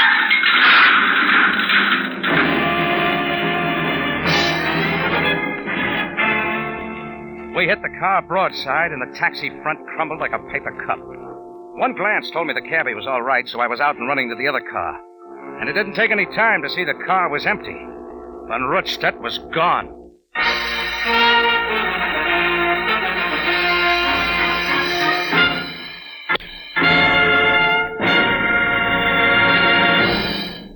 Del Monte Foods is presenting tonight's adventure with Rocky Jordan. Hey, here comes Joe Johnson in the house after a long, hot day's work in the garden. Man, am I thirsty. I sure could use something cold and refreshing to drink. Oh, I wonder what's in the refrigerator. Hey, Del Monte tomato juice. That's for me. Opener. Glass. Right, Joe. For refreshment, there's nothing like Del Monte tomato juice. Del Monte tomato juice is fresh tasting. Yes, indeed. Del Monte tomato juice is made from fresh, ripe Western tomatoes, the flavor tomatoes. Del Monte tomato juice is natural tasting. True. Del Monte tomatoes are rushed directly from field to cannery to protect their fresh, natural taste. Del Monte tomato juice is refreshing. Right. Del Monte tomatoes are pressed immediately at the cannery to preserve all the sunny, rich goodness of those deep red, vine-ripened tomatoes. Fresh tasting, natural tasting, and refreshing. Fresh, natural, refreshing.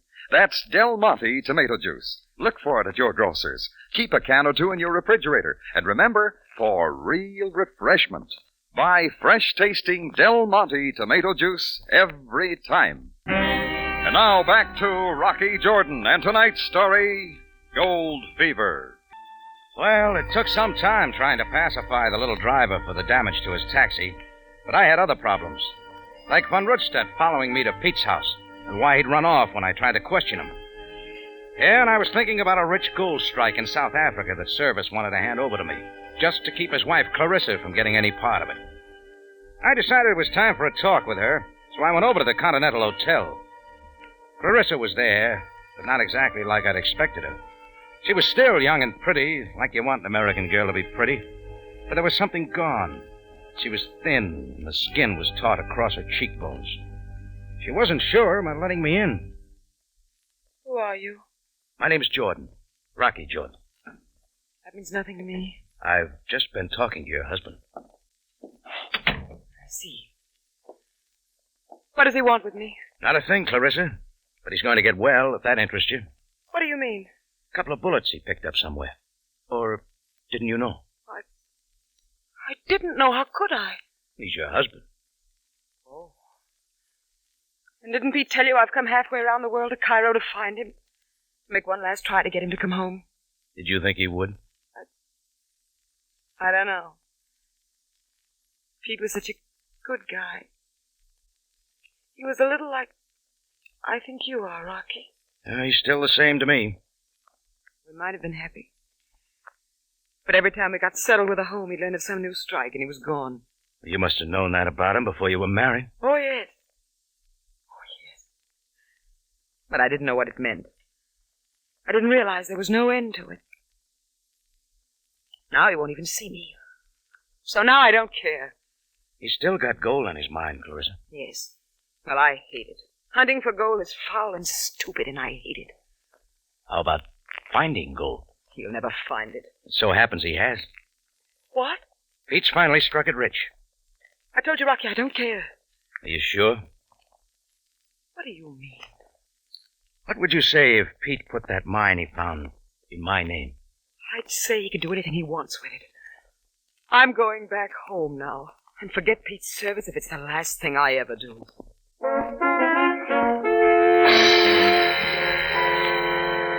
There's another one for you. Pete puts the mine in my name to keep his wife's hands off of it, only she tells me she doesn't want any part of it or him either. That's when I doubled back to Pete's place to get a few things straight. When I got there, the first thing I noticed was the door smashed open. Inside, the mattress was half off the bed, the bureau drawers open. Pete wasn't around, but somebody else was. Captain Sabaya, Cairo Police. Well, Joe, Sam, what's this all about? You will touch nothing. What's happened to Service? Where is he? Pete Salvos at this moment is on his way to the mall. He's dead. Dead? Does that surprise you so much, Jordan? I knew he had some bullet holes, but he said he was recovering. The bullets which killed him were fired within the past hour, and a very thorough job. Any idea who did it? A man hasty in his opinions is neither wise nor honorable. I think you better look for somebody named Von Rutstedt, Sam. Jordan, a certain informant tells me you were here to see Servos this afternoon. For what purpose? Just a friendly visit. Indeed. What did you talk about? Oh, old times, Pete's gold strike. Is that all? What are you driving at? Would you have killed Servos for his mine? Sam, you know me better than that. Servos was an old friend. Jordan, someday you will learn that withholding information serves you no good. I've told you everything, Sam. Then how do you explain this letter? Letter? Where you get it? I found it among papers in his desk. It is addressed to Rocky Jordan. I, Pete Servos, hereby grant to you full and complete ownership of my gold stake in South Africa on the one condition that I receive 70% of the profits from said mine throughout my life. Signed, Pete Servos. Let me see that. It will be held for possible evidence, Jordan. Oh, but the letter's to me. Do not fear, Jordan. It appears certain that you are the complete owner of a gold mine. Now that Servos is dead. Yeah, looks that way. Now, Jordan, you will kindly tell me where the gold mine is located. Where it's located? Yes, Jordan. You know something, Sam? I haven't any idea. Come, Jordan. You mean to say a man gives you a mine, but he does not tell you where it is? That's right. Indeed. Come with me, Jordan. I have something to show you. Sam put me in his black limousine with him, and we made the trip to headquarters without saying much. There, he nodded me down some familiar steps that led to the morgue. Halfway along the big room, he drew back a sheet that covered Pete's Servos. Observe, Jordan. It's Pete, if that's what you're asking. You say you knew him well. Long time ago. Notice the forearm near the wrist. It's like a bad burn or something. It is a burn. Put there after the killing. What about it? The killer obviously wanted to erase whatever was recorded there. A tattoo mark, perhaps. He had a lot of tattoos. But this one, can you recall what it was? Afraid not, Sam. Very well. However, if your memory should suddenly return, let me know. I had noticed some numbers on Pete's arm that afternoon, but they wouldn't come back to me. After all, I wanted to clear up Pete's death, and the numbers might help. I had a hunch Von Rundstedt knew, but going back to Clarissa was quicker. There was a chance she could help. The news of Pete's killing had been a shock to her, but she was packing to leave. Can't we just forget about it, Rocky? We've got to find the killer, Clarissa. Why? Had to end this way sooner or later. Would you hand me that grip, please? Oh, yeah. Here you are. Thanks. Pete had some numbers tattooed on his right arm. They've been burned off. What were they? I don't remember any numbers. You sure? Yes, Rocky, yes. I don't even know what you're talking about. You have any pictures of Pete around? Box in the top bureau. I was about to throw them away. Oh, thanks.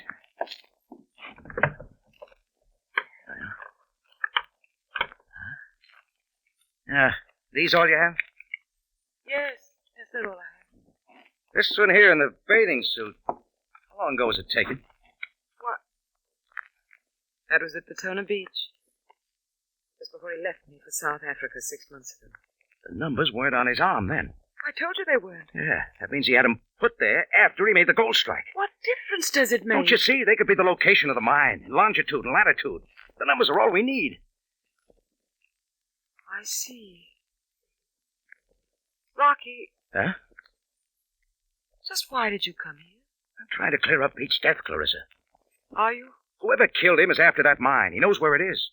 And you'd like to know, too, wouldn't you, Rocky? And there's nothing to do with it. Are you sure it hasn't? You said you'd put gold out of your mind a long time ago. You said the mine didn't matter to you. Well, it doesn't, Rocky, but can't you see what happened to Pete? I hoped it wouldn't happen to you. You've got the fever now, haven't you? You want that mine. Look, the gold's there and it belongs to me. Why shouldn't I try to find it? Yes, why not? Gold can change a man so quickly. You trying to stop me? No. No, go ahead. I feel sorry for you, Rocky. I feel sorry.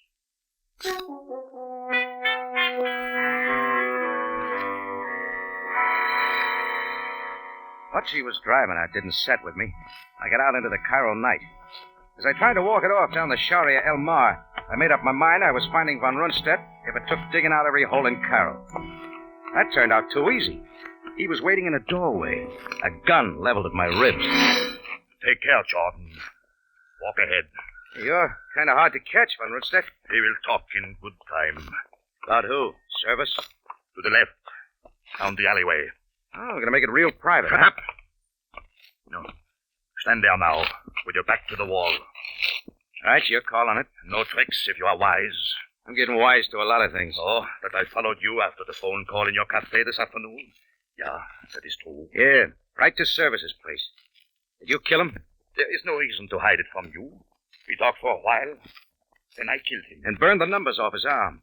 Why? Because they told the location of the mine? No one knows where the mine is except me. And you, Jordan. I forgot the numbers. I could never be sure. So you figure burn them out of me? There is no other way. One little request, huh? It is your last. In close and clean. As you wish. Last step was his mistake. That's when my shoe caught his shin hard. He doubled for a split second, and my hand came down with a judo cut on the back of his neck.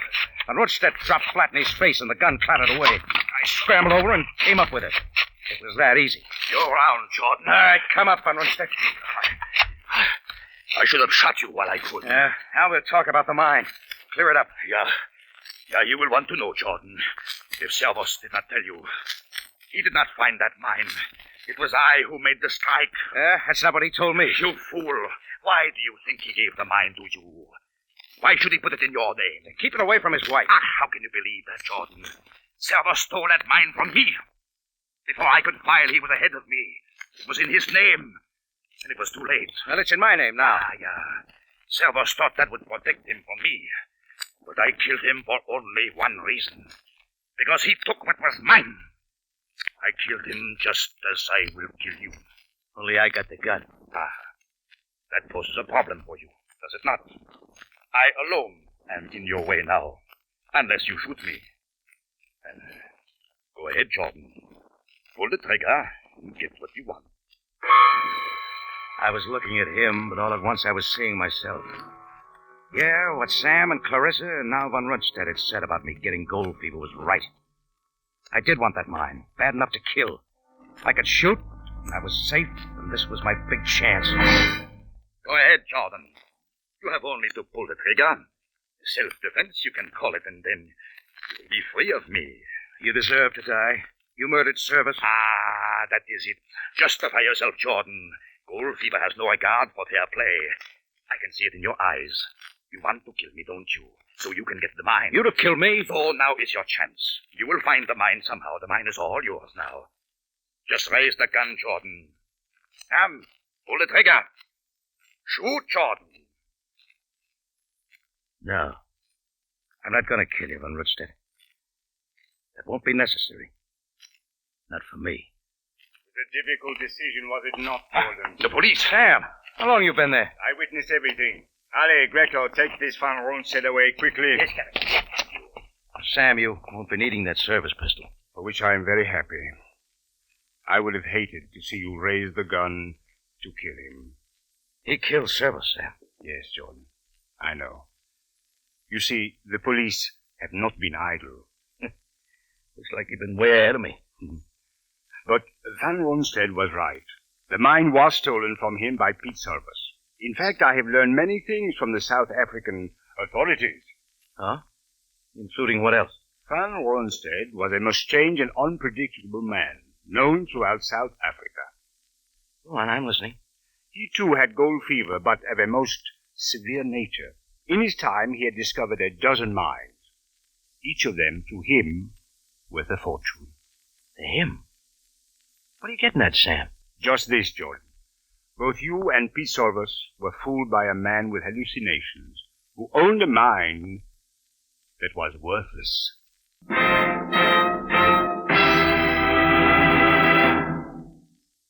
More from Rocky Jordan in just a moment. Let's step outdoors and join the Ellis family at their barbecue. Boy, those hamburgers look good. I'm starved, honey. How long do I have to listen to them sizzling there on the griddle? Take it easy, darling. All in good time. I'll just turn it over. There, that's about it. They're ready. Let me at 'em. Toasted bun. Hamburger patty. Here you are. Oh, no. Oh, no, you don't. Not plain like that. Where's the catsup? The one you served yesterday with the special flavor. Oh, you mean Del Monte catsup. You bet he means Del Monte catsup. The catsup with that special flavor. Tomato flavor at its best. It's lively, it's tangy, it's rich. Blended and simmered down according to a treasured recipe, Del Monte catsup on sizzling hamburgers, steak, or chops is a real flavor treat. And Del Monte catsup costs less than many other quality brands. Look for it at your grocer's. Remember, for flavor first, it's Del Monte catsup every time. Back now to Rocky Jordan. Well, there wasn't much more to clear up. Sam and his men took care of Von Rundstedt, and all that was left for me to do was to have a little talk with Clarissa. I bought her a cup of coffee in an all-night cafe and told her what had happened. Well, Rocky, glad it's over. Me too. You know, I just took the cure. I'm out of the gold business. I hope for keeps. You can count on it. So it's all for nothing, then. Pete dreamed and stole and died for a mine without any gold. That's right. You know, somehow I'm glad he never found out. What about you now, Clarissa? Me? I need to go home for a while. Wish you didn't. Maybe sometime I'll come back to Cairo. Perhaps I'll see you then. Not scared of gold fever anymore? No. But there are other kinds of fever, Rocky. Let's wait and see.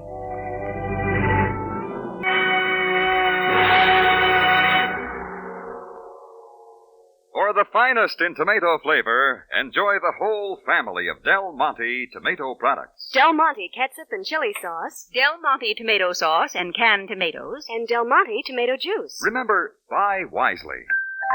Buy for flavor. Buy Del Monte. Del Monte, the brand you trust for flavor in so many good foods. Remember, you have a date next week at the Cafe Tambourine, run by Rocky Jordan. Same time, same station. And the story is Cairo Vendetta. Rocky Jordan, written by Larry Roman and Gomer Cool, stars Jack Moyles in the title role, and is directed and produced by Cliff Howell, with original music by Richard Arant.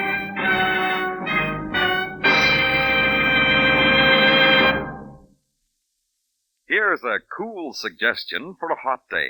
Chilled Del Monte fruit cocktail and cottage cheese. Everybody likes colorful, delicious Del Monte fruit cocktail. Serve tempting Del Monte fruit cocktail, the brand that puts flavor first. Larry Thor speaking. Rocky Jordan is presented over CBS, the Columbia Broadcasting System. Before we dive into the next group of adventure shows, I just wanted to thank you all for watching, listening, and enjoying. I really appreciate it. I hope you'll give it a like if you did enjoy it, and if you're not subscribed, please do so.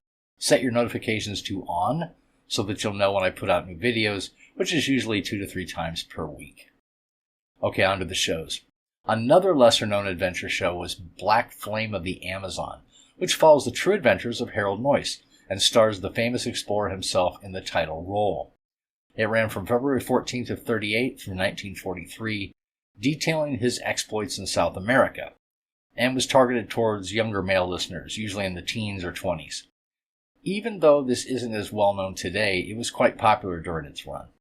This is the episode Saving Jean, exact broadcast date unknown. And then another tropical/jungle adventure show, this time in Africa, Tarzan, Lord of the Jungle. This was actually the 4th radio series created about the Edgar Rice Burroughs character from his book series, and this ran from 52 to 53. The 3 previous series ran from 1932 to 36, consisting of serials.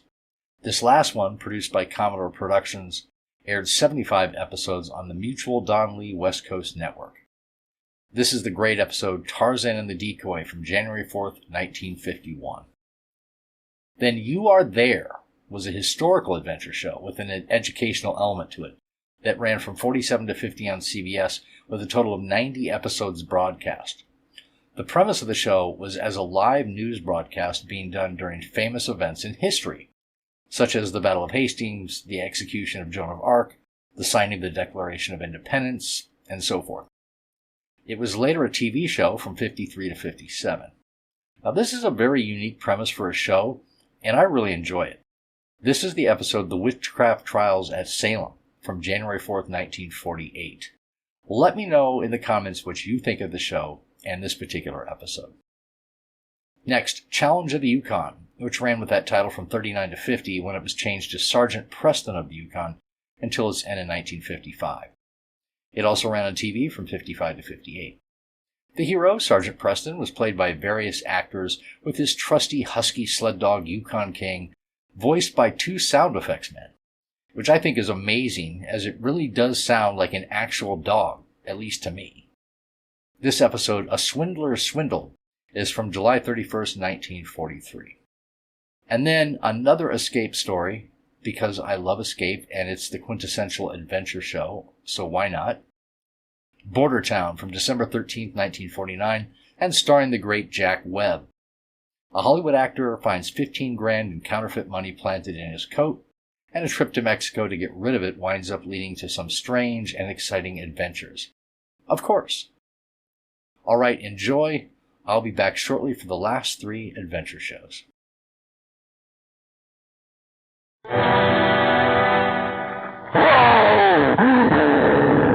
The Black Flame of the Amazon, featuring Harold Noyes, world-famous explorer in person.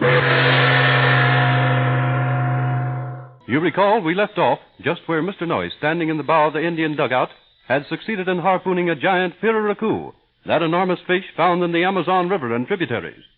The struggle to land this big fellow was just about to begin when little Jimmy Brady, looking back to the shore, sees a large gray something creeping stealthily toward his little sister Jean, who is on the sandbar watching the struggle with the fish. The large gray thing is a jacare, a giant Amazon crocodile. Hand me that rifle. Quickly, Jimmy, quickly. Here it is, Mr. Noyes. Gosh, don't miss. Please don't miss. Here, Jimmy. Take my harpoon line. Pass it along to Pedro. Okay, Mr. Noyes. Maybe I can hold the line. Oh, Pedro, steady back there now. Keep this canoe steady. Now, swing the bow in towards shore. That's it. Now, just let it drift. Everybody sit still. I'm trying a shot from here. Steady, everyone. You got it, Mr. Noyes. You got it. Keep still, Jimmy. Keep still. Jean isn't out of danger yet. Gosh, no. Look at her struggle, will you? Yeah, threshing around on the sandbar. One touch with that big armored tail, and it'd be just too bad for Jean. Now, sit tight, everybody. Well, that's that. Jean got a scare, but nothing more. Good thing you were looking back at shore, Jimmy, or we might have been too late. Oh, that big jacare.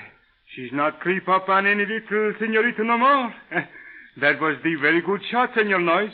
You know, it is not so very easy from this Look canoe. out there. Look out. Yeah, give me that line, Jimmy. My harpoon line. Steady now, everybody. I can hardly hold him. This fish has power, all right. Will you look at that thing jump out of the water? Say, it is as big as a whale. Where did it go now? Yeah, well, he's going down again. Say, what if it goes down too deep and yanks this canoe upside down? Well, that isn't what we must guard against. The real danger lies in the fact that when that piraracu comes up again, he may come up directly under us. Uh-oh, I hadn't thought of that. So that's why you said it was a good thing I knew how to swim. Yes, and you can get ready any time. This fellow is good and mad at the whole world, and at my harpoon in particular. Jimmy. Yes, sir. You might keep an eye on the sandbar there. That croc is apparently dead, but you can never be sure. Keep an eye on the sandbar just in case. Okay, Mr. Noyes. But if that big fish comes out of the water again, like it just did that time, I don't see how I'm going to keep my mind on that sandbar. Well, if that big piraracu come out of the water once again, just one little bit nearer this dugout, your mind will be in the river, Jimmy, and you will be with it. Stand by, Pedro. Line is slacking again. Si. Coming to the surface. Stand by to move fast. Si. If he breaks water anywhere near you, throw your harpoon. We're going to need 2 lines to this brute. Mr. Noyes, maybe it might be a good idea to drop the harpoon lines and get out of here. Gosh, maybe we'll all go overboard. Si, Senor Jim, we all go overboard. And the jungle water, she is so wet, too. Okay, Pedro, but I've been wet before, lots of times. Si, Senor Jim, but never so wet. This water here, she is so much more wetter. Oh, for goodness sake, yes. Oh, yeah? I suppose the next thing you'll be saying that the fish wear raincoats, huh? Oh, si, Senor Jim. Or else they get too wet, those fish, and they catch the most very bad cold, and they sneeze. Oh, si, Jimmy, don't pay too much attention to Pedro. He's just trying to kid you. And don't I know it? Gosh, a fish getting wet and catching a bad cold. Phooey. Oh, me, Pedro, she is so sad. Nobody she's ever believed, Pedro. Not anymore. Too bad, Pedro. But if that big paracoup happens to come up and bump its snoot against our canoe bottom, you won't only be sad, you'll be all wet. See, but you just watch, Pedro. When we all go overboard and take the big swim, you watch, Pedro. I just catch those big fish by the hind leg, and then Wait a minute. Hind leg. What hind leg?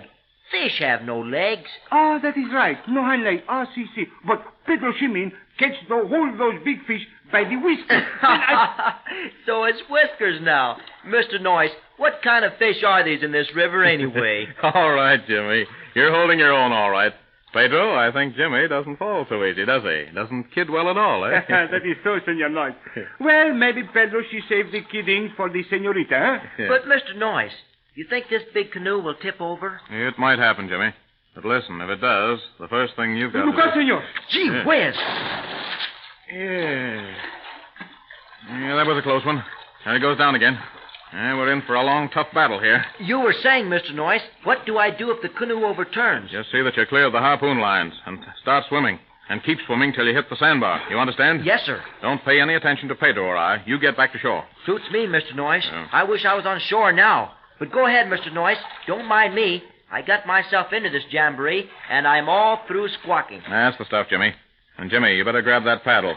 Get up on your knees and be ready. We may have to paddle like mad. But if the paracoup comes up under the boat, we won't get much of a chance to paddle. Well, that is so, Senor Jim. But sometimes these big fish, when they are so angry, they will see the canoe, maybe blame the canoe for the trouble, and then there is more trouble. You mean that fish might head for the boat, go into high gear, and give us a wallop with his nose or something? Well, nose or tail won't make much difference. If it hits us, with either end, we'll know it. How's the sandbar back there, Jimmy? Oh, gosh, I almost forgot. Oh, say, it's all hunky-dory now. 3 of the Indian canoemen have come back out of the jungle. I guess they heard the shots from my rifle and took it as a signal to return. Well, that's all to the good. Now we can give our whole attention to the landing of this fish. There's a nice load of food for us here. We can get him ashore. Senor, maybe I push the dugout downriver a little more. Then when the fish comes up once again, it will be at the back of me. Then my harpoon will go into action. Yes, no? Okay, Pedro. Let's slip down a little farther then. All right. That's about far enough. Now, Pedro. Si. Pass your harpoon and line up to me. Reach out and get it, Jimmy. Okay. It is, Jimmy. Watch the line. Hold the coil just so. Then it will not tangle.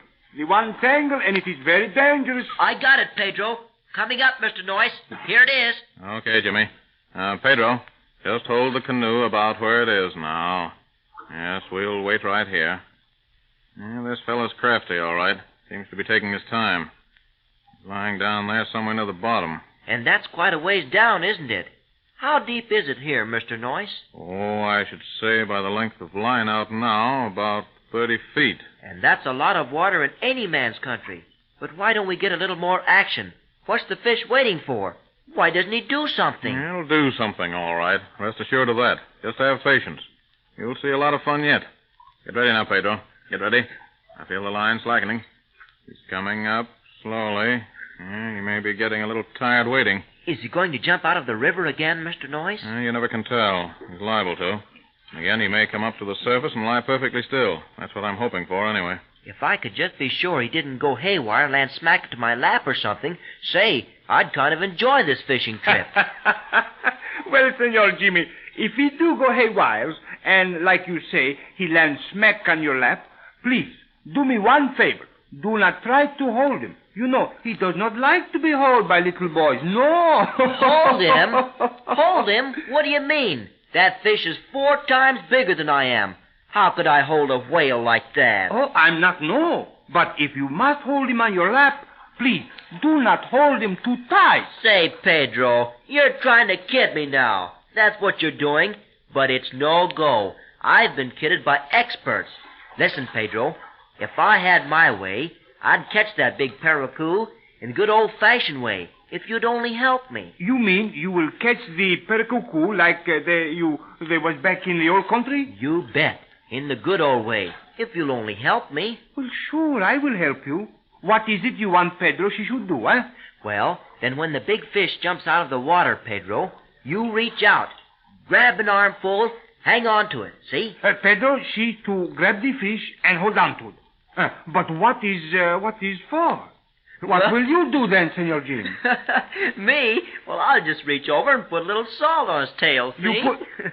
You put salt on the tail of the big fish. I am not understand what it means. Well, that's one on you, Pedro. Yes, it's Jimmy's turn to do a little kidding now. You know, you had it coming to you. That salt on the tail is an old gag back home, you see. Yes. You see, Pedro, that's what you get for trying to kid me. Oh, easy, Jimmy. Easy. Pedro, watch your paddle. Here he comes. You see him? Lying up near the surface. You see the swells in the river there? Ease down a little now. Easy now. Say, how about me getting in a shot with this rifle, Mr. Noyce? Wouldn't that work? No, shooting down into water is always more or less uncertain. Wait. Here he comes up to the top. I don't know just what to make of this, Pedro. This parakou is acting mighty strange. Oh, no, I'm thinking the very same thing, senor. These parakou I'm helped to catch long ago, they was very angry fish. They was rush here, they was rush there. You know, they was drag the canoe all over the river. Yeah, all right, Pedro. Ease down on him. Steady now. I'll get up on my feet now. Here, Jimmy. Yes, sir. Take the end of this line. Be careful now. You know that big fish is on the other end of it. Pass it along to Pedro. Couldn't I hold it, Mr. Noyce? I could hold it all right. No, Jimmy. No. You're not strong enough to hold it. Pass it on along to Pedro, or you'll cut your hands to pieces. Yeah, that's it, Jimmy. Oh, Pedro. Si. Just a little more to port. Si. A little more. Si. Now, steady. Hold her right there. Easy now. Yeah, there he is. I'll try another harpoon. Steady now. Steady. There. Yeah. Well, that was very good. He's heading upriver now. Yeah. Hang on, senor. Yeah, Jimmy, get down on the bottom of the boat and hang on. Quick now. Gee whiz, how could I see from the bottom of the dugout? Oh, heck. Look out, senor. The big fish, she's turned. She's come back this way. Now, we're in for it. Look out. If that fellow hits us, keep clear of the lines. Keep clear of the lines. Say, look at that, will you? Who said we can't stop it now? And Jimmy did it with his little gun. Whoopee!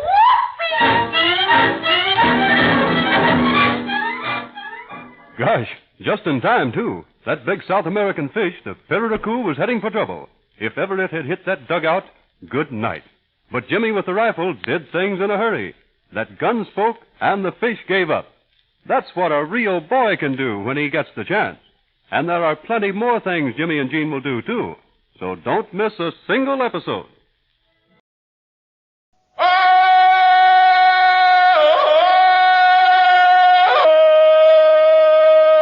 From the heart of the jungle comes a savage cry of victory. This is Tarzan, Lord of the Jungle. From the black core of dark Africa, land of enchantment, mystery, and violence, comes one of the most colorful figures of all time. Transcribed from the immortal pen of Edgar Rice Burroughs, Tarzan, the bronzed white son of the jungle. And now, in the very words of Mr. Burroughs, the story of Tarzan and the Decoy.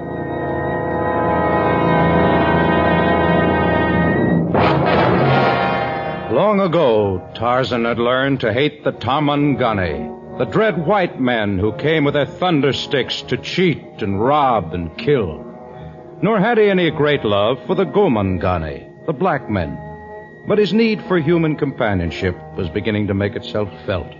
And for many months he'd remained in the camp of the Punya tribe, teaching the lore of the jungle to Torgal, the small native boy. Torgal's arrow hit the target, right in the middle. That was a fine shot, Torgal. You learn quickly. Now Torgal be great hunter. Bring home much meat and many skins. Torgo leave for first now. Torgo! Come back here. You want me for something, Tarzan? Sit down. Sit down. Here, Torgo, on this rock. Yes, Tarzan. Torgo, someday you will be a great hunter. But now you're only a very small boy who's just beginning to learn the secrets of the jungle. Torgo hit the target? Yes, a target stuffed with grass and leaves. But in the forest you will find targets that move quickly, that have inside them not grass and leaves, but treachery and cunning and great strength. There will be many lessons before you can go into the jungle alone. But Torgo wants to hunt Numa the lion and bring home the skin for his mother. I have a new game, Torgo, if you aren't too old for games. A new game? Yes. We will tie a long rope to Manu, the monkey, and at the end of the rope we will tie the target. Then, as Manu runs, we can pretend that the target is Numa, the lion, fleeing from our arrows. Doesn't that sound like fun? Yes, I guess so. And if you hit the moving target, Torgo, you will have learned something new, and Tarzan will go into the jungle and bring you back a prize. Perhaps a lion skin to give your mother. But if Tarzan and the small Torgo were engaged in a harmless game, a game that was being planned in a small cafe in Nairobi, in the Kenya country, was far from harmless. There, Varian, the wild animal agent, sat at a corner table in the foul-smelling, dimly lighted room. As he sipped slowly from his glass, he scowled at the huge hunter who sat opposite him. I can't stand stupidity, Hammett, and you're stupid. You can't talk to me that way, Varan. I think I can, since I'm the only one who'll take the injured animals you bring back from the jungle. Can I help it if some of the elephants get hurt when they drop into the pitfalls? You sell them, don't you? Only because I find new buyers each time. And right now I have a market for 100 perfect bull elephants. Where am I going to get 100 perfect specimens? I'm going along this time, Hammett. And we're going to bring them back from the Punya country. That's Tarzan's country. He'll never let us get 100 elephants out, Varan. And Tarzan's not going to have anything to say about it. Because, you see, I plan on capturing him, too. He'll make quite an attraction in some sideshow. Don't make me laugh. You've got as much chance of capturing Tarzan as you have of getting 100 elephants without injuring any of them. I admit that the odds would be very low were you directing the hunt, Hammett. But I intend to use cunning in place of brute force. How do you mean? You've been capturing elephants by building pitfalls. Is that not right, Mr. Hammett? Of course it's right. You know that. Stupid as you are, you probably haven't even heard of building a great keddah for them. A keddah? A stockade, a corral, big enough to hold 100 huge bull elephants. And after we've got it built, we send the bulls an invitation to come in. Huh, Varan? In a way. We use specially trained, tame female elephants who have been schooled in the art of luring the bulls into the enclosure. Yeah. Come to think of it, I have heard of that system. But what about Tarzan? I'm going to use a lure or a decoy to capture not only the elephants, but also the mighty Tarzan. Huh? The decoy with which I plan to lure Tarzan is my daughter, Zaira. What? I think you'll agree that Zaira's beautiful. She's gorgeous. And clever and ruthless. Just as the tame female elephants have been trained for their job, so have I trained Zaira. It's the craziest thing I ever heard of. I take that as a compliment, Hammett, for only by a fantastically mad plot can Tarzan ever be captured. Rest assured, my stupid friend, that when we return to civilization, we shall have the mighty Tarzan in chains.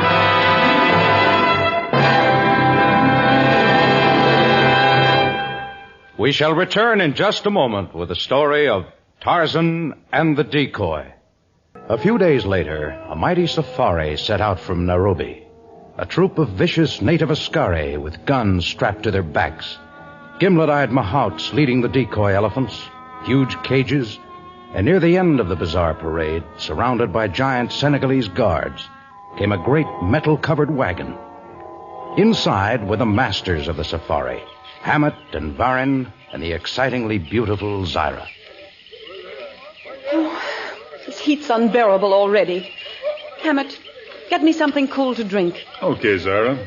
Miss Barron, if you don't mind. I was just being nice. I'm not your servant, Miss Barron. Get her to drink, Hammett, and address her the way she said. And without sarcasm. Darned if I will. There! Maybe that'll teach you some manners. You slapped me. Next time I'll call the guards to do it. They get their pay from me, and I think they'll do what I tell them. Now, get my daughter the drink she asked for. All right.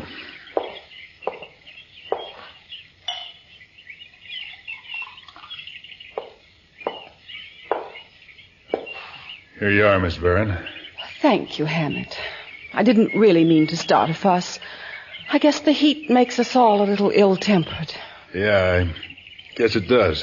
Here, sit down by me. Tell me you do forgive me. Don't waste words on that fool, Zyra, and save your charm for Tarzan. He'll be worth a fortune to us when we bring him back. Don't worry, Father. I won't fail you. Weeks followed weeks, and the safari came closer and closer to the land of the Punya tribe. But Tarzan was unaware of the coming of the dread Tarmangani, the white men. He sat alone in the native compound. The Waziri were away on a hunting trip. The women were out searching for dye roots, and small Torgo, armed with his bow and arrows, had wandered toward a nearby riverbed. Suddenly the ape-man's nostrils twitched. His keen senses came alive. He had caught the scent of Numa, the lion. He rushed toward the riverbed, but Torgo was gone. The grass was still bent where the native boy had been sitting, and Tarzan followed the spoor from there. It led in the same direction from which Tarzan had sensed the coming of Numa. Torgo! Torgo! Tarzan ran through the forest, approaching rapidly the roar of the lion and the scent of the native boy. And then suddenly he came into a small clearing. 20 feet in front of Tarzan stood a ferocious lion, and just beyond the lion stood Torgo, trying to hold his toy-like bow steady as he aimed his arrow. No, Torgo, no, don't shoot at Numa. Yes, Torgo, shoot. No, you'll only wound him. Tarzan grasped a hanging vine and swung upward, then leaped from tree to tree, approaching the snarling animal. He was just overhead when Torgo let go an arrow. The animal opened his cavernous mouth with rage. He crouched lower, then sprang. And at the same moment, Tarzan leaped down, his knife flashing in his hand. He caught the lion in midair, circling its throat with one steel-corded arm, and with the other he plunged the knife deep into the lion's brain. Again, and again, and again. Then Tarzan put one foot on the dead animal and raised his head in the gesture of the victorious aboriginal ape.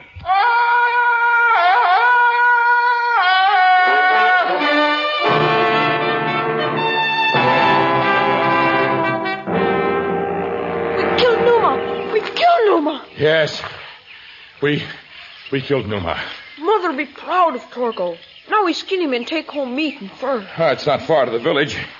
I'll throw Numa over my shoulder, and your father can skin him when he returns home. Torgo is very brave. He heard Numa in the forest and he ran to find him.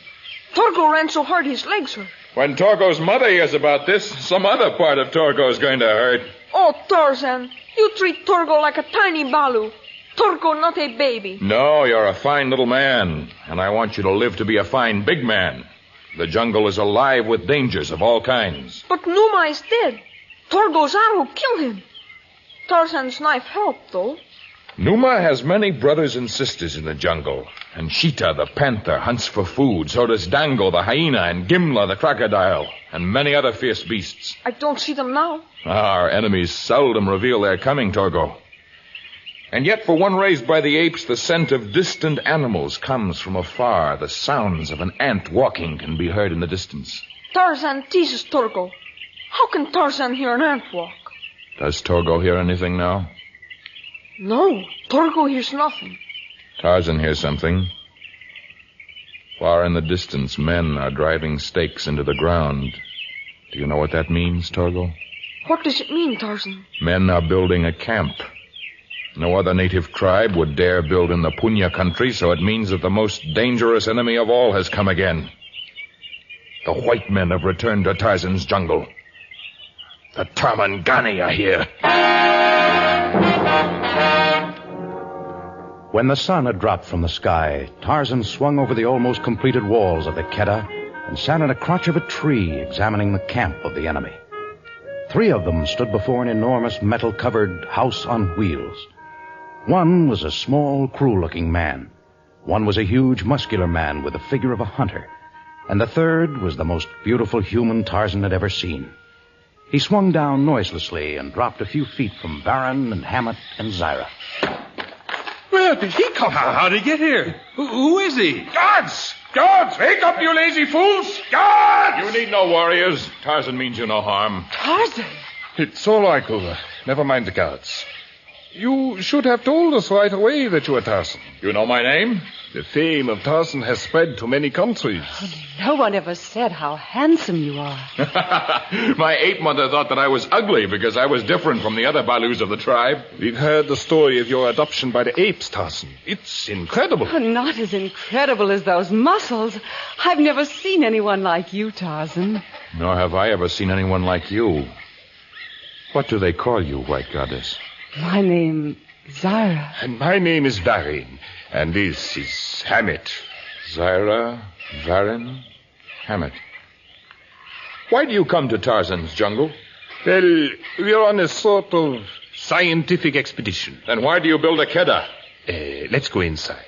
We can talk a whole lot better over a drink. I don't like the inside. We can talk here. Well, it's getting cold out. I'm going in. Won't you please come in, Tarzan?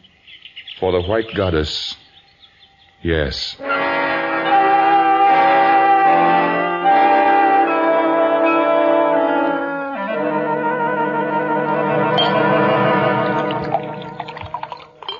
Thank you, Hammett. Now, fill Tarzan's glass. No. Your wine is strong and your food rich. I prefer to dine on freshly caught game. You might get to like a lot of things civilization has to offer. That is true. I marvel at the wonders of this house on wheels you've brought into the jungle. You might find the people outside the jungle as amazing as the things in their homes. Yes, sometimes I am not satisfied with my friends in the jungle. Sometimes I long to know men of my own kind. There are no other men of your kind, Tarzan. You're very special. I think perhaps I'd better check the camp. Hammett, I'm sure you have things to attend to also? Yeah. I was just going out for a breath of air. The air does lie heavy here. I'm used to the smells of the jungle, and yet there is a heavy sweetness about this room. It's my perfume, Tarzan. Do you like it? Well, my daughter will keep you company, Tarzan. I'll return soon. Don't hurry, Father. We have a lot to talk about.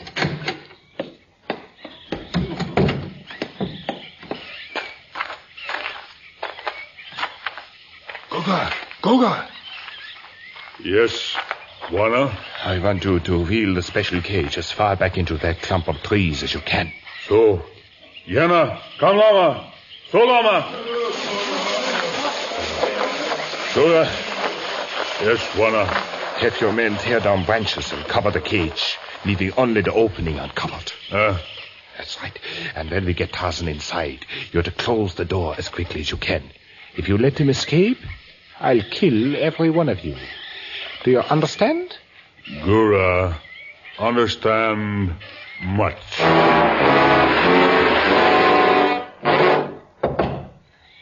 May I come in? Come in, Father.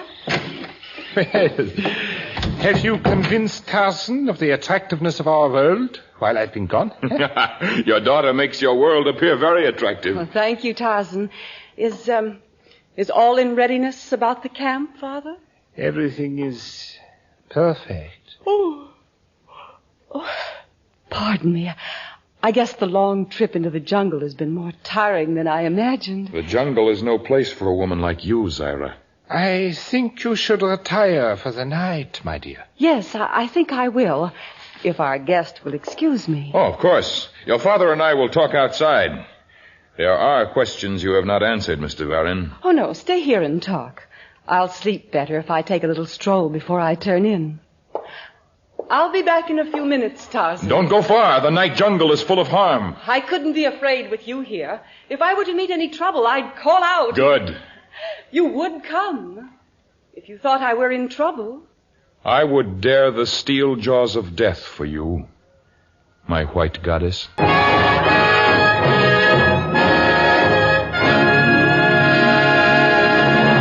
In just a moment, we'll continue with Tarzan and the Decoy. Zaira made her way quickly toward the distant end of the compound, there taking her place behind the heavily camouflaged cage of steel. And in the meantime, Tarzan tried in vain to get a straight answer from the slippery-tongued Varan. And the keddah you've built? Oh, just for collecting some specimens of animal life. For study. We'll set them free later. Good. Because in Tarzan's country, animals are killed only in self-defense or for food. Wild things are left free. That is as it should be. Only sometimes a man who thinks he's free... That's Zaira. She's in trouble. I must get to her. I'm coming, Zaira. Save me, Tarzan! Save me! Tarzan raced out of the van, his fleet footsteps carrying him rapidly in the direction from which Zaira's voice had come.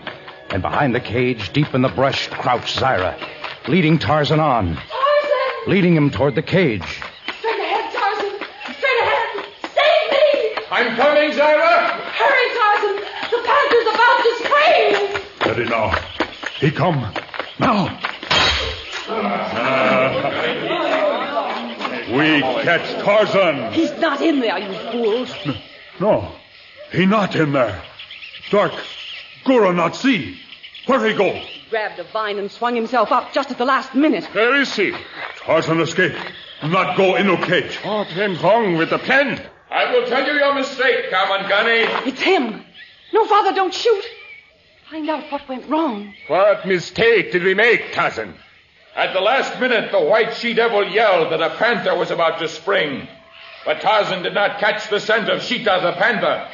Only that of Pamba the rat. Kill him! Your bullets are as crooked as your tongues. I shall return, Kamangani. Gura.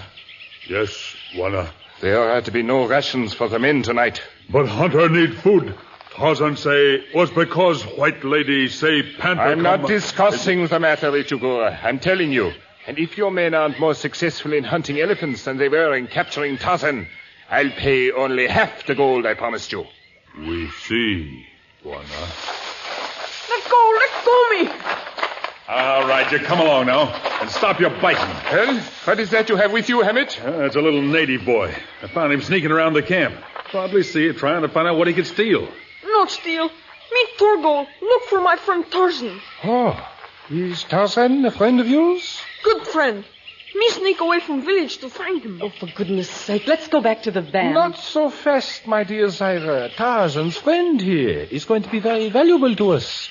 Tie him up and throw him into the cage, Hammett. We now have fresh bait for our trap.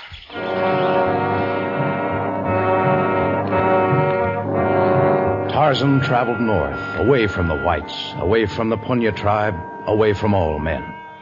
But the next day, he learned that elephants were being lured into Varan's keddah, and a desire to help his wild friends joined a growing urge for revenge, and he turned back in the direction of Varan's camp. When he was almost there, he saw a lone hunter in the woods, and the man was Hammett. Tarzan leaped down, knocking the gun from Hammett's hands and raising his gleaming knife to Hammett's throat. Oh, please, Tarzan, let me speak. What have you to speak of? They have your little friend, Torgo. Torgo?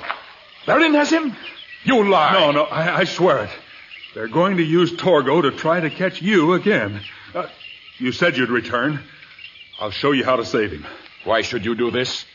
Because I'm an animal hunter, not a man hunter.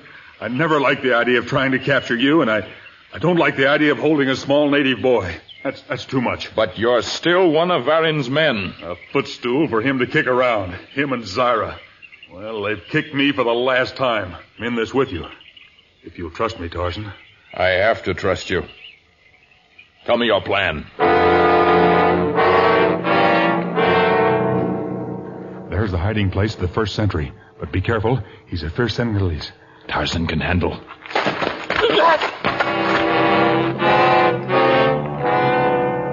Those are the last two, Tarzan. At the edge of the keddah and behind the tangled growth to the left. We must finish this quickly.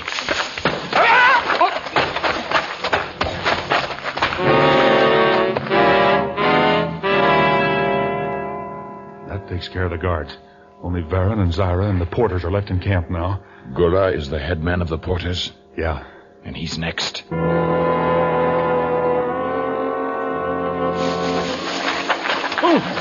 Me friend of Tarzan. How do I know that? Gura see guard disappear. No say anything. Gura, his men not fight Tarzan. I can't count on that. I swear, Great Bwana, no black man raise hand against you. Us hate devil Varan. Us hate she-devil too. Like dog they treat black men. All right. Tell all your black men to leave the camp at once, then. Is so, Great Bwana. Varan and she-devil soon be left alone.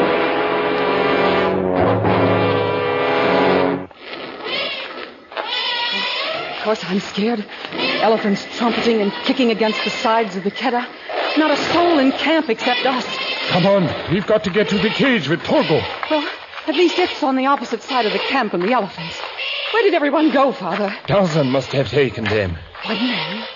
We got rid of Hammett, and then the Senegalese, and the porters, and the Askari? How? I don't know. But as long as we have the native boy, we have a chance. Keep your back against the cage so you can be surprised. You take one side and I'll take the other. Here's a rifle for you. Oh, I wish they'd stop that. It's getting on my nerves. Torgo wants out. Torgo's scared. Shut up or I'll turn this rifle your way. Torgo's legs and wrists hurt. Loosen tongues, please. Shut up, I said. What was that? That Tarzan. It sounded like a signal. Look, there's Hammett. He's over there by the gate that holds the elephants. Oh, maybe he will... He's opening the gate. He's letting them out. They're coming this way. Oh, we'll be killed. Run! Run, Zyra! We can get away! We can...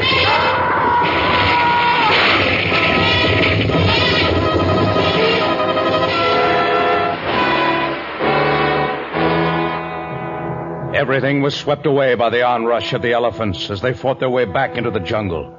Varan fell beneath their mighty hooves, and the cage that had held Torgo was smashed in 1,000 pieces. Broken fragments of 2 rifles littered the ground. But high overhead, a great bronzed god of the jungle held under one arm a small native boy, and under the other, the most beautiful creature he'd ever seen. As the herd disappeared in the distance and the dust settled, he placed them both on the ground. Torgo no feel good.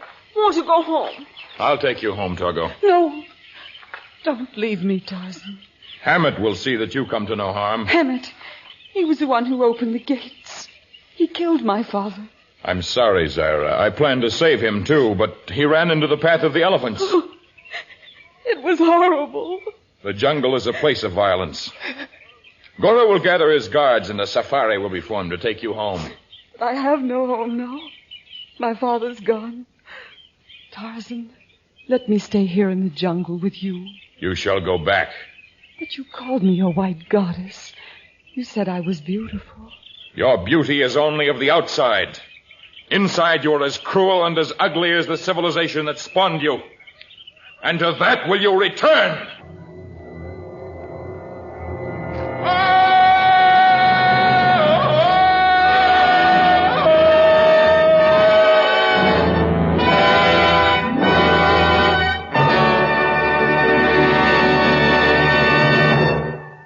We'll return to tell you about the next story of Tarzan in just a moment.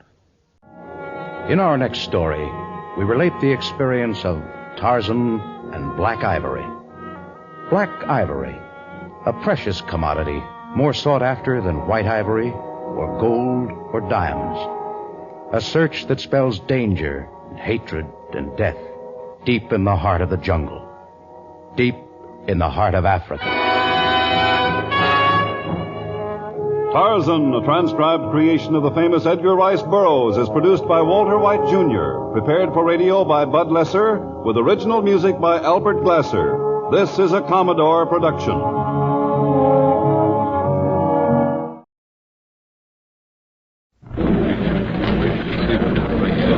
This is John Daly in the Salem court of Massachusetts Bay Province.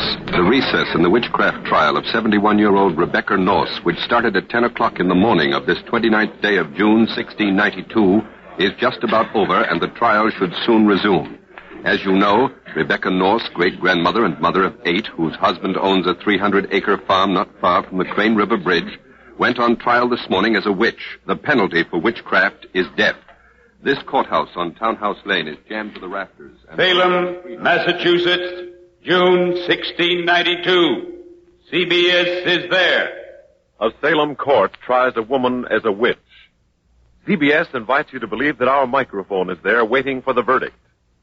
All things are as they were then, except for one thing. CBS is there.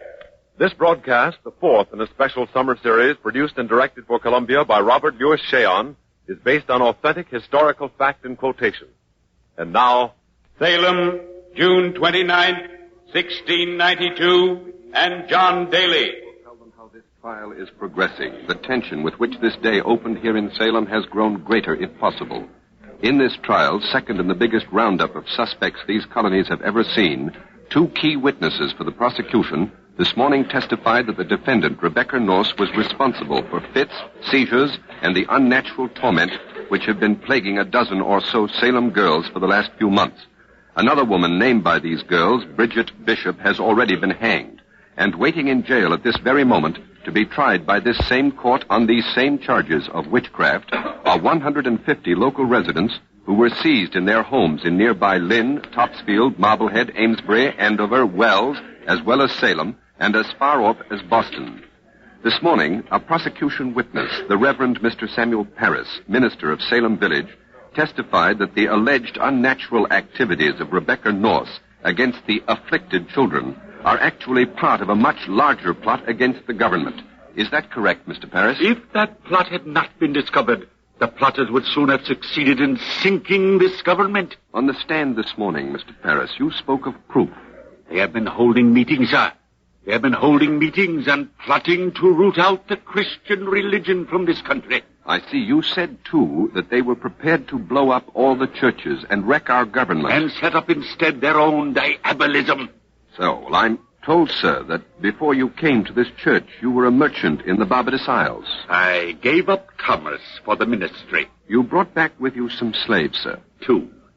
Is it true, Mr. Parris, that there has been a dispute going on between you and members of your congregation as to what were the terms of your salary agreed upon 2.5 years ago? When I accepted the call to this parish 2 years and 7 months ago, my salary was clearly determined. But there is a dispute, isn't there, as to whether it gives you permanent ownership of the parsonage or merely the use of the ministry and the pasture. The salary for my services includes full and permanent ownership of the parsonage and surrounding grounds.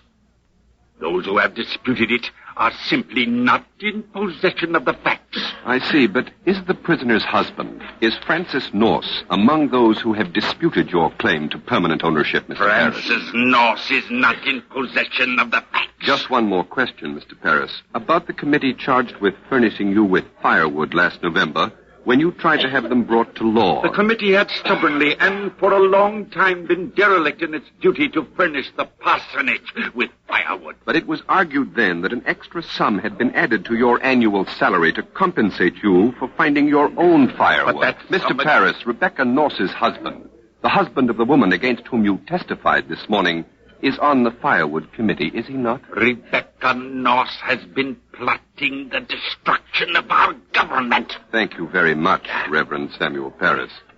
Also on the stand this morning, we heard Dr. William Griggs, village physician, testify that a number of his patients had been bewitched.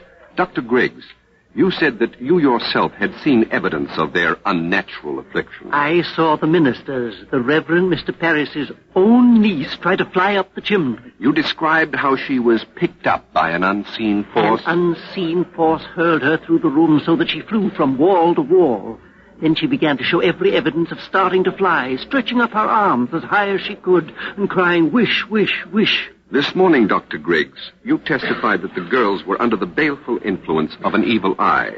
Now, speaking as a medical man, what is the explanation of the evil eye? When a witch turns her evil eye on a subject, an invisible and impalpable fluid darts from the eye of the witch and penetrates the brain of the bewitched.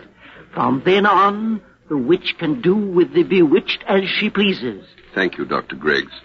The excitement over the witches brings to a head the anxiety and unrest which has been disturbing these people of Salem. Dissatisfaction with a succession of governors, high taxes, a high cost of living, and lately rumors of war make it easy to understand why the distracted Salemites feel, as one put it to me this morning, that Satan is loose in New England, and why they're not surprised to learn that 150 of their own neighbors and even friends have been plotting with the devil against them and their government.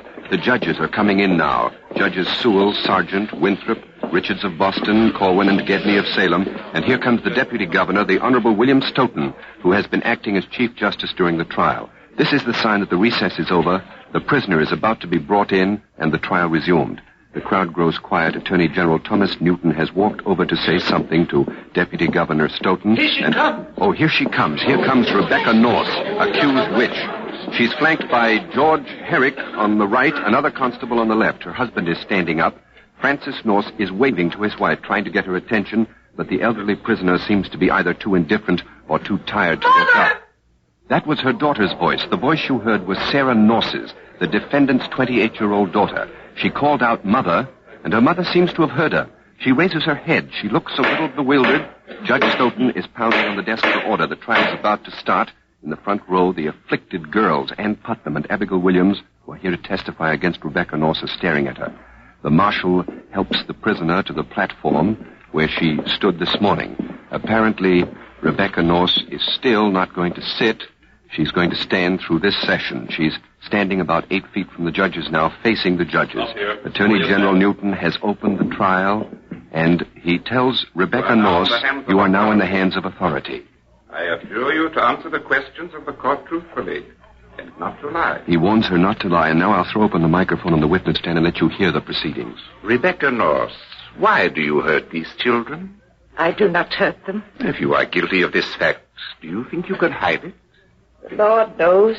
Ann Putnam, have you seen this woman hurt you? Yes, she beat me last night. Despite the fact that Rebecca Norse was locked in the Salem jail last night, 12-year-old Ann Putnam accuses her of having beaten her in her own home, thereby implying that Rebecca Norse can be in two places at once and is therefore a witch. Abigail Williams, have you been hurt by this woman? Yes. Now, Rebecca Norse, here are two, Ann Putnam, the child, and Abigail Williams, who complain of your hurting them. What do you say to it? I do not hurt them. This morning you heard read the confession of one Abigail Hobbs, confessed witch. She named you as the queen of a witch's feast. What do you say to it? How could she say that? She is one of us. What do you mean by that? By what? What do you mean by one of us? She is like the rest of us, innocently imprisoned. Didn't you say you would tell the truth? Who hurts these children now? Look upon them. May I go to prayer? We have not sent for you to go to prayer. Why did you stop coming to church when the girls were seized with fits? It made me ill. Why didn't you visit them in their affliction the way the other neighbors did? I was not able to go out of doors because of illness. What sort of illness? I suffer from weakness of the stomach, sir.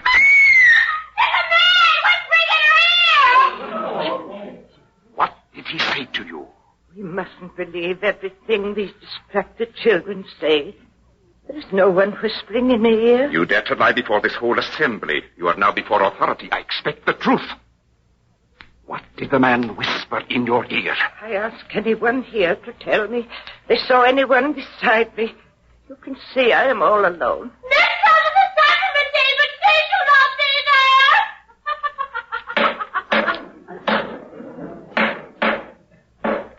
There has been talk among your neighbors, Rebecca Norse, that your illness is of a supernatural character. What do you say to that? But I've had difficult times, sir. I am the mother of 8 children, and I suffer with the weakness that any woman would, my age and condition. Do you have any wounds? Attorney General Newton has asked the defendant perhaps the most dangerous question of all so far. Do you have any wounds? Referring to those marks found on the person of a witch which betray that she is in league with Satan. But Rebecca Norse, being slightly deaf, he has to repeat the question, do you have any wounds? I have none but old age, she answers. 71-year-old Rebecca Norse is beginning to tire. Her white hair, somewhat disheveled, is clinging to her forehead. She's wringing her hands, nervously clasping and... Something strange is happening. 12-year-old Ann Putnam is screaming. She is pinching. She is pinching. And now Abigail Williams is screaming. She is choking me. Both of these girls seem to be having some kind of a spasm. They're writhing on the floor, clutching at their throats and crying as Rebecca North is choking them. Deputy Marshal Herrick and another constable have run over and are each holding one of the prisoner's hands to keep her from pinching and choking the girls, who are at least 10 feet away from her. They're now manacling her hands behind her back. The turmoil is dying down. The spectators are taking their seats. Attorney General Newton again turns to the prisoner, who seems visibly... You see, Rebecca Doss, what a great condition these girls are in. Why do you hurt them? I do not hurt them. When your hands are freed, the girls are pinched and choked. Yes, sit down. Do not feel well. You are strong enough, Rebecca Doss, to bewitch these girls. You are strong enough to stand at your trial. Do you think these girls suffer voluntarily or involuntarily? What do you say, Rebecca North? Do these girls suffer voluntarily or involuntarily? No. The court is not able to hear you. May my husband come up to wipe me for it, sweat from me for it. My hands are bound. These girls charge you with hurting them. If you think they suffer involuntarily, then you admit that what they say is true. And if you think they suffer not willingly, then you are calling them murderers. Which do you say, Rebecca North? I do not mean to call them murderers. I don't know what to make of their conduct. Answer the question, Rebecca North. Do you think these girls suffer against their will or not? I do not think they suffer against their will. Rebecca North is showing extraordinary courage. Old, alone, pitted against men of superior education and legal training with no lawyer to defend her, she nevertheless sticks to her point that the girl's fits are not involuntary. Now Ann Putnam's mother, Mrs. Thomas Putnam, takes the stand. Tell the court what happened. One morning, Rebecca North came to me. What time was it? It was very early morning. Just as it grew light. She was still in her nightgown. She came to me, and she brought a little red book in her hand. She tried to make you sign it? She said if I wouldn't, she would tear my soul out of my body. What happened then? Then there appeared to me 6 children in winding sheets. And they called me aunt. Who are these children? They told me they were the children of my sister Baker, who lives in Boston. And they said that Rebecca North had murdered them. And they told me to go and tell it to the magistrate, or they would tear me to pieces. The testimony piling up against Rebecca North has become more serious, if possible. And now another neighbor of the accused, Sarah Pepper, a widow, takes the stand.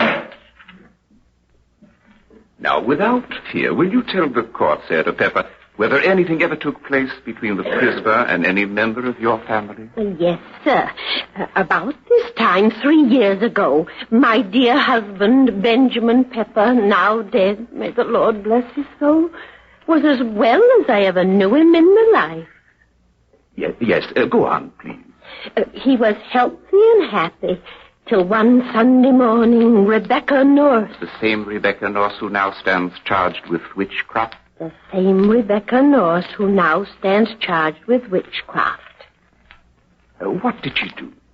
She came to our house and fell to scolding and railing at him because our pigs had gotten into her fields. Your fields are close together? Yes, sir. And we're only supposed to keep half the fence mended. It's up to her to mend the other half. That was the agreement. What happened then? Her side of the fence was down and our pigs got through. We told her we'd kept those pigs hobbled, but there wasn't a thing you could say to quiet her down. She railed and scolded, calling on her son Benjamin to go and get a gun and kill the pigs. How did your husband answer her? My poor husband never said one word amiss to her. And it was right after that he was taken with a fit. Was his seizure the same kind as the afflicted girls have been having? His seizure was the same kind as the afflicted girls have been having. Did your husband have any seizures after that? My poor husband was never the same again. The day before he died, he talked very cheerful, but he was seized at midnight, and this fit lasted till the next night. And then he died.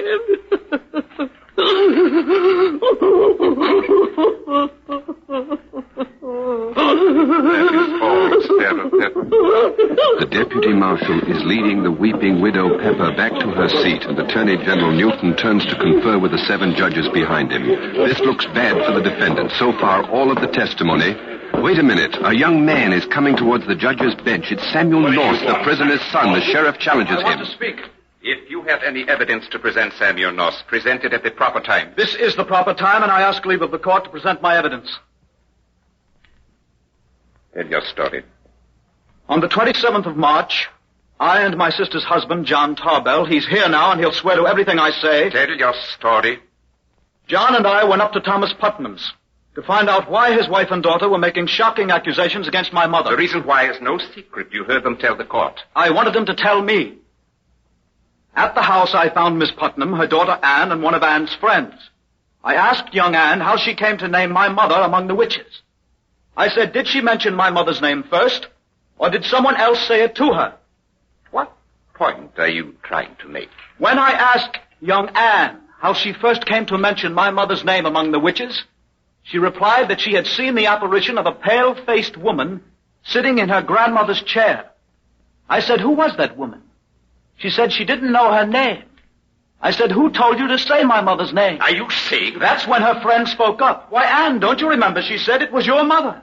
That made Miss Putnam very angry. She cried, why, it was not. It was you told her to say Rebecca Norse. Then they turned on each other and they said it was you told her to say the name. I still don't understand the point you are trying to make, Samuel Norse. What I'm trying to say is that not one of those who now accuse my mother would admit it was they first named her among the witches. First or last, they named her. Attorney General Newton seems to be a little impatient as he motions Samuel Norse to return to his seat. His sister has risen. The Norse family seems to be on the attack now in defense of their mother. Sarah Norse, the defendant's 28-year-old daughter, without being asked, without permission, has come up and is now standing before the bench. Attorney General Newton ignores her. He's conferring with the judges.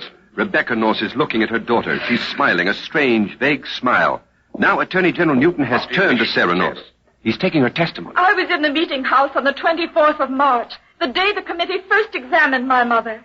I was there when Miss Bibber... You are referring to the widow Bibber who lives in Wenham? That's the one. I was there when she went into a fit. The court knows that. I was watching her when she began to scream that my mother was sticking her with pins. You're adding nothing new to the facts, Sarah Norse.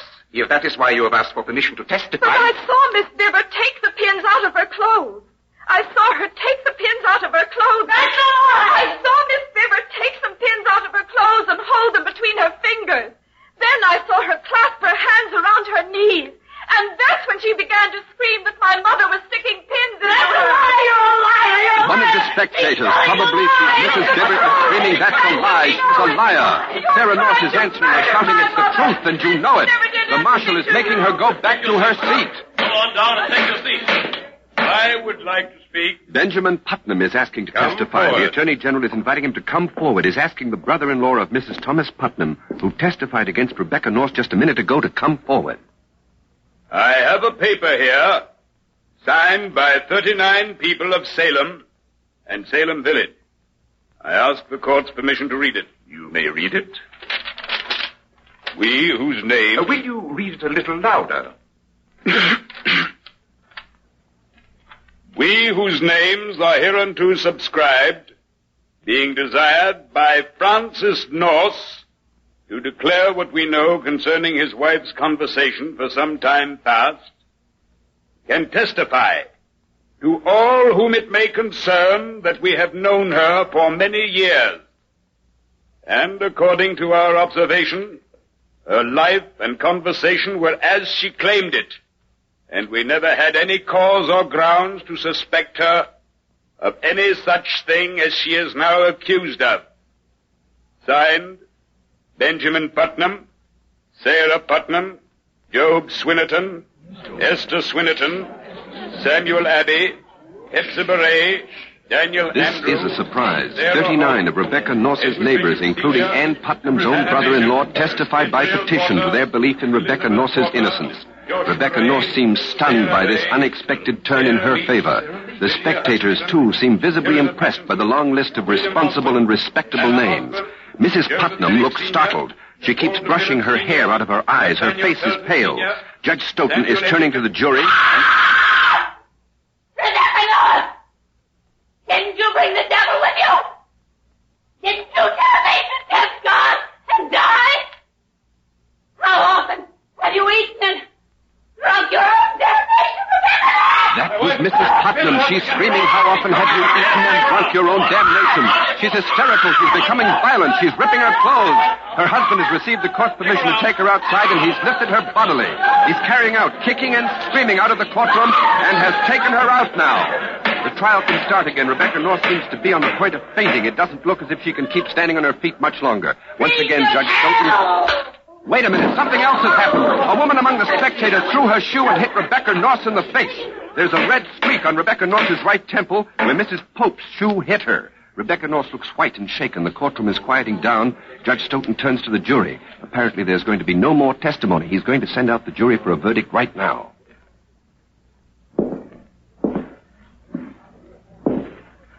I charge that you, being the judges of the facts, if you find that Rebecca Norse did bewitch the said girls, Ann Putnam and Abigail Williams, so that they were sore afflicted and tormented, then you must find her guilty of witchcraft under the statute of James I. The jury has risen now and is filing out of this courtroom to consider the verdict. The judges are leaving too, and Deputy Marshal Herrick is taking Rebecca Norse from the courtroom. Some of the spectators are leaving for a breath of fresh air. The jury is out of the courtroom now. Of course, there's no possible way of knowing how long they will be. They may return momentarily, and if they do, we will switch back here to the courtroom immediately. Meantime, there are about 150 other suspects, as we told you, who have been rounded up in this drive and who are now in nearby jails waiting to be tried by this same court. My colleagues Harry Marble and Ken Roberts are at this moment in two of those prisons, Boston and Ipswich, with CBS microphones, and we switch you first to Harry Marble in Boston Prison. This is Harry Marble in Boston Prison. I'm standing in a room about 25 by 35 and 7 feet high. The walls are of stone and the windows are barred. Leaning against the walls and chained to the benches here are about 25 or 30 men who are waiting to be tried for witchcraft. Right beside me, his hands manacled, is Navy Captain John Alden. Captain Alden, what are the specific charges against you?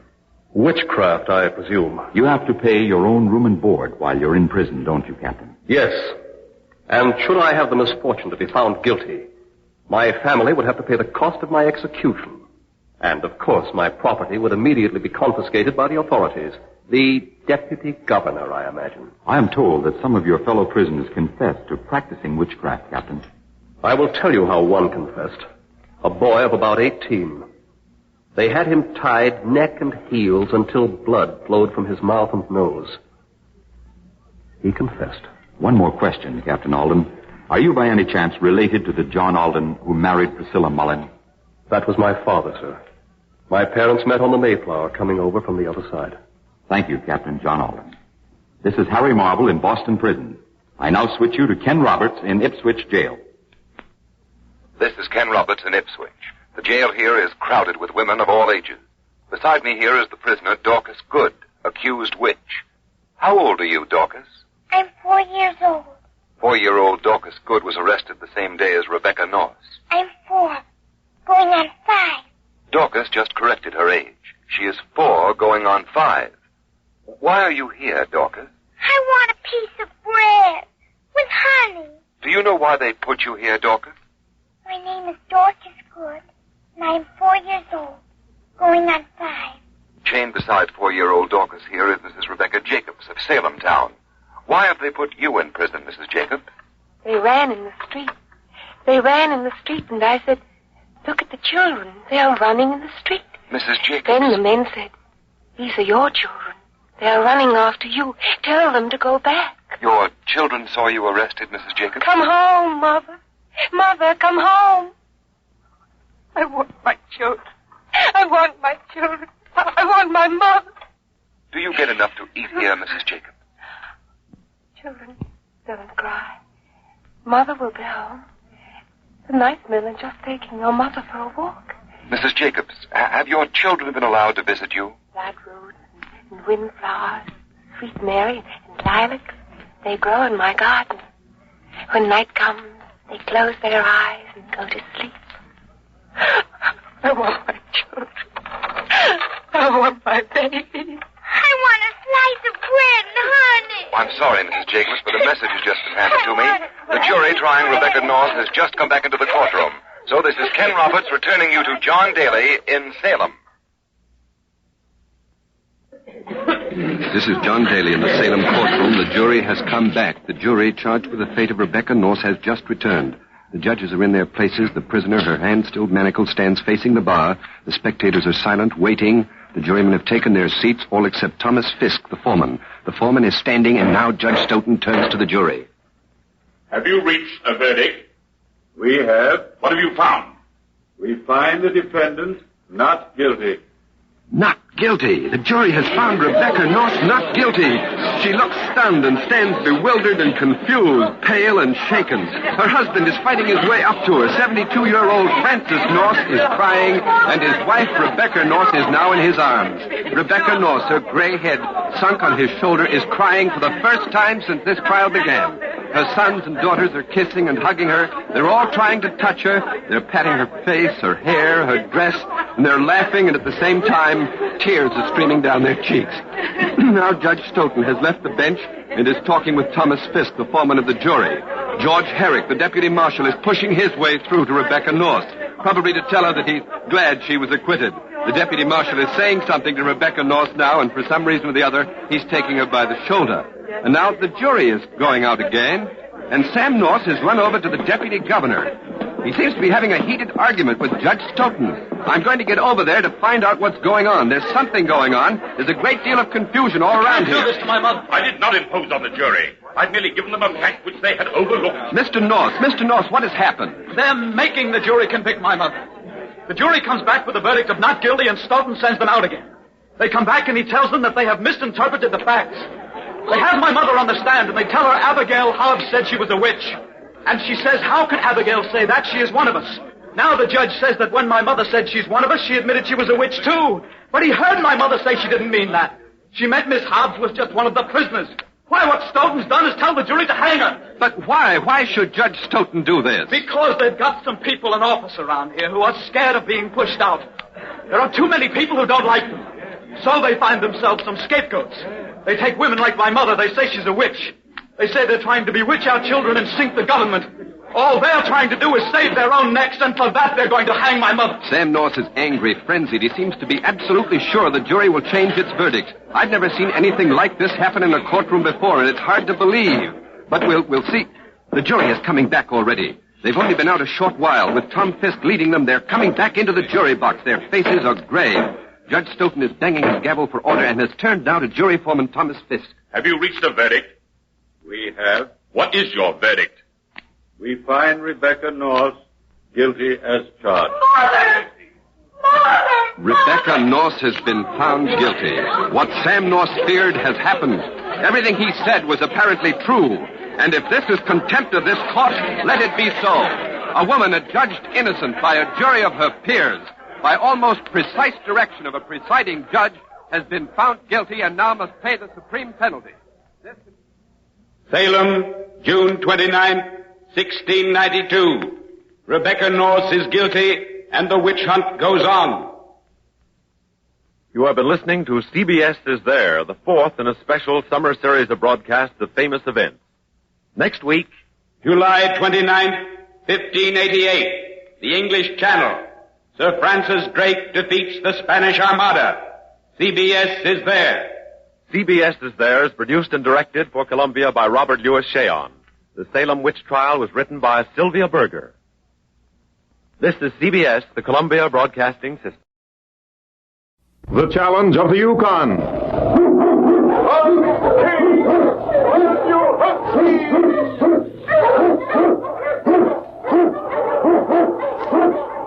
King, the swiftest, strongest of Eskimo lead dogs, blazes the trail through storm and snow for Sergeant Preston as he meets the challenge of the Yukon.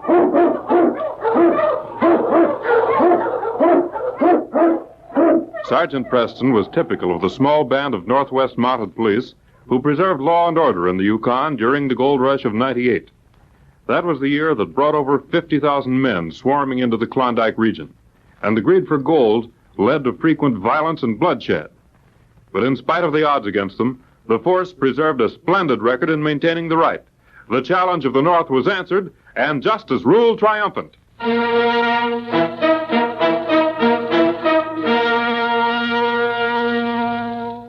Sergeant Preston, on patrol duty in the Yukon, made many friends who were always glad to see him. One of these was Ab Crowley, who lived with his wife in a small cabin several miles north of Three Forks. A vicious storm had swept wind and snow in the face of the Mountie as he drove his team toward the small settlement, and the prospect of a warm cup of tea with the Crowleys was something he looked forward to. The great dog King ran ahead of the sled, cutting tracks in the snow. On King! On you Huskies! Not much further, King. Ah, there's the cabin. It's good to see that light.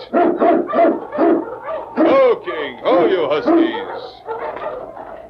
Hey, there's Sergeant Preston. Hello, Ab. How are you? Yeah, fine. I'm mighty glad to see you. Come on in and have a cup of tea. Mrs. just made some. I've been looking forward to having a cup of tea with you ever since I left Broken Wishbone, Ab. How's Mrs. Scarlet? Oh, fine, just fine. We got some good news for you, Sergeant. Yes? Well, what is it, Ab? It'll wait for a few minutes. You go on inside. I'll take care of the dogs. You too, King. Go on in there. All right, King. Thanks, Ab. Land's sake, Sergeant Preston, sure is good to see you. Come on in here and close that door. Well, how are you, Miss Scrawley? Never been better in my life, Sergeant. Dad tell you the news? Oh, no, he didn't. He said it could wait till he got inside. Say, what's this all about? Well, I expect I better let Ab tell you. He's been hankering to tell you ever since we... There, I almost told you myself. Well, I'm certainly curious. Tell me this much. You both look so pleased. It must be something awfully good, huh? It is, Sergeant. It's the best thing that's happened to us ever since we came to this snowbound place. There you are. Oh, thank you. This tea certainly tastes good. Warms you up after all that cold. I guess Ab will be wanting a cup, too, when he comes in. Did you tell the sergeant yet, Ada? Oh, no, she hasn't told me yet, Ab. Well, I reckon I'll tell you myself, then. As if you didn't want the pleasure of telling him yourself all along. Me and Ada just bought the last chance claim. Last chance? Yep. That was Jeb Fisher's claim, wasn't it? It was. Now it's ours. Well. Sakes alive, Sergeant. The cat get your tongue? Can't you say any more than that? I declare, Ab, I knew you'd be surprised, but I never thought Just how much do you know about the last chance, Ab? Well, it's a good claim. I saw Jeb turn up some of the dust myself. I think it's a good piece of luck. We, had kind of a hard time meeting Jeb's price, but, We just took what we'd been saving, and Jeb turned it over to us for the cash. How much cash? $12,000. All the money we had. Why, what's wrong, Sergeant? Well, Ab, I won't congratulate you on your good luck till we make sure it is good luck. What do you mean, Sergeant? I don't trust Jeb Fisher, Mrs. Crowley. I'm afraid that claim is worthless. But we'll soon find out. Worthless? Of course, I have no proof. Sergeant, I can't say that I've ever known you to be wrong before. But this is once I think you've made a mistake. Why, I saw that dust myself. You're no Chichaco, Ab. You know as well as I do that Fisher could have salted that claim. He could have, Ab. But heaven help us if the sergeant's right. Heaven helps him that helps themselves, Ada gal. I'm going to start in tomorrow working on that ground. You will know how we stand. Well, that's a good idea, Ab. I'll tell you what I'll do. I have some friends at Three Forks who will be glad to lend a hand. Well, I don't like to be any trouble to you. Oh, no trouble at all, Ed. I was headed for Three Forks anyway, so I'll stop to see them. Well, we'll be looking for you, Sergeant. Goodbye, Sergeant. Goodbye. All right, King.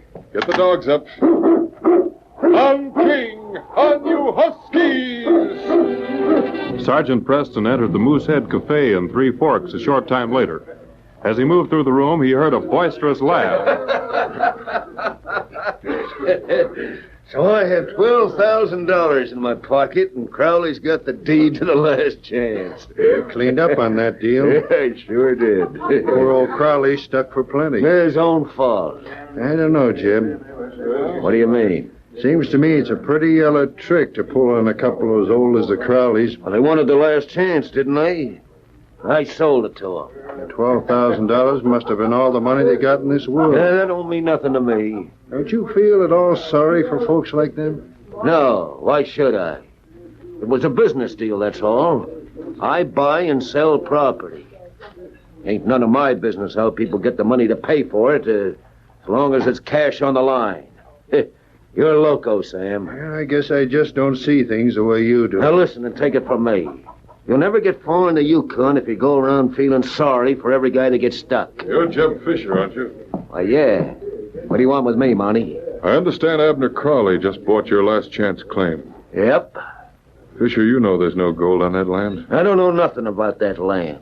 I sold him the property. We turned up gold on it. You've sold claims before. Crowley bought that claim, and I didn't guarantee nothing in writing. Whether you guarantee it or not, Crowley believes there's gold on that property. Then let him dig for it.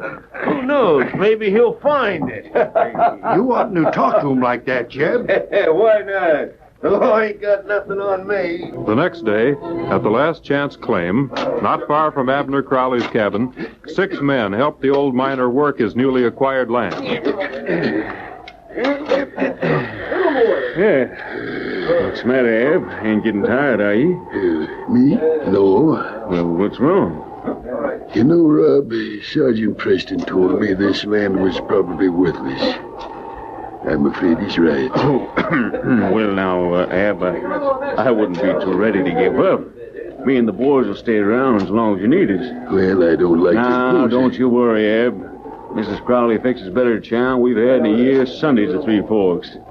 Well, I believe that's a sergeant coming now. Looks like it is. Hey there, Sergeant. Oh, King. How you Huskies? Well, Rob. See you've kept your word. Yep, we've been pretty busy, all right. How's it going, Ab? Well, Sergeant, I think maybe you was right. Why, Ab? Poor Ada. I'll have to tell her we paid our $12,000 for a worthless piece of earth. All right. I told him, Sergeant, not to be so willing to give up. I'm not surprised, Ab. No, you told me, but I wouldn't believe you. Well, there's nothing for us to do now. I'm not so sure about that. Rob and I talked it over yesterday. And here's our plan. A rumor of gold in the Yukon always spread like wildfire. A word dropped in a conversation, sudden activity in a place that had formerly been deserted, and an old miner in town spending money freely. Any one of these things were enough to start men talking, telling exaggerated stories of a new gold discovery. So when old Abner Crowley, long known for the quiet and thrifty way he lived, went into Three Forks carrying a poke of gold dust, the word spread that the last chance claim held fabulous amounts of the precious dust. Did you hear the news, Jeb? What news? About the last chance paying out. Yeah, I heard it. But I thought you said... No matter what I said. Didn't you know it? Oh, shut up, Sam. Oh, I begin to see. Shut up, I tell you. And you thought you took old Abner. I didn't know the last chance was a strike. You're darn tootin' you didn't know it. It'd have never gotten out of your hands if you'd thought that. I'd give anything to get that claim back. What a fool I was. All right, boys. Have another drink. It's all on me. You too, Rob. Have what you want. Thanks, Ab. Don't mind if I do. Ever since you struck it at the last chance... That's right. The sky's the limit. Hello there, Ab. Why, Jeb Fisher. The man that sold me the last chance, my best friend. We always thought you was a good businessman, Jeb. What happened to you? Well, you know how it is. Ab, I'd like to talk to you. What do you want to talk about, Jeb? Ain't got much time, you know. Got to get back to the last chance. Me and Ada. Yeah, I know. But I'd like to talk to you. Well, all right. Come on, Rob. Yeah, sure. Where do you want to talk, Jeb? Let's go in the back room where we won't be disturbed. Suit you, Rob? Well, why not? Yeah, there now. Nobody will bother us in here. Have a chair, boy. Sure, thank you. Well, what's on your mind, Jeb? Ab, when I sold you the last chance, I told you I was planning to leave the Yukon. Yep, that's right, you did, Jeb. Well, a few things have happened since then, and I've changed my mind. I'm staying here, and I'd like to have the last chance back. You see, when I sold it to you, I thought I was leaving, and I wanted to get my affairs straightened up. Yeah, Jeb, a deal's a deal. I bought the last chance. I know how you feel. You paid me $12,000 for the last chance. Yep, cash at that.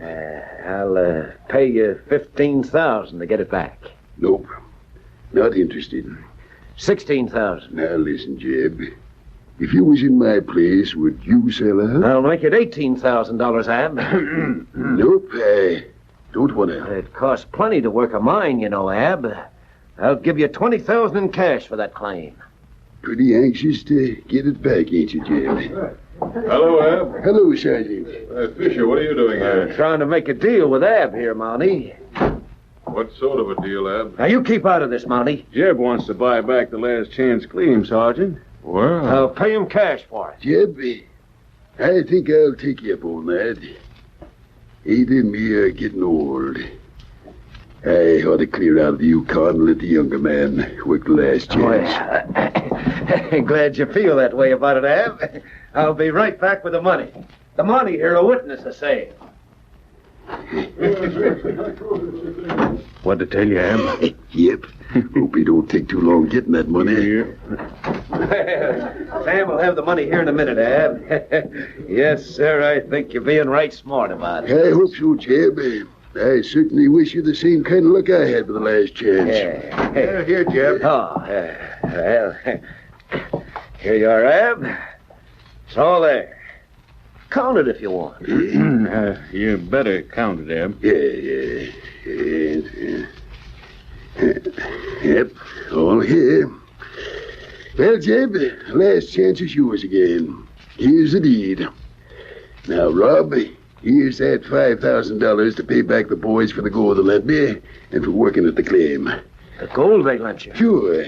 I figured to look like a man that struck it rich ought to have some gold, so they got together and lent it to me. Look like a man that's... Say, what is this? You mean you didn't get that gold from the last chance? We ain't found any gold in it yet, Jeb. Why, you said... I didn't say nothing, Jeb. You came to me wanting to buy back the last chance, and I sold it to you. I've been swindled. You led me to believe you found gold there. If what you told me when you sold it was true, the gold's still there. I tell you, we ain't touched any of it. Are you out? I wouldn't do that if I were you, Jeb. That was a fair sale. I saw it myself. Looks like you're stuck with your own bargain, Jeb. There's not a thing you can do about it. All right, boys, come on outside.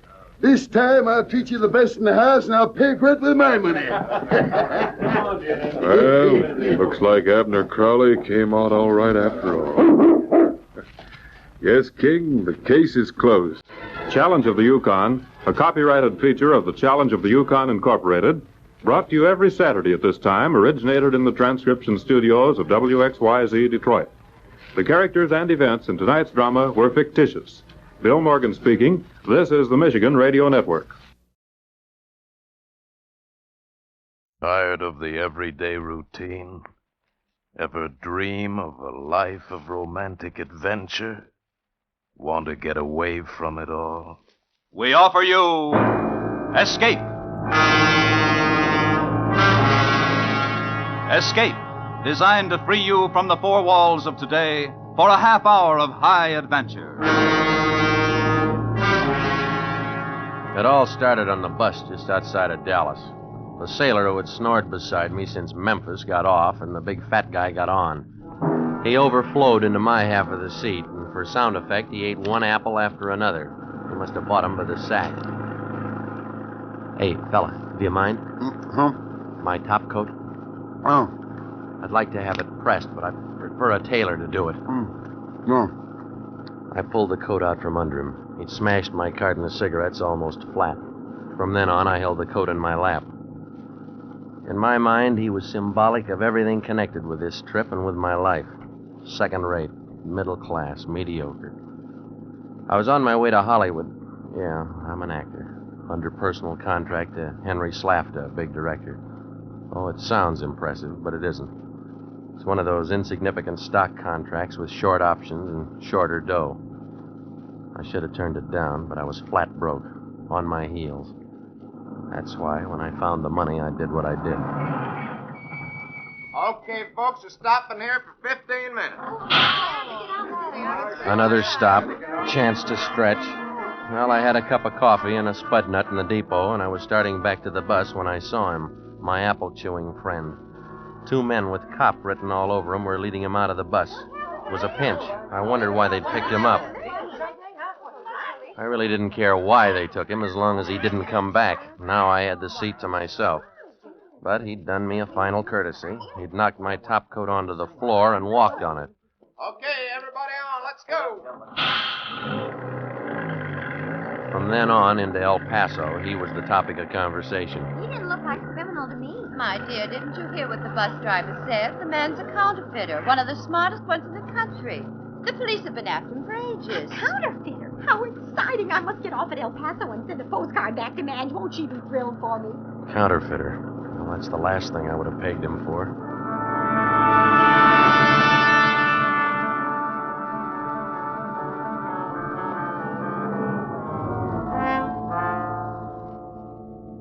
El Paso. El Paso. And Hollywood still 24 long hours away. Well, economy or no economy, I wasn't going to go on. I was dead tired, saddle sore from 3 days and nights on that bus. So I switched my ticket to the following day, and I hunted up a cheap hotel. The bellhop there was full of helpful ideas on how I could spend the evening. Well, how about Juarez, mister? Juarez, huh? Hello, Mexico, just across the International Bridge. Oh, yeah. I'd forgotten that this is a border town. No, thanks. I just want to get some sleep. Sure, mister. It's up to you. I tipped the kid and stretched out on the bed. I dug in my pocket for a cigarette, but I was out, so I reached into my topcoat for the carton. That's when I found it. A package of money. A lot of money. All in 50s and 100s. Nice, clean, fresh bills. I counted them fast. $15,000 worth. So that's why I found my coat on the floor of the bus. Fatso had stashed his homemade money in my pocket. Why, the lousy... I'd fix his wagon, planting it on me. Operator, give me the FB... No, never mind. Wait a minute. Why should I? If I turned it in, I might get involved, and I couldn't afford to. When I got to Hollywood, Hollywood. Boy, what an entrance I could make into that town if all this dough were only real. I could just picture the look on Henry Slafta's face if I flew into Hollywood with a new wardrobe, stopped at the Ambassador, took a suite, made a big splash. Yeah, if only the dough were real. Well, I couldn't sleep now. I was too stirred up, so I took a shower and changed my clothes and went out. I didn't have anything particular in mind, but since the hotel was near the International Bridge, I went over into Juarez, and I wasn't quite sure why I did it, but in my pocket was one of the $50 bills. I went up and down the cheap main drag, sampling tequila and brushing off vendors of Huaraches and leather dolls, just like the rest of the tourists. But all the time, that $50 bill was burning a hole in my pocket.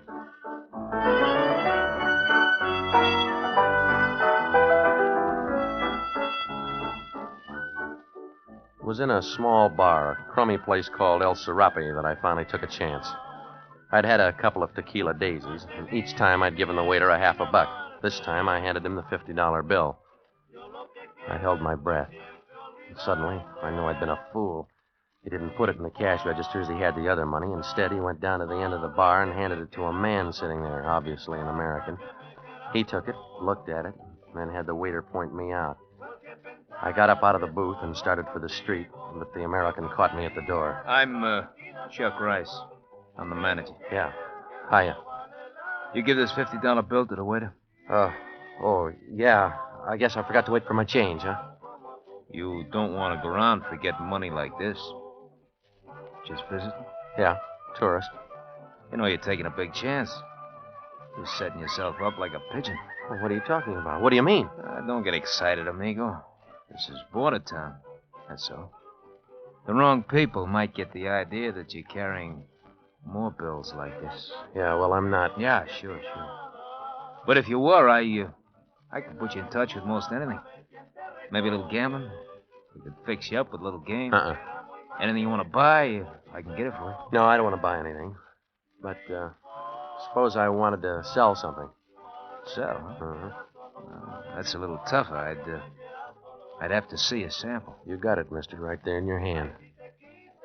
I was taking a crazy chance, but I've kicked around Broadway long enough to know a contact man when I run into one, and Chuck Rice was definitely shady. He stood there scowling, turning the bill over and over in his hand. Oh, so that's why you wanted to walk out on your change, huh? Thought I had it spotted. You got more like this? Yeah. On you? No, I'm not that much of a pigeon. How much more? Enough. You want to dump it? Maybe, with the right kind of a deal. Here's your 50 back. I don't know from nothing about this kind of commodity. Well, I didn't pay for the drinks. It's all right. It's in the house. Your money's no good here. I took the 50 and put it in my pocket.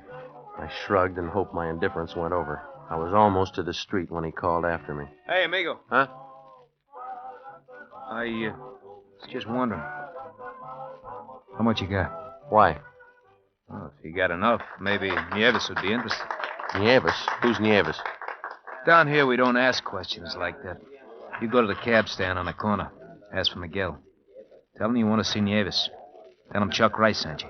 Only this time, amigo, if you want to do business, you better have the dough on you. Miguel. Hey, I'm talking to you. What's the idea? You keep going around in circles. Quien sabe, senor? Can't sabe my foot. I want to go to Nieves. Si, senor, si, Nieves. Well, let's get going. Never mind the sightseeing. Miguel was driving down dark back alleys and dirt roads. I couldn't tell which direction we were going, and I'm sure that was the idea. But we were getting further and further out of town.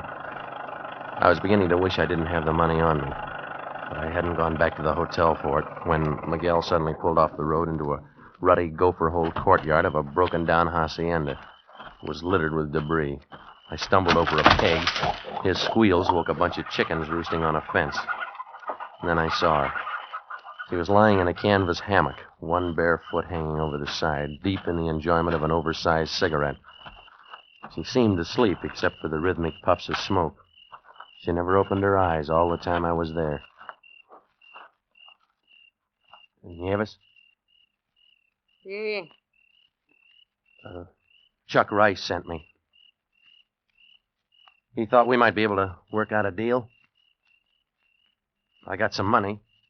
I want to sell it. Chuck Rice said that you might handle it. You hear me? Si. I got $15,000 American in 50s and 100s. How much you want? Well, what'll you give me? How much? Well, I figure 5,000 would be fair. No touch. What? If that's all you want, I no touch. Why? Too hot. Well, if you think it's worth more. No touch. Okay, no touch. Come on, Miguel. Si, senor. Senor. Yeah? O'Toole. How was that? O'Toole, maybe he buy. O'Toole? Where's O'Toole? Oh, Miguel, no. Si, senor. Come, I will take you. Well, your English is improving, Miguel. Maybe your sense of direction will improve, too.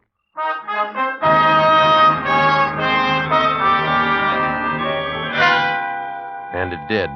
As the crow flies, so did we, straight to O'Toole's Dine and Dance. A gaudy tourist trap hypoed on the outside with neon signs advertising the best food and music in Juarez. While inside, 5 Latin beboppers were making hash out of Embraceable You. Miguel okayed me to a squint-eyed character who reluctantly led me down a hall, up a steep flight of stairs. We stopped in front of a door.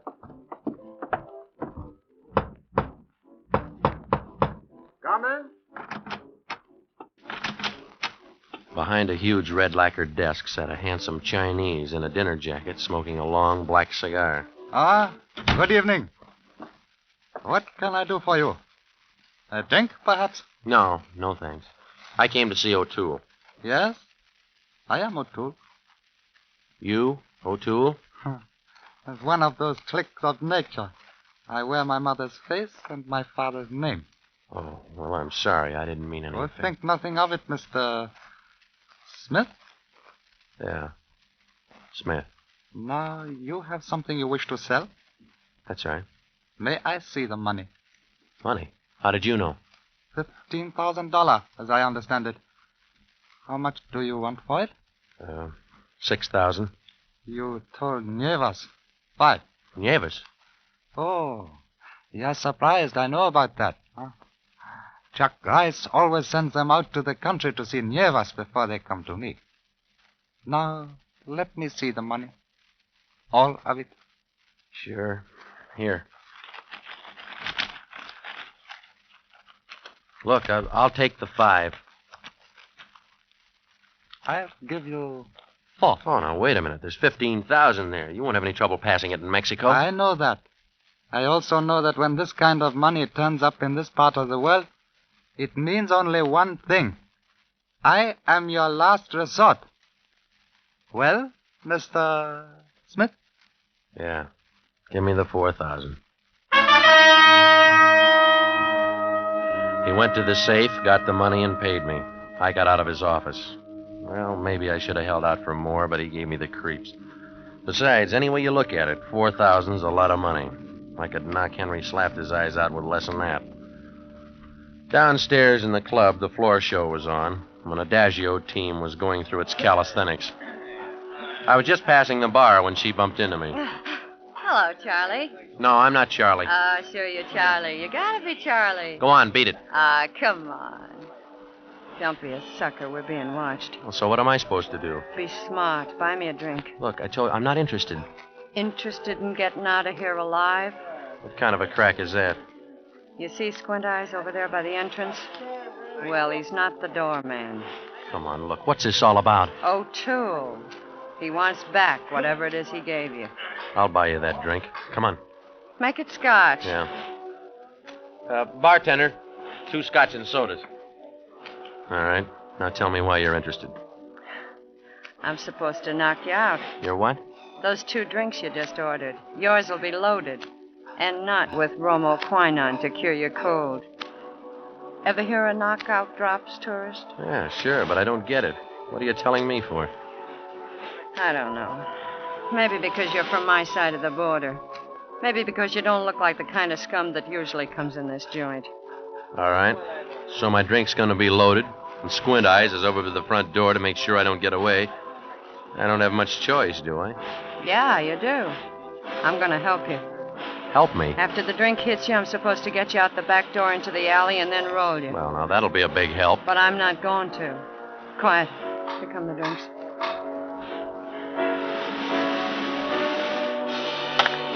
All right, what do I do now? When I reach around you for the ashtray, they won't be able to see you. Switch the drinks. You drink mine. Yeah, but how about you? They you? don't expect me to drink it. Yeah, but you... Now, switch them. Get it down. Drink it. In a minute, pretend you're dizzy. I'll help you get to the alley. And when you get there, you better run, brother. And run fast. Squint Eyes had left the door and was coming toward the bar, so I did what she told me. After I'd gulped the drink down, I sat on the stool a couple of minutes, and I pretended to get dizzy. She helped me off the stool, put my arm around her shoulder.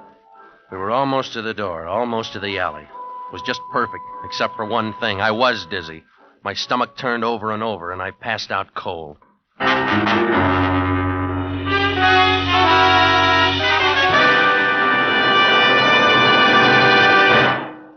In just a moment, we will continue with Escape. But first, a lot's been said about the Sunday night entertainment on CBS, and rightly so. But take a look down the CBS listings during the entire week, and you'll find there's no let-up in the parade of all-star shows. Tomorrow, Wednesday night, and every Wednesday night, Bing Crosby, Groucho Marx, Burns and Allen, and Gene Hirschholt as the beloved Dr. Christian are heard on most of these same CBS stations. Dick Hames and the Andrews Sisters, Jack Smith and Dinah Shore are also on hand in their early evening quarter-hour programs. Make a habit of listening to CBS all through the week. And now we return you to the second act of Escape. The smells were the same. Beer, tequila, stale black tobacco. But the sound had changed. There'd been music before. My stomach burned and my head throbbed, and somebody was lying across me. I raised up, tried to focus my eyes, but I couldn't. Gradually, I placed the sound. It was some kind of a car, bus. No, a truck. I was lying on the floor in the back of a truck, and there was a man lying across me. From the stench of him, he must have been drunk for a week, but from the inert way he lay, he could have been dead. I pushed him off and shook him. Hey! Where are we going? What is this? Hey, come on, wake up, will you? Listen to me.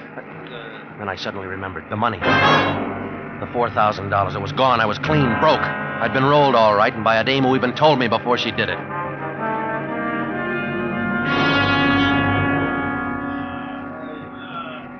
Then I saw the rest of them.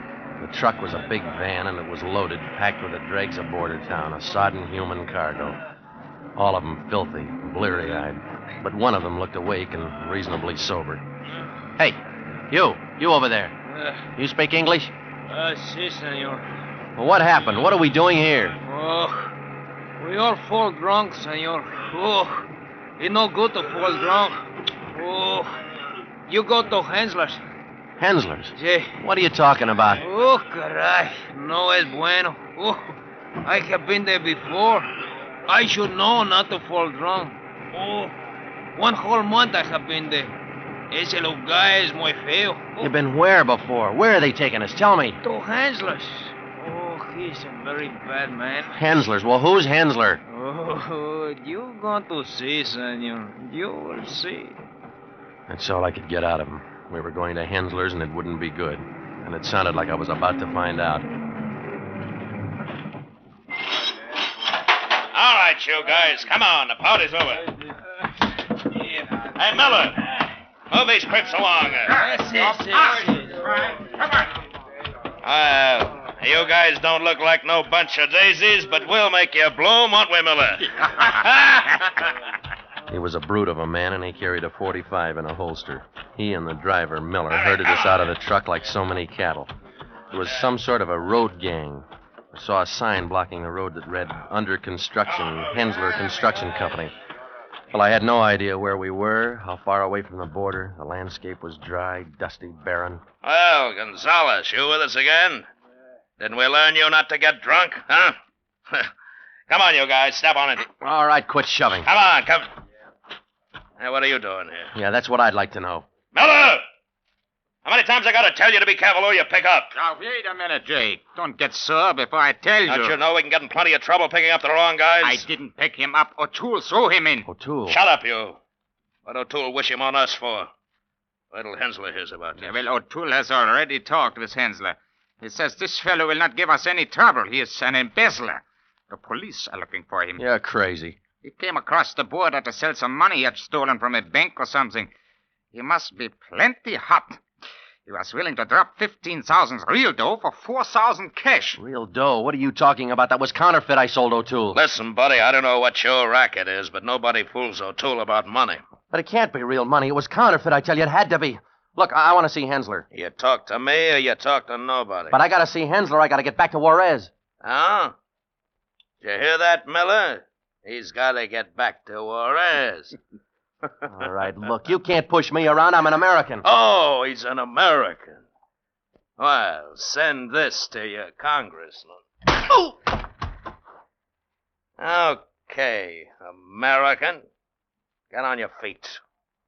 Get a pick and start working.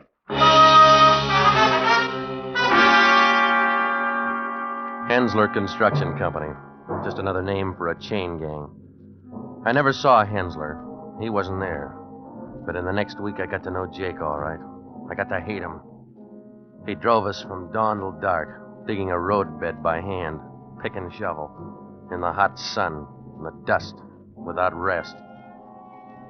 But worse than the physical torture was the thought that gave me no rest. I'd sold O'Toole real money. For now I realized I'd never really had any proof that the fat man was a counterfeiter. I just jumped to that conclusion.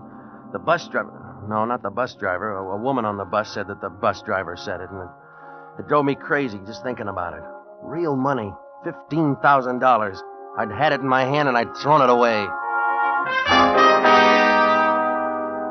I had to escape. I had to. There'd been a man in the truck who said he'd been here before, so he must have gotten away somehow. He could help me.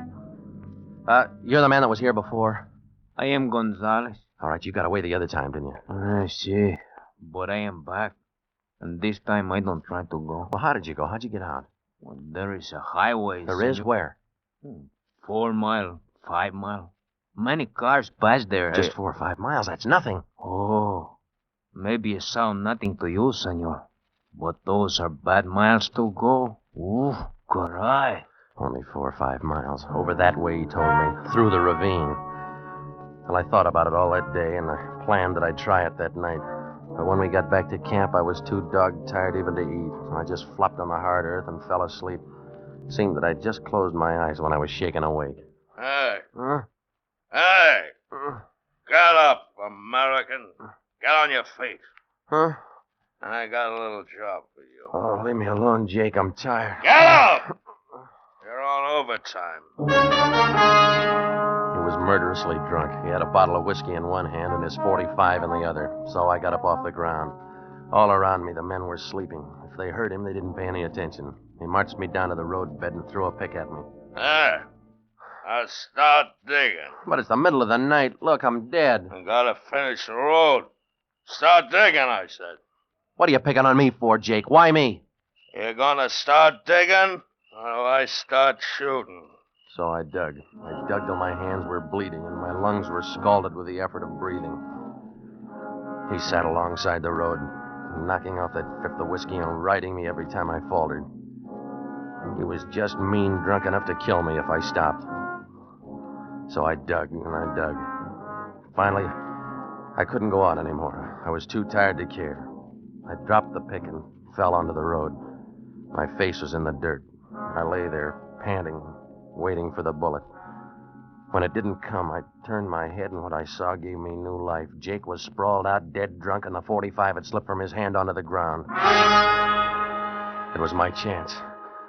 I hardly had enough strength left to move, but I knew if I didn't go then, it'd be too late. I'd never get away. I crawled over to him, and I got the gun, and somehow I got down the road and through that ravine, stumbled and crawled those hideous miles to the highway. And then I heard it, way down the road. It was a car. I ran out like a madman and flagged it down. Monday, usted? Give me a ride, will you? Oh, hello, you're an American, huh? Going back to the States? Yeah. Well, hop in.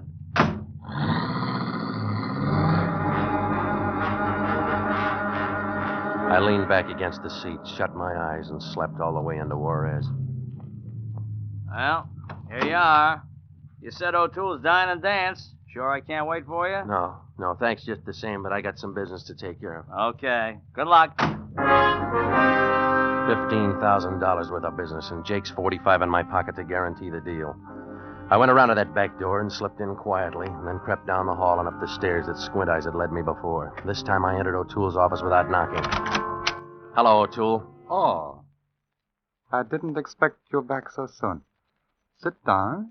Can I get you something? Yeah, you can. $15,000. Afraid I don't understand. We made a deal. Why didn't you tell me the money was real, not counterfeit, huh? Well, you seem to know what you were doing, and remember, you placed the value on the money. I did not. Yeah, well, I've just revalued it. I want it back, all of it. We made a deal, and I paid you, and I'm through with you. And you rolled me. How you lost the money I paid you is no concern to me. All right, then look, then maybe this will be some concern to you. I took enough punishment to get this gun not to hesitate to use it. Now get the money while you're still alive. That won't be necessary. How about 10,000? Look, don't stall. 15. But I should be allowed to realize some profit. Hurry up, O'Toole. I haven't got all day. I'll have to open this safe. Then open it. Will you take it in 10s and 20s? Now, look, I don't care how you give it to me, so long as it's American money. Now quit stalling and get it. I didn't trust him. I expected any minute he'd pull something fast, but he didn't. He gave it to me. I never realized before the power of a gun. It makes short men tall and tall men strong. Here you are. Thanks.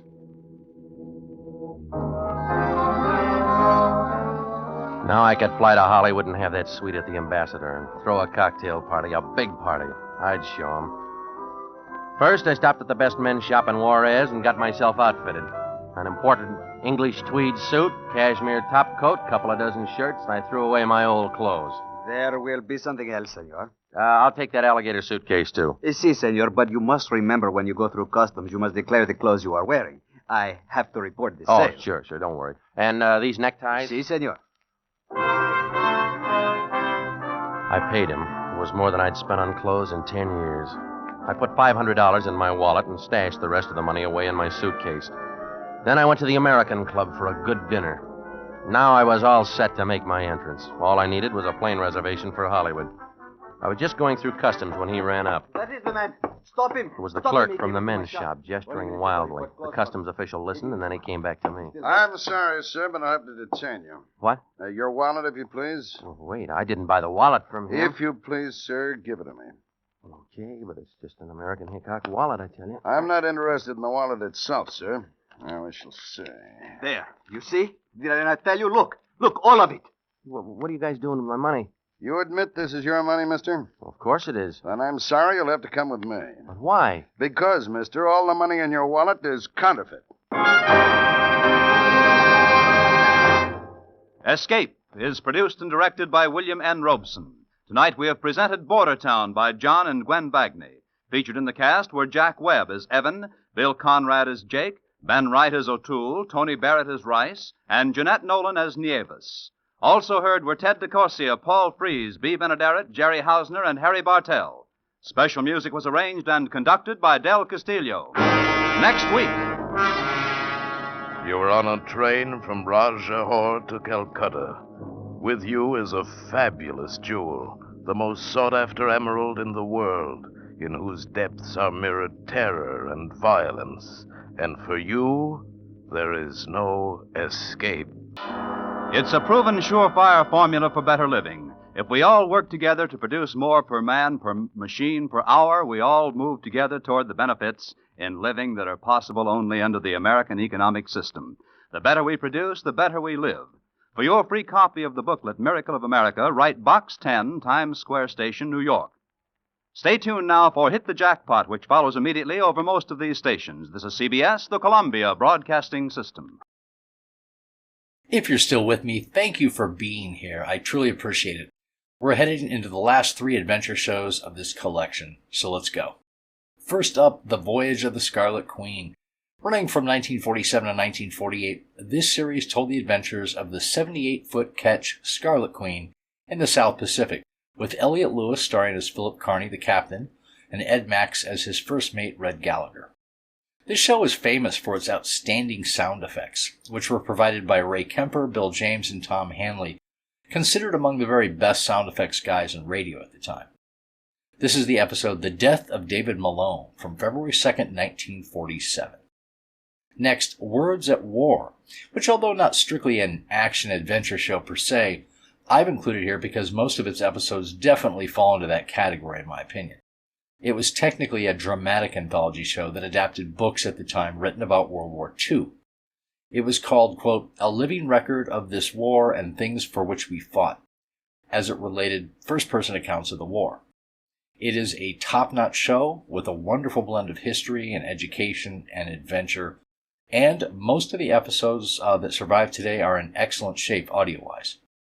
This is the episode Paris Underground from October 12, 1943, based on Etta Shiver's book of the same name, telling of the cat-and-mouse game she played with the Gestapo, giving refuge and escape routes to fugitive Allied prisoners of war. Irene Hubbard and Joan Alexander star, with Etta Shiver herself making an appearance at the end. And then the last show of this collection tonight, The Saint, starring Vincent Price as Simon Templar, the title character. He was fond of helping people, but he also wound up on the wrong side of the law in doing so a lot of the time. The show ran from 1945 to 1951 and originally starred Edgar Barrier for the first several months in 1945. And then Brian Ahern starred for 3 months. And after that, of course, Price took over the role, and then he stayed in it for most of the rest of the show's run. This is the fantastic episode, The Corpse Said Ouch, from August 6, 1950. Again, thank you very much for watching and enjoying. I'm Greg. I'll see you on the next one. Stand by to make sail! With port deep, make sail!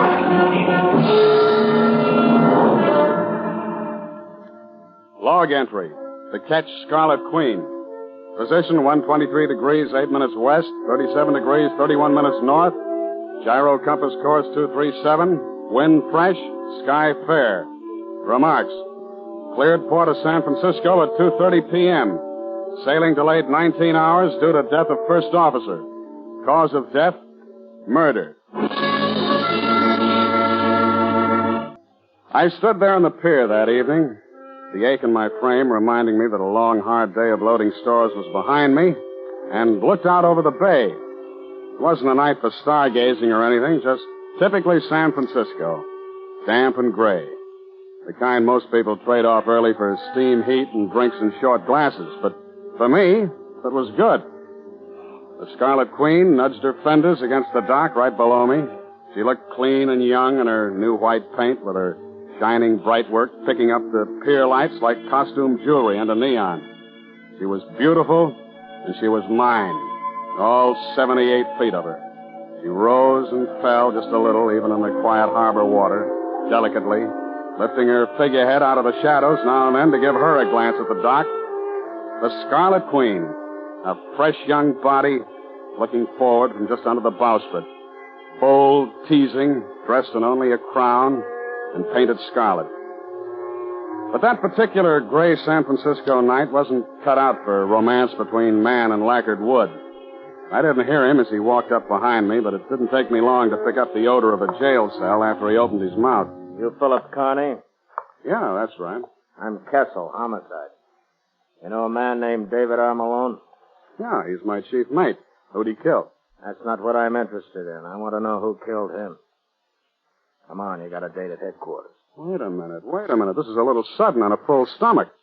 What happened to him? How was he killed? The books are going to call it murder by a person or persons unknown. Homicide wants to know you better.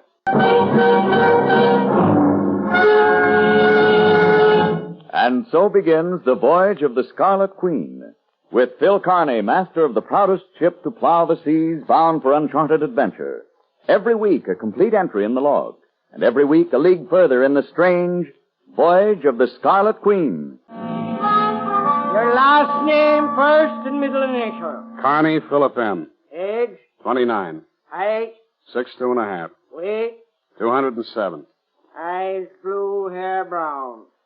Scars or other identifying marks? Yeah, a tattoo. A 3-strand Turk's head in my right bicep. A what? A 3-strand Turk's head. It's a knot. You know, or does somebody else tie your shoelaces? A knot. Kessel, I'm getting awful sick of this. Shut up and answer the question. Address? The schooner Scarlet Queen. Street number? Street number? Well, how on the... Pier 12, berth 2, Embarcadero. Not permanent. That'll be enough for now, O'Brien. That might be a pretty permanent address at that, Carney. Not with me paying the rent. My lease is up day after tomorrow. Now, we'll take care of that. How long had you known Malone?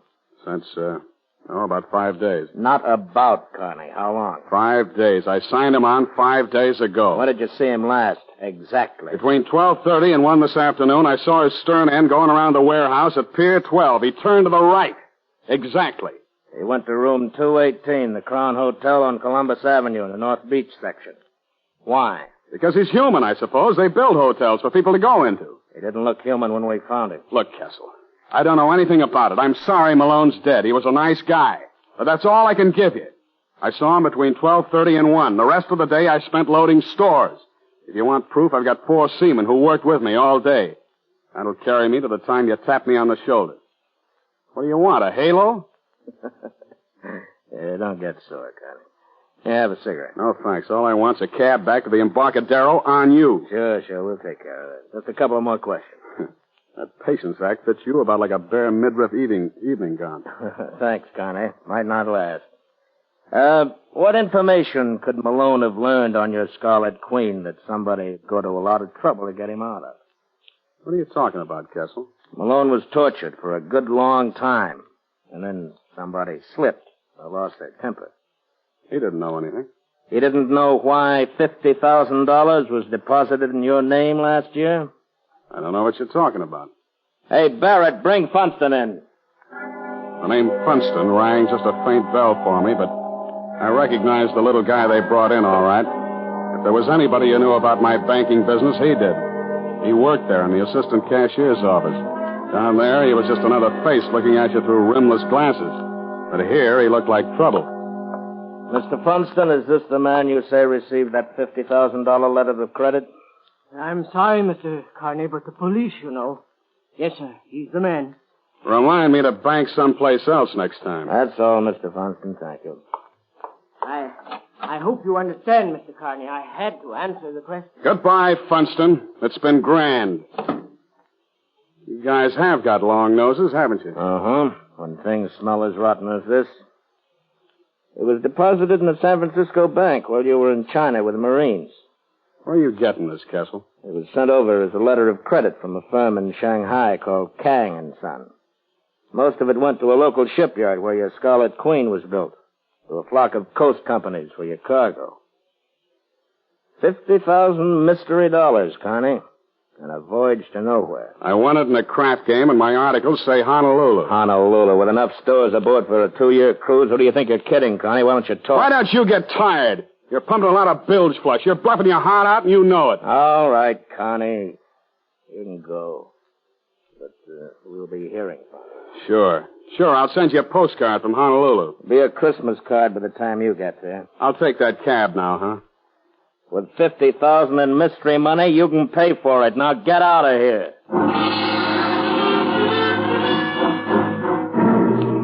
I would have traded places with any engine room hand on any Great Lakes ore ship after I left Kessel, and I hate fresh water almost as much as I hate engine rooms. Kang had warned me when I signed with him in Shanghai. The opposition, he called them. An octopus with a body in an office building in Hong Kong, a brain called Felix Van Gort, and the tentacles groping across the world for the prize Kang was sending me after. A $10 million prize somewhere in the South Pacific, but only Kang knew where, and only Van Gort and Kang knew what it was. I didn't know who the San Francisco tentacle was, but he'd warned me, and I'd fed Malone to it. I knew he'd been tortured for something even I didn't know. The true destination of the Scarlet Queen.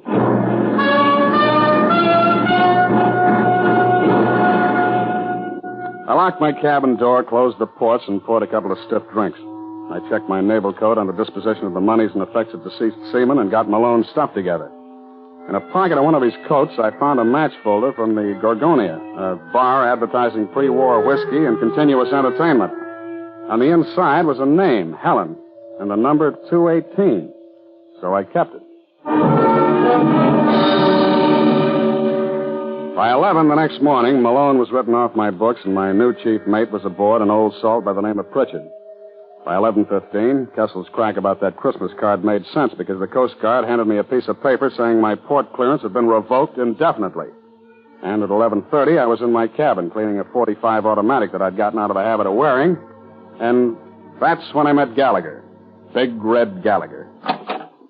Hello, Skipper. Who the devil are you, and how'd you get aboard? I wanted to talk to you. I'm Red Gallagher. Where's my gangway watch? He's got orders, nobody aboard. He tried, Skipper. Don't blame him, but you know how it is. I wanted to talk to you. He didn't have to explain. He held up a hand about the size of a fielder's glove and rubbed the knuckles as if they were bruised.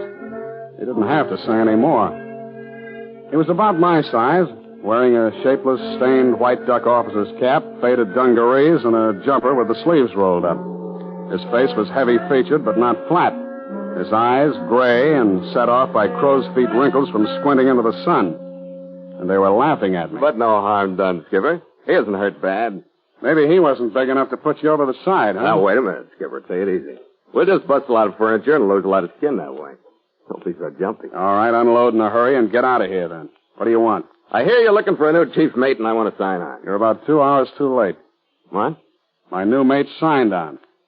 And listen, if anybody told you the way to get a berth is to start knocking the crew around, they gave you the wrong idea. I wouldn't get into a dory with you. Oh, wait a minute, Skipper. I was made for this trip. I've been with Sail all my life, and I traded 3 years out of Sydney. I know that South Pacific. How do you know where I'm going? If that Scarlet beauty under your bowsprit hadn't whispered to me, I could have checked your bills of lading and found glass jewelry, knives, and general Pacific trading cargo. You're too nosy for me, Gallagher. That's because I'm interested. Give me the berth, Skipper. What do you say? I say get your sea boots off this ship. I'm manned and loaded and ready to shove as soon as I get clearance. When do you think that'll be, Skipper? What do you mean by that? There you go, getting jumpy again. That was a civil question. I just wanted to know how long, that's all. It'll be as quick as I can make it. Yeah, I guess I can't blame you for that. But maybe it'll be long enough for me to try again. You need me on this ship, Skipper. I've lived a long time without you, Gallagher. Keep your eye on the newspaper shipping columns. That's as close as you'll come to my sailing. After he left, I went to work on the 45 again, and at about 9, I got ready to follow the match folder. The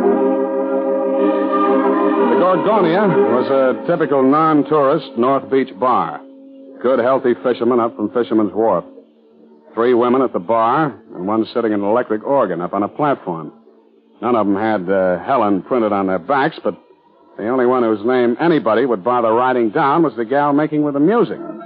Honey-colored hair with a gardenia over the left ear, white shoulders pushing out of a whiter gown, a face full of confidence in the rest of her, and no wonder. After I finished my drink, I walked back toward her. Say, excuse me, but would your name be Helen? Well, that's a novel approach, isn't it? Should I go back and try it over with Irene or Penelope? What's the difference? It'd end the same way. Can I play something for you? Oh, this one suits me. If I can talk to you through it. Can't for the life of me see what we'd have to talk about. Maybe some other time we can get around to that. But I ran into an old mate of mine yesterday. He mentioned this place and you, and now I'd like to locate him. His name is Dave Malone. You know him? Malone? You sure he said he knew me? Yeah, I thought so, but maybe he was just hoping, huh? Afraid that must have been it. Because I don't know any Dave Malone. Yeah, well, it was one of those things. He mentioned your name, so I thought I'd give it a try. But I'll browse around, and maybe I'll come back on my own sometime. I hope you do. I'll be here. Yeah. And, wear that dress, will you?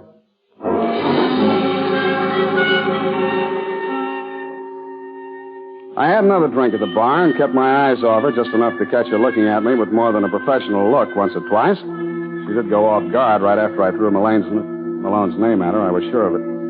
I finished my drink, waved to her, and went out the door like I had someplace to go. But I stopped right after I got out of range of the windows, counted 5, and eased back so I could just look in. She was leaving the platform, and I, along with the good, healthy fisherman, watched her take that white gown back to the phone booths. It wasn't taking her long to contact somebody about me contacting her.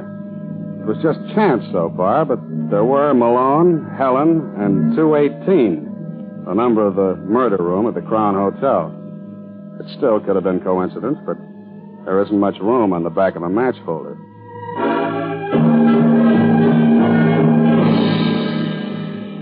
The Crown Hotel was a narrow brown stone-front building, squeezed between 2 more narrow brown stone-front buildings.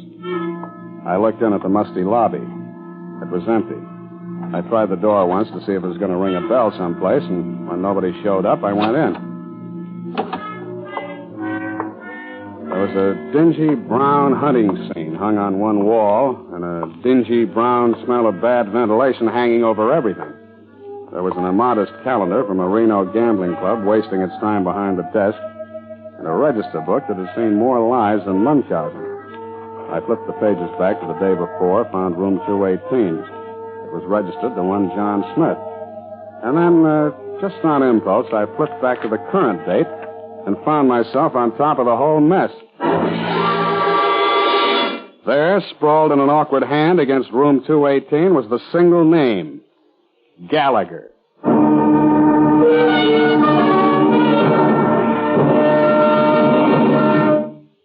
Room 218 and the name Gallagher. All I needed to keep me going up those stairs. All I had to remember to enjoy bringing that 45 out of my shoulder holster was the picture of that wide grin and those gray eyes. I'd have gone through that door even if it hadn't been unlocked. Well, Skipper, go on in. I'm in, brother. What's all the hardware for, Skipper? Why are you always aching for a beef when you and I run into one another? Let's stow that warm friendship, shall we? Let's you do a little talking that you mean for a while. I never say anything I don't mean, Skipper. You'll learn that when you know me better. That's what I'm here for, Gallagher, so start saying something you mean. I thought you'd get here before this. What held you up? Something you mean, I said. That's right. I knew you'd be bulling around this neighborhood with your chin out. Why do you think I took this room if I wasn't waiting for you? What interests me most is that you did. Sure. I knew you'd like it, Skipper. I know you got to have somebody for Malone before you can clear San Francisco. You mean you're ready to confess? Not me, Skipper. I'm as clear as deep water. I got a witness. Do I know who he is? Not especially. I think you do, Skipper. He's the guy who killed Malone. They call him Mr. Fox. At about 6 last night, he was paying me $2,000 to sign on the Scarlet Queen. Yeah, that's sure clearing you in my log. It'll clear me of murder. That's only a misdemeanor in this game. Now, starting from Fox, let's hear some more that you mean. I think you and I are going to team up and beat this thing by tomorrow. That's what I mean. You what? That's right. Starting from the Fox. He's working for Van Gort. If you didn't know that before, you know it now. Who's Van Gort? Yeah, you're being cagey, Skipper, and that's all right. You don't know what to say because you don't know how much I know. I don't know how much you know, so we're even. You're talking. The Fox didn't learn what he wanted to learn from Malone. He tried too hard. So he paid me $2,000 to sign on with you. I was supposed to go through your charts and tell him what part of the Southern Oceans you were making for him, find out everything about a Kang and Son. The payoff was going to be $1,000 a month for just keeping the finger on you and waiting to be contacted. It was an easy deal. Somebody in your family must have been born with shark fins not too far back. Yeah, that was supposed to be a great uncle under the Jolly Roger, Skipper. But no fins yet. But I got reasons. I'm telling you this because if they'd pay off like that for just a line on you, I figure the real dough's going to be made on your side. I still want to ship with you. But for you. Well, I'm telling you, Gallagher, for the price of the Queen, I can't tell you who's crazy in this room. Nobody is, Skipper. You're going to be ahead, too, believe me you are. Not ahead of you, Gallagher. I'm not crazy enough to turn my back on you. Listen to me. You know you're fighting a big outfit as well as I do. But I can clear up the mess here in Frisco. I'll put you next to the Fox and his mermaid. Her name Helen? How'd you get that? She isn't hard to find. Well, that's right, Helen Curran. She led Malone to this room with a smile and a promise. Either one would look good from her. I know. I was there. Good. That makes it simple. Come on, I'm going to get you Malone's killers to prove who's Decoy. Or put me on a morgue slab for an extra $2,000. I trust you like I trust a compass at the North Pole. All right, take a gamble, and it means you port clearance. But you got to have bait. That's you. And you got to have somebody who can put it in the right place. That's me. Come on, I'll show you how it works. It was about 11:15 when I pulled my left ear for luck the last time, followed him down to the lobby, and took my last look at that Reno calendar. Gallagher looked like he was enjoying putting me on the block. The only reason I could dream up for playing sucker was the idea that as long as I kept a line on him, I was at least secure to something. He squeezed me into the phone booth with him when he put the bait on the hook. He held the receiver so I could get my ear into it, too, and called Helen Curran at the Gorgonia. Hello, baby. This is Red. Well, it's about time. I thought you were coming in. Something came up. You get the gardenia? Yeah, I'm wearing it right now. When can I show you how much I like it? Don't talk like that when I'm so far away. Listen, I ran into something about the Southern Oceans tonight. Oh? How good? Sounded pretty close to me. Did the guy come in there tonight looking for Dave Malone? Yeah, I told him I didn't know him. That was smart, baby. Because that guy was Pritchard. He's the one who beat me out of the berth on the Scarlet Queen. That sounds funny, Red. How'd you get all this? He stuck his head in the bar where I was, and I recognized him. He's got the information we want, baby. I could have maybe pumped him for it, but I thought it'd be better if you and the Fox were in on it, too. Maybe in your apartment later? Well, that's for you to work out. Where is he? On his way back to the Gorgonia. I better tag along for the party, don't you think? Pritchard's big. Yeah, all right, Red. Give me a half hour to get through to the Fox and call me back. I'll let you know where he'll pick you up. Okay? Yeah, but, baby, take it easy till I get there. I don't want that gardenia crushed on anybody's shoulder but mine.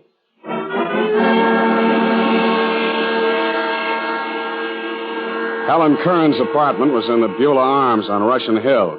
It was a little overdone and modernizing a setup that was dull mid-Victorian a few years back. Light walls with Venetian blinds, some flamingos and parakeets flying through verdant jungles and framed before they started. And a bedroom to the right that she went into saying something about something comfy. When she came back, I saw clearly that she went for off-the-shoulder hostess gowns, too. Oh. There, now I feel more comfortable. Mm-hmm. What's the matter with me, anyway? Is there something? I always seem to stir the wrong approach in you, or are you just shy? With you don't need an approach. You just move naturally. You aren't shy at all, are you? You're just overconfident. You've been spoiled by women. It never hurt me, but then it's not very often as appealing as your brand. Do you think I'll spoil you? Uh-uh. But I wonder if you'd hurt me. Not even if I could. Hey, wait a minute. I couldn't hurt you if I wanted to, could I? I don't know. It gets so lonesome at sea. Like I said, she knew her business, and I had to keep remembering that it wasn't all crushed gardenias tonight. We finally did get around to a drink out of a rattan-covered bottle, and I could tell by the heavy-lidded look she gave me over a glass that I was supposed to be a complete victim and as meek as a kitten with a full belly. She knew her business, but knowing that she knew her business, I went along with the kitten act, but I was as ready as a tomcat when the door opened. But I wasn't ready for who came through it. It was Funston. He was still looking through the rimless glasses, but now his eyes were steely hard and his mouth hung open a little like it was watering. It only took one deep breath to realize that he was the Fox. Gallagher followed him in wearing the grin. Hey, boss, wait a minute. Something's wrong. This guy isn't Pritchard. Red, what do you mean? That's right. This guy's Phil Carney, the master of the Scarlet Queen. I was sitting on the couch, and after a sellout like that, there was no use standing up. Helen left me like I'd broken out with a purple pox, and Funston had a small caliber gun out of an inside pocket faster than I could get my breath. Gallagher still stood behind him, looking at me with that grin. Red, he's the one who was in to see me earlier. Never mind, Helen. Something went wrong then. This isn't the guy I talked to. Never mind, I said. I'm well acquainted with him. You're an impulsive man, Mr. Carney. What are you doing here? I like a game of bridge as well as the next guy. You play a stupid game, Mr. Carney. You should remember that your Red Queen is not the top of the suit. She'll do. She'll never win a trick. You'll never use her. You know what I mean? Yeah, I know what you mean, but you're bluffing, Funston. Either that or you're double-crossing Van Gort and talking for yourself, fighting to stay clear of Malone's murder. I want more than talk. Yeah, you're still bluffing. You don't want to hurt me. Because with me out of the way, Van Gort's octopus would have nothing to follow. Wise up, Funston. You don't scare me. I'm too valuable. All right. I'll pay you $25,000 for the destination of your Scarlet Queen. I can't hear you. There are methods that talk louder than money. Now you're bluffing again. You'd never get it that way either. And what did Van Gort say if you laid me next to Malone? That's something I'll have to find out. At the moment, that looks better than arrest for murder. Stand up, Carney. You're really on a spot, Funston. You're even getting the double cross from your own people in this room. Now who's bluffing, Carney? I mean, you're getting it from Gallagher. He knew who I was tonight. Gallagher. Skipper, why do you have to rush things? Oh, no. I'm all right, Skipper. I'll take him. Watch the mermaid. I raced her across the room to a table. She had a drawer open and a nickel-plated revolver half out of it by the time I grabbed it. No. Drop it, sister. Drop it. Let go of me. I said drop it. Calm down, sister. Get over there and calm down.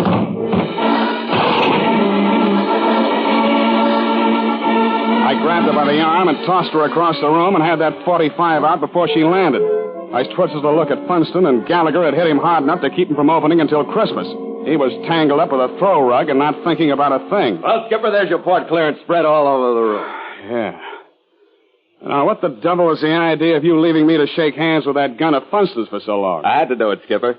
He knew I didn't have Pritchard up here, and I had to play along till we got ready to move. He knew? Yeah. He had some of his playmates guarding the Scarlet Queen. He knew Pritchard never came ashore tonight. Yeah. But we're a great team, Skipper. We're standing up and they're lying down. I'll agree with you there, Red. Keep them that way, will you? I got a proud call to make to homicide.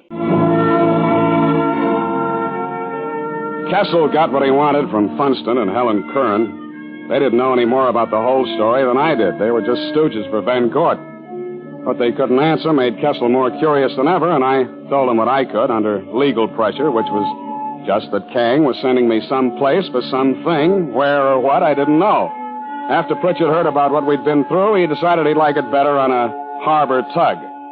By 2 the next morning, Gallagher was signed on, and we cast off from Pier 12. We went through the Golden Gate under power, sitting on the wheel box with a bottle between us. We followed the channel buoys out to the Farallones, picking up that good deep water roll, and the Northwest trade started singing through the rigging. I felt like a man getting his back out of a cast and walking again. The crew perked up, too. And they fell to with a will when Gallagher started bawling orders. Stand by to make sail! The men liked him, too. Even the one he'd slugged had a pull from the bottle and shook hands with him. They took their stations at the mainsail. With port feet! Make sail! Men at the halyards hoisted away smartly, and the peak of the mainsail climbed at the mast, and the white, strong expanse of it bellied out and pulled. I could feel it at the wheel. To the jib sheets, men! Smartly now! The jibsail boomed out, then the mizzen. The Scarlet Queen was glad to be free, too. She took the bone in her teeth and charged every swell as though she were carrying on a one-woman war with the whole Pacific. Is the rig heavy enough for you, Skipper? We're showing 8 knots on the taffrail line. It's good enough. We'll hold her full and by until nightfall and then ease her off some. You got a fine lady here, Skipper. Yeah, behaving like a queen. She's right for southern waters. She'd better be, mate. She'd better be. How long are we going to be down there? Well, we may never get there, so who cares how long it'll be? Not me. I'm not married. You are now, mate. To the Scarlet Queen, the bigamist. I'm going to get sick of sharing women with you. But let me take the wheel, will you? We got to have a honeymoon sometime. Sure, take over. Course is 237 on the gyro compass. Got her? Got her. Hey, she's got spirit. She'll get us to Molokai Channel in less than 14 days. That means the Royal Hawaiian Bar in less than 14 nights. What a wife. What a honeymoon. Want a drink, Skipper? After you, mate. After you.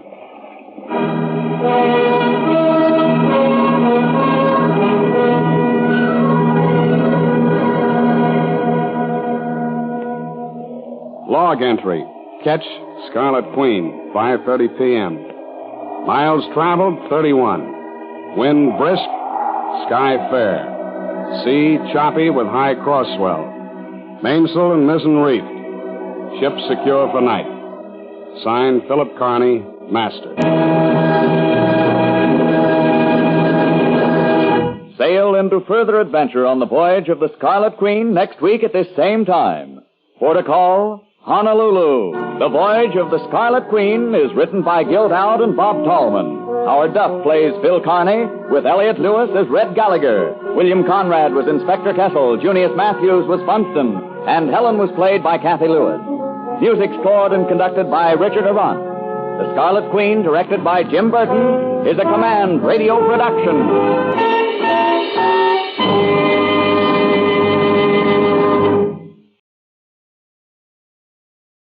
Words at War presents Paris Underground by Etta Scheiber.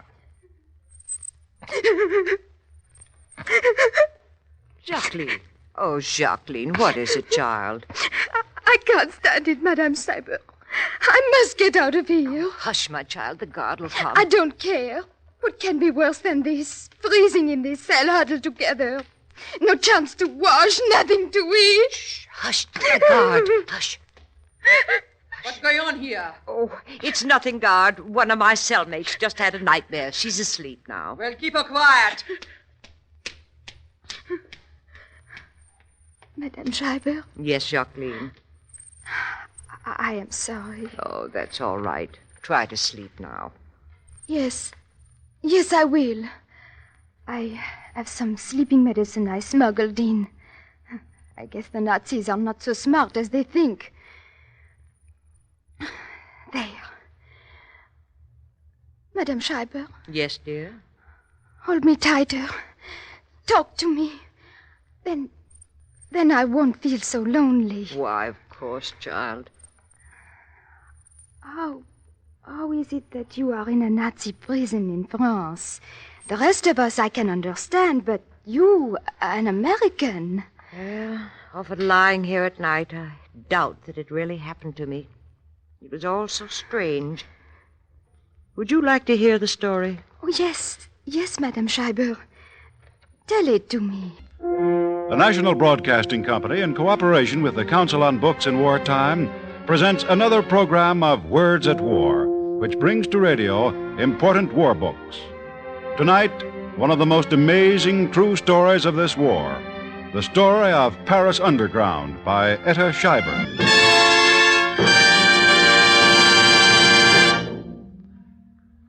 In a cold, miserable prison cell, Etta Schreiber is bolstering the courage of her co-prisoner, Jacqueline, by telling her the story leading to her imprisonment. An experience Mrs. Schreiber herself found hard to believe had happened to her.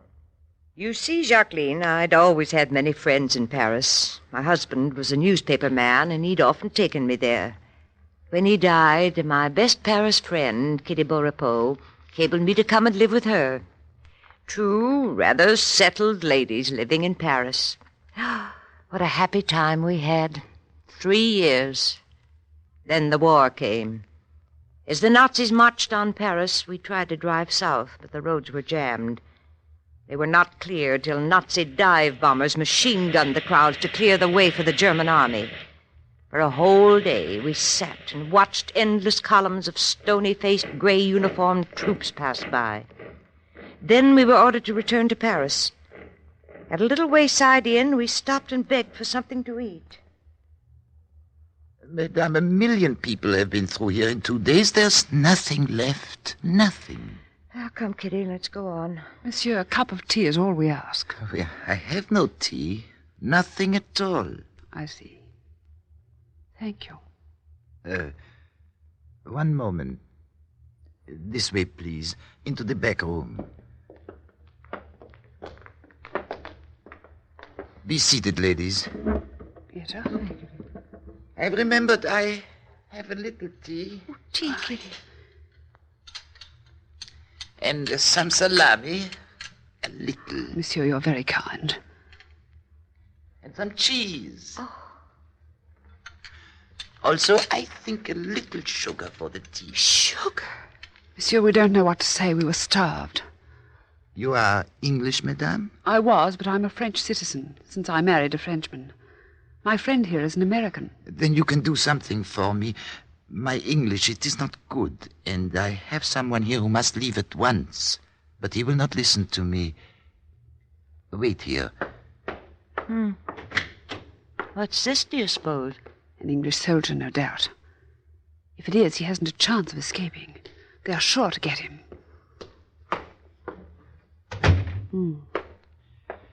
Here is the man. Good evening. Good evening. My name is William Gray. I'm a pilot, RAF. I'm in a bit of a jam. Got caught at Dunkirk. Couldn't get away. I've been working my way south, but the Germans have moved faster than I could. And now Now you're completely surrounded by them. Yes. I don't want to trouble you, ladies, but if you will tell this French chap to be patient a while longer, I will go as soon as he can get me some civilian clothes. I'll be able to take care of myself after that. You're wrong, Pilot Gray.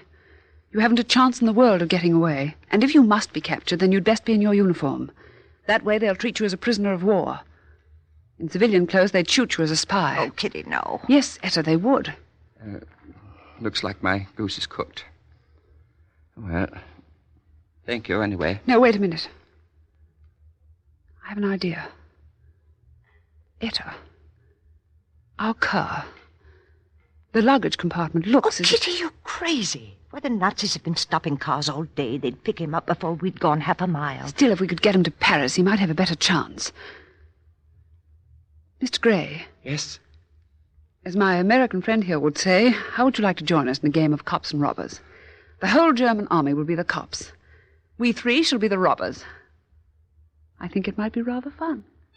We felt brave and pleasantly adventurous then. We didn't know what we were getting into.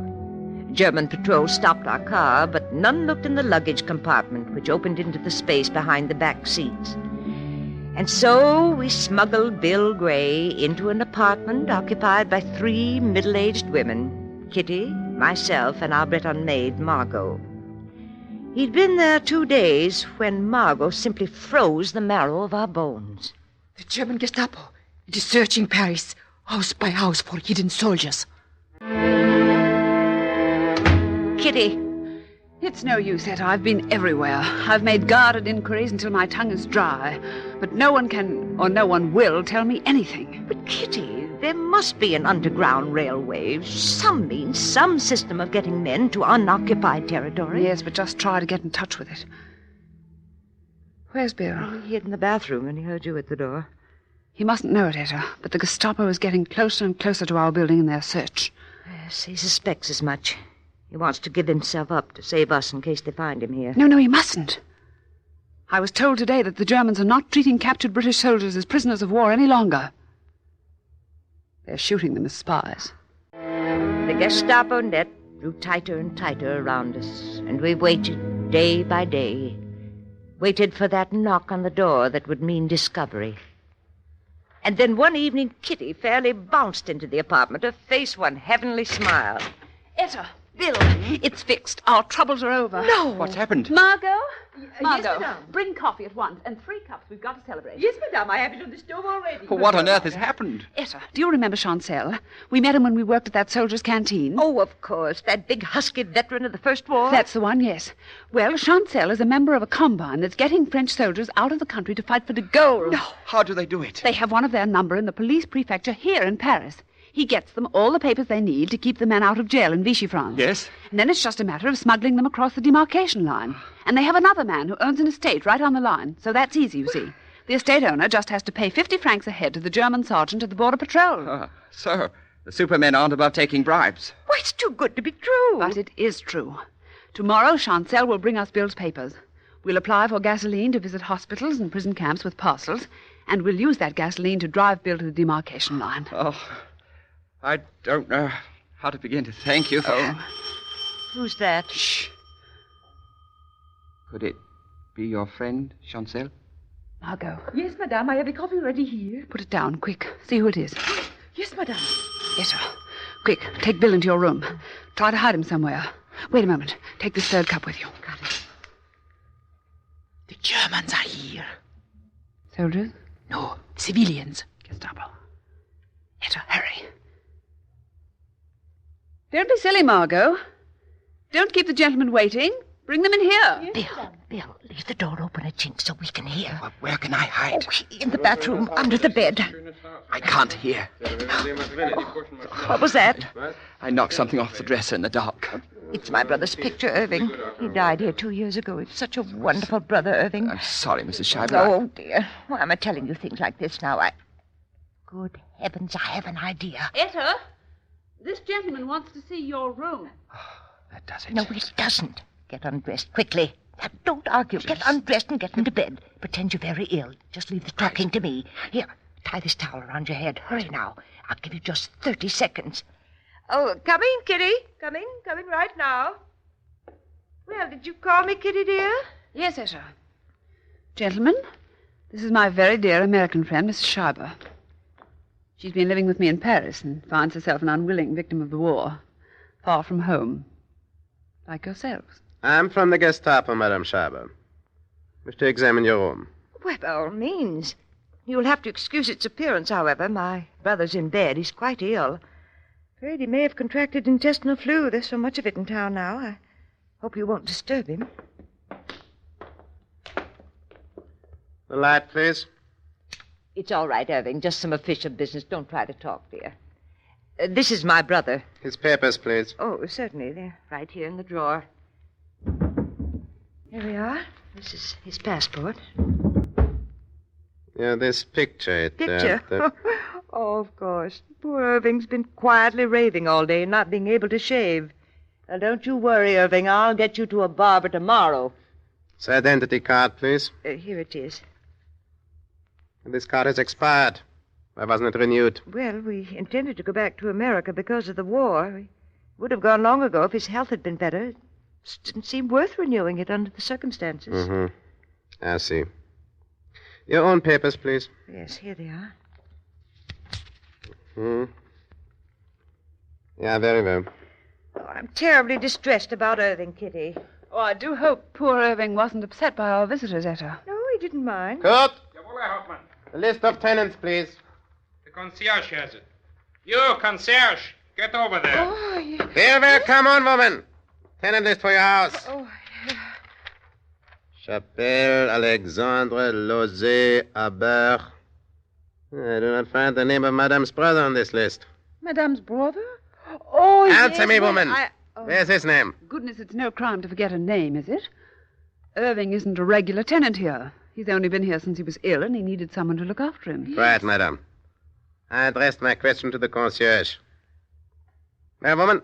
I am sorry, sir. I forgot about the gentleman. He never asked me for a certificate of domicile, so he is not on my list. I shall add his name myself, then. Are you upset, Madame Beaurepos? I? Oh, you mean my heavy breathing. Asthma. There. Now, keep your tenants list correct from now on, concierge. Come, we shall leave. Allez-toi.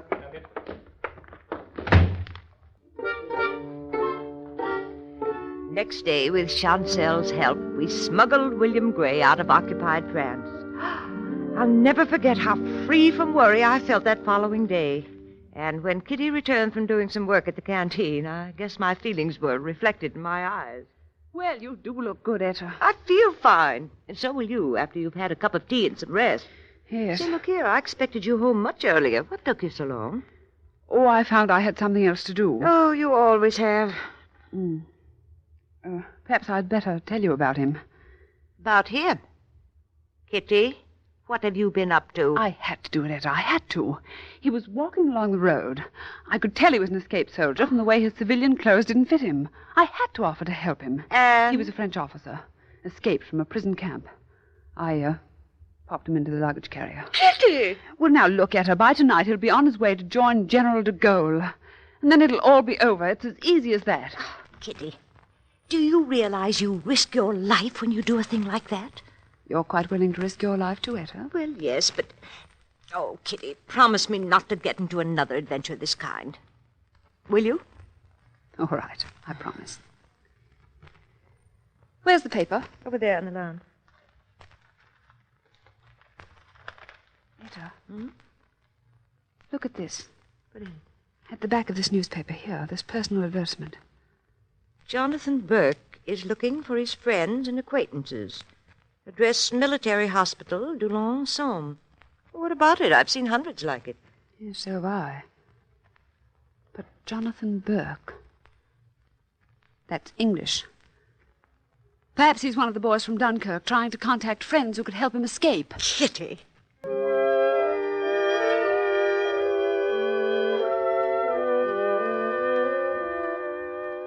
Yes, Jacqueline, as you probably guessed, we helped Jonathan Burke escape from the military hospital at Doullens. Brought him clothes and sneaked him out in broad daylight right into the luggage carrier of our car. Then drove him to our own apartment. Or rather, Kitty did all of this. I just went along and kept wringing my hands in fear. Then, 2 days later, Kitty took me for a drive. Well, Kitty, this is the way to the Doullens Military Hospital. Yes, of course. Are you crazy? No, dear, don't you see? By going back to the hospital, we'll be likely to divert suspicion from ourselves. Kitty Beaurepos, didn't you see the look we got from that French major who's running the hospital? Oh, Etta, dear, you worry so. As a matter of fact, I have another reason for going back to Doullens. Another reason? Oh, Kitty. Oh, no, you wouldn't. But I must, dear. That poor, sick Corporal Meehan. He knew we were helping Lieutenant Burke escape the other day. He made me promise to come back and help him escape, too. Mother of mercy. Kitty, how long are we going to walk back and forth through these wards? It's too bad we didn't have a chance to talk to Corporal Meehan when we were in his ward, but we just can't go back there now without arousing suspicion. Shh, Etta. I won't shush. We better get out before that French major sees us. All right, Etta, all right. Here, let's make for that door over there. That's the first time you've talked sense in weeks. Permit me to introduce myself, ladies. Major Thibault. Thibault? You ladies have honored us with your visit before. It is really very kind of you to take such interest in so small a hospital. Well, you see, Major... Would you be kind enough to answer one question? Where is Lieutenant Jonathan Burke? Why, you must be a mind reader, Major. We've been through the whole hospital looking for him. Our conversation will be shortened if you will be intelligent enough not to deny you helped him escape. I know all about you, your nationalities. I can understand your sympathy with these British soldiers who are prisoners. However, we are concerned with decrees.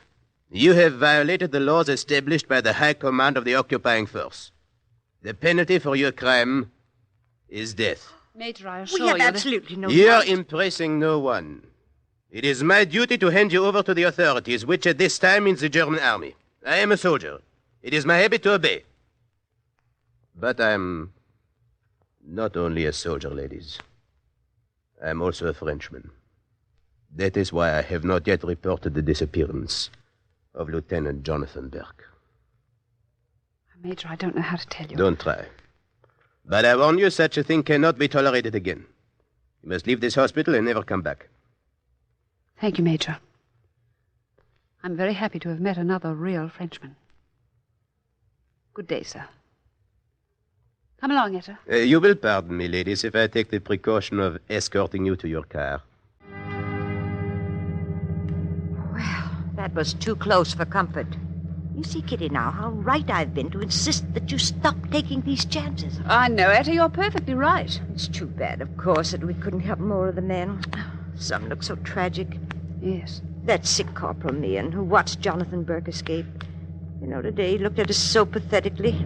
Oh, if we'd only had a chance to speak to him and explain. That wasn't necessary, Etta. I slipped him a note when we entered his ward. Corporal Meehan is in the luggage compartment of our car right now. Yes, Jacqueline, that was Kitty. The most amazing woman I've ever known. I'm sure that Providence took a personal interest in our work, for it went on for months and months. The Gestapo set all kinds of traps for us, but we were clever enough, or lucky enough, to evade them.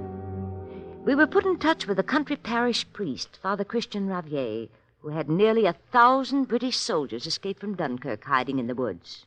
He became one of us. These men don't know French, so they would be helpless alone. We must send each of them on his way paired with a Frenchman. Oh, but, Father, that means more and more people will know what we're doing. We'll have to trust so many. What you don't realize, Madame Schreiber, is that all Frenchmen are with us. Only a very few serve the Germans. Have no fear, Madame Schreiber. All France is on our side. So we went ahead. We smuggled out 150 Britishers and 150 Frenchmen, pair by pair. Then one evening, I was alone in the apartment except for Margot. The doorbell rang. Margot answered it. We wish to see Madame Schubert. Who is it, Margot? There's no need of introduction. You remember us. Wait. You two are the Frenchmen we sent out of the country with the Britishers.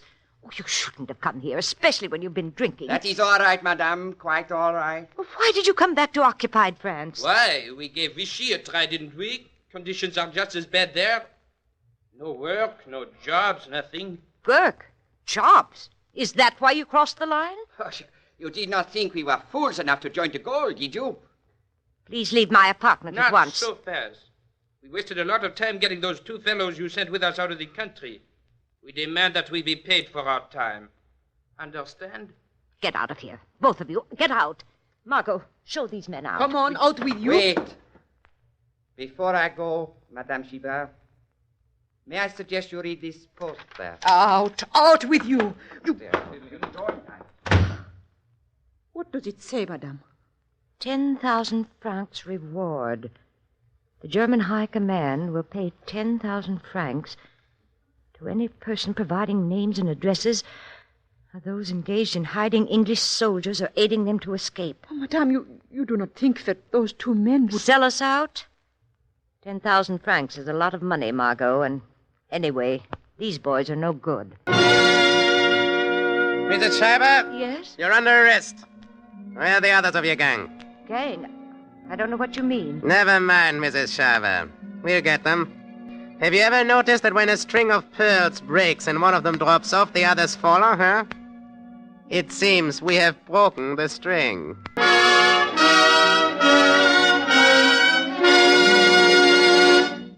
And follow they did, Jacqueline. First myself, then the others.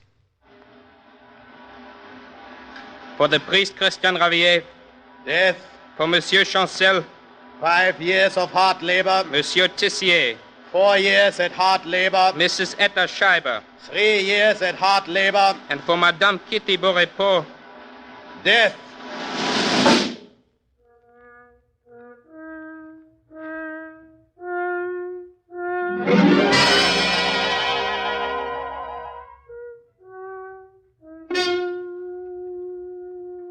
That is the story, Jacqueline.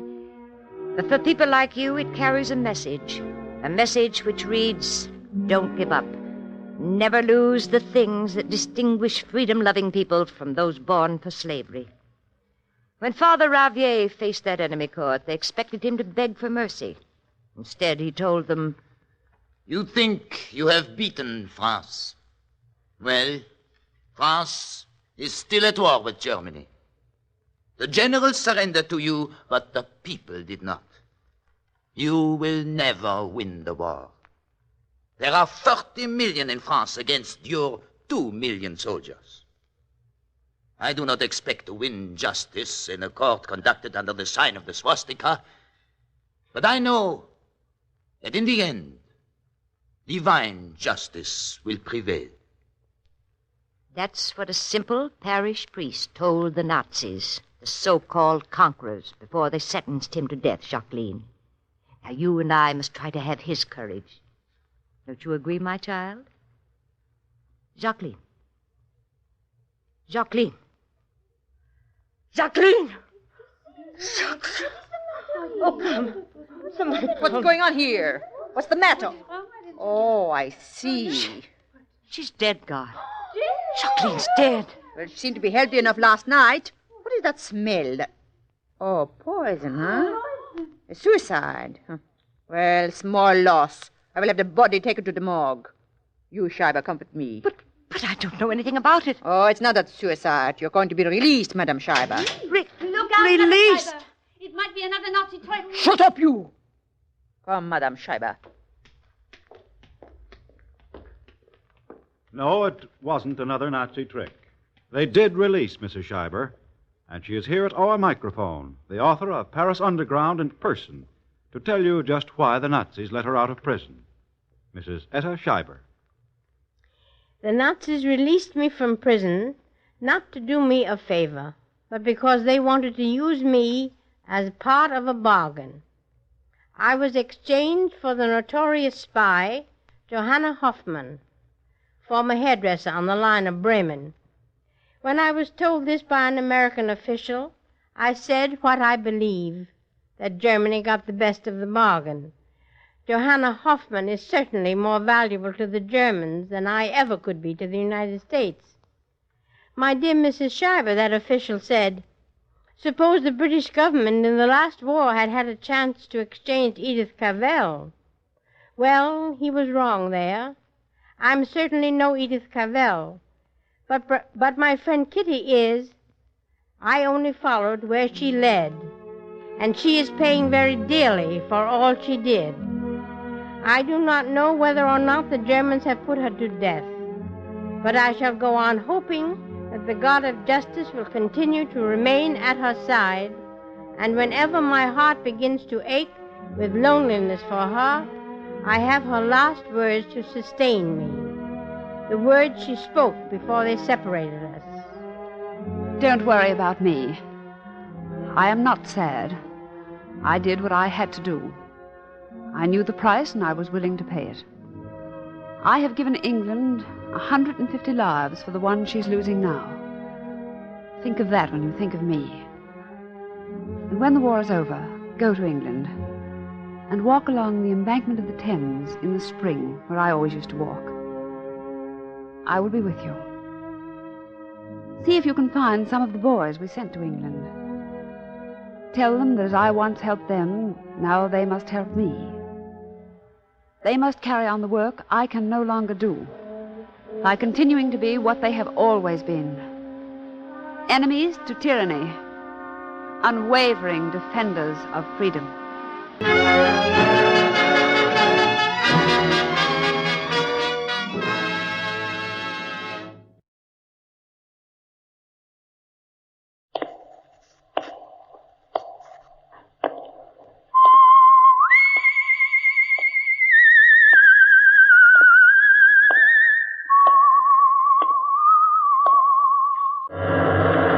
The Adventures of the Saint, starring Vincent Price. The Saint, based on characters created by Leslie Charteris and known to millions from books, magazines, and motion pictures. The Robin Hood of modern crime now comes transcribed to radio, starring Hollywood's brilliant and talented actor Vincent Price as the Saint. I'm not home. It's the middle of the night and I'm asleep. I'm in Schenectady, sitting up with a sick aunt. Oh. Hello. Hello. Are you Simon Templar? Well, come in and we'll compare Social Security cards. Thank you. I thought you were in Schenectady. Never heard of the place. Sitting up with a sick aunt. She recovered suddenly. Simon, I need help. Desperately. Why? Because I'm dead. You're what? Dead. Oh, well, of course, some of my best friends. Simon, my name is Frances Blake. Here, read this. Read? That little item down in the corner, under obituaries. Obituaries? Says here that the body of Frances Blake is at the Restwell Chapel. Burial at noon tomorrow. You see, the newspapers say that I'm dead. Yeah, but I don't know whether to believe them or not. You are Frances Blake? Oh, of course I am. Come here a moment. All right. Thank you. Now... Simon, what are you... Ouch! I beg your pardon. You pinched me. Yes? But... Well, I had to make sure I wasn't dreaming. But you're supposed to pinch yourself if you think you're dreaming. I know, but this way was more fun.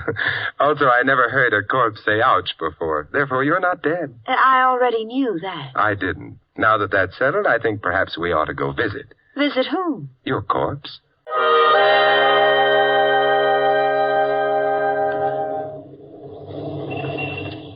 Taxi! Taxi! Day or night, rain or bright. Never mind, Louis. Oh, Mr. Templar, had I have known it was you, I wouldn't have bothered with the whimsy. Had I known it was you, I just wouldn't have bothered. However, Francis... Thank you. Louis should perhaps be explained. He's a cab driver I try to avoid. I rarely succeed. Which proves to me that my life isn't all that it should be. Keep it clean. And where at this hour of the night are you going? The Restwell Chapel. Get another cab. Louis. Okay. Some sport. Takes a girl to see a funeral parlor in the middle of the night. I'm merely taking her home. She lives in a funeral parlor? She's dead in a funeral parlor. Who's dead? Miss Blake. Huh? Me. Excuse me, but Louis, I don't take your hands off the wheel. I already did. Yeah, so? She said ouch. Personally, I would like to find out for myself, but if you say so... I do. I'll take your word for it. Only how are you going to explain to the funeral parlor her riding around in cabs with you? Simple. I am apparently the kind of a man a girl wouldn't mind being seen dead with.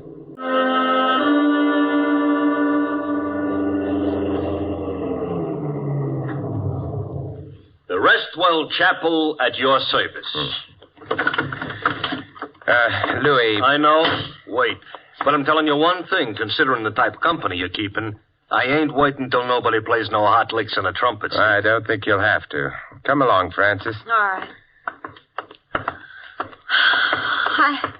I've been trying to pretend to myself that it's all some kind of a joke, but that funeral parlor looks too real. We'll find out soon enough. One nice thing about funeral parlors, they're always open. That you call nice? You have a point there.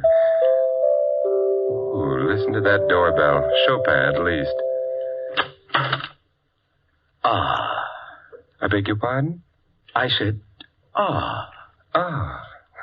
Come in, Francis. This is an hour that comes to all. Except in states that don't have daylight saving. I, sir, was referring to your bereavement. Whom are you mourning? We would like to look at Francis Blake. The hour is late, but grief knows no clock. Good heavens, an epigram. We try, sir. If you'll follow me. Thank you.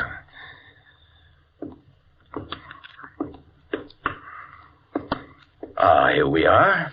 And there she is. Beautiful, isn't she? Very. Simon, she does look like me. A little bit, but hardly enough to explain.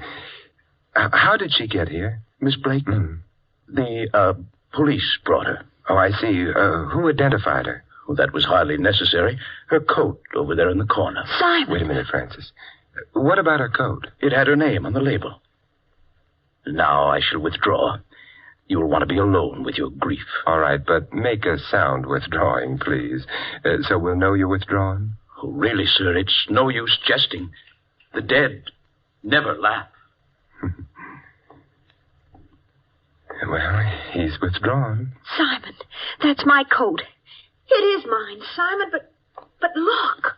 Yes, 2 holes in the front of it, bullet holes. Bullet holes? The girl here, whoever she is, was murdered.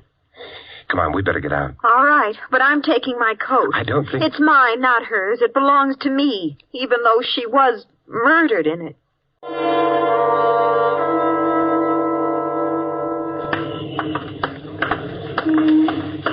Simon, what was that girl doing with my coat? Wearing it when she was shot, presumably. There's another question, perhaps a more important one. Why was she shot in the first place? I suppose she had enemies. Have you? Back again? Yeah, we're back again. Francis. Oh, thank you. The little lady lost her place?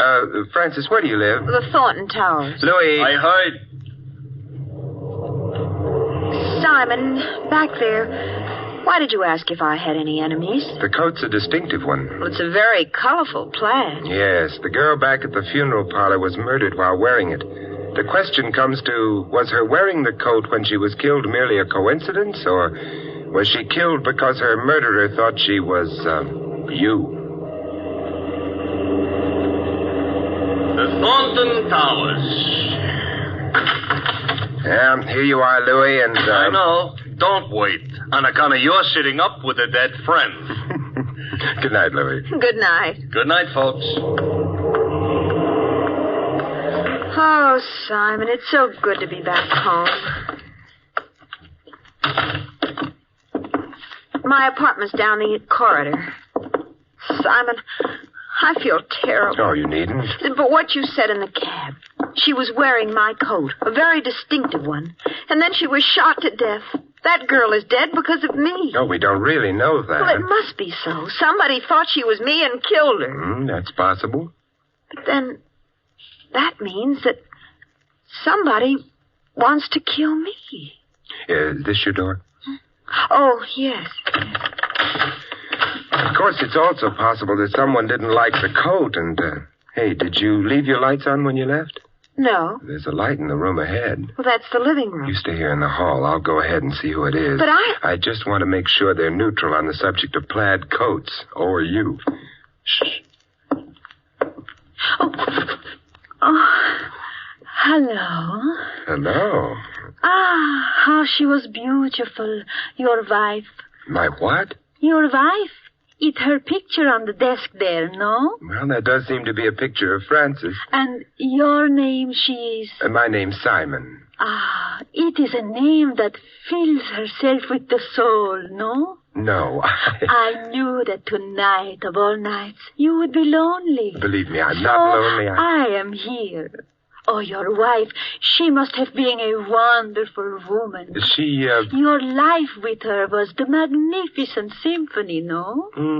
Chamber music would probably be more accurate if you... And now that she is alas gone, I am here. Without even a pause for station identification. Look, who are you? I am Olga. Simon, Who is she? Olga. Who is she? Frances. And now that you two have met... Waiting a moment, huh? Aha. I look on the picture. I look on the flash. The what? The flash, of which I might adding your wife is perhaps carrying a little too much here and there. Especially there. Now, just a minute. Mustn't point, Olga. Bad manners. But I am seeing your wife. She is not dead. She isn't. That is, Frances isn't. If you like, you could try pinching her. I never pinch, except boys. Oh. Simon, you are disappointing me. Goodbye. Well, that was quite a performance. Personally, I didn't care for her cadenza. Oh, I don't know. It was a nice cadenza, and the tutti was definitely fruity. That is, Frances, the whole thing was camouflaged. For what? Take a look at the room. The room? Oh! Yes, it looks as if a junior hurricane had visited it. You mean somebody of Olga searched the room? Uh-huh. This one and, yeah, the bedroom as well. But, Simon, what was she looking for? I don't know. Whatever it was, she didn't find it. Our entrance stopped her search. Well, I'd better start straightening things up a bit. Good idea. I'll help you. Well, shouldn't you be going home? Oh, I don't think so. You may get some more visitors later on, and rougher ones than Olga. Why? Well, maybe they'll tell us if we ask them prettily. In the meanwhile... Yes, Simon. We can practice the overture to that symphony Olga mentioned.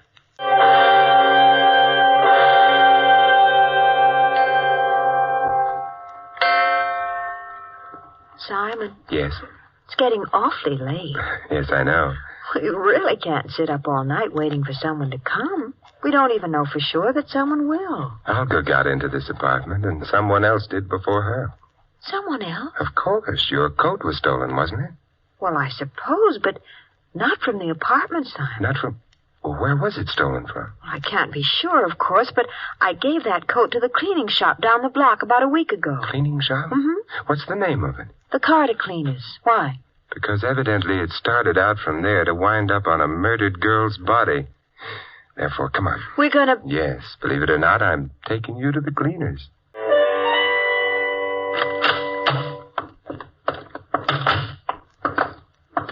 Hey! What? Oh, Louis, I thought I told you not to wait. This is a free country? Yes, There's a parking limit on this here curb, maybe? No, but... I waited. But we're only going down the block a little bit. You can't afford a quarter? I like to walk. What do you get from walking? Exercise? Uh-huh, and from exercise, an enlarged heart. From an enlarged heart, you know how many people each year drop dead? Add them up. We're walking. Come on, Frances. Simon, you're worried. Moderately about all those people with enlarged hearts. This is the place, huh? Yes, yes. Front door is shut, but there's a light inside. Let's try. It's locked. However... I think someone's coming. Recognize him? Yes, that's Mr. Maxon, the manager. Oh, what do you want? Do you mind if we come in? Look, it may have escaped your attention, but it happens to be after 2 o'clock in the morning. Why do you want to come in? The rain. It's not raining. But suppose it starts I happen to be a very tired man. You should go home earlier. I shouldn't be bothered by drunks. I'm not drunk. We've stopped by for Miss Blake's coat. Coat? The plaid. As I may have mentioned before, we are not open for business. And then what are you doing here? I'm crazy about carbon tetrachloride fumes. I'd still like the coat. Oh? Then please do stop by. In the morning. Simon, why did you... I wanted to find out if the cleaning store knew the plaid coat was gone. But we didn't find out, did we? No, nevertheless, we've worried Mr. Maxon. Thank heaven Louie's handy. Hey, Louie! Louie!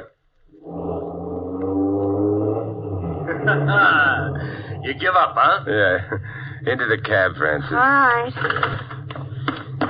Well, name your destination, Mr. Templar. A very long trip. Yeah? Drive to the back of the cleaning store. You'll probably have to go around the block. That alley must lead there. Okay.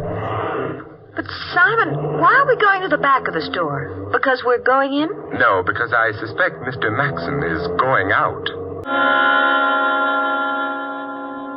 All this here is maybe none of my business. It isn't. Oh, you know, a remark like that could easily hurt a fella's feelings. I'm sorry. No, it didn't hurt mine. I'm sorrier still. But you're not spending this PM in the way a PM should be spent. Nonsense. So far, it's all been good, clean fun. That's what I mean. Simon, Mr. Maxon hasn't come out of the store yet. No, he may be coy, however. But why should he have anything to do with anything? He shouldn't, but it's very possible that Simon!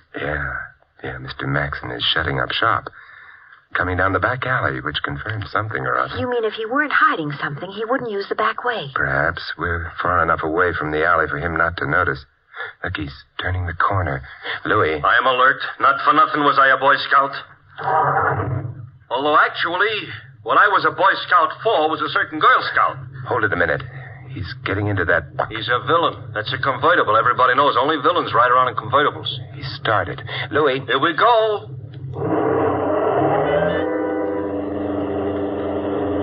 Hey, look.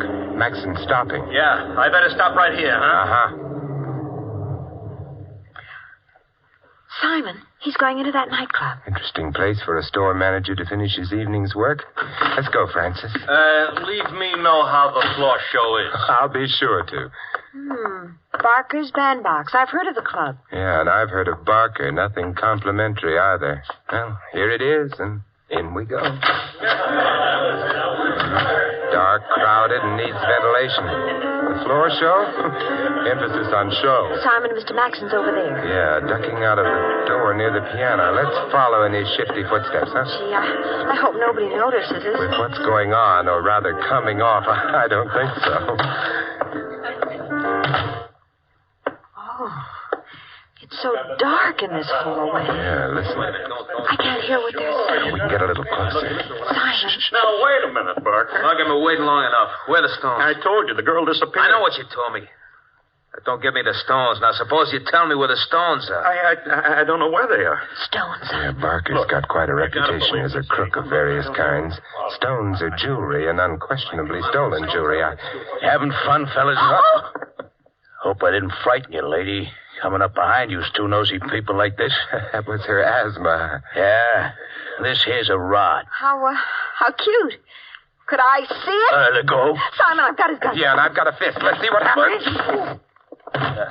How gratifying. I hit him and he fell down. Jake? Come on.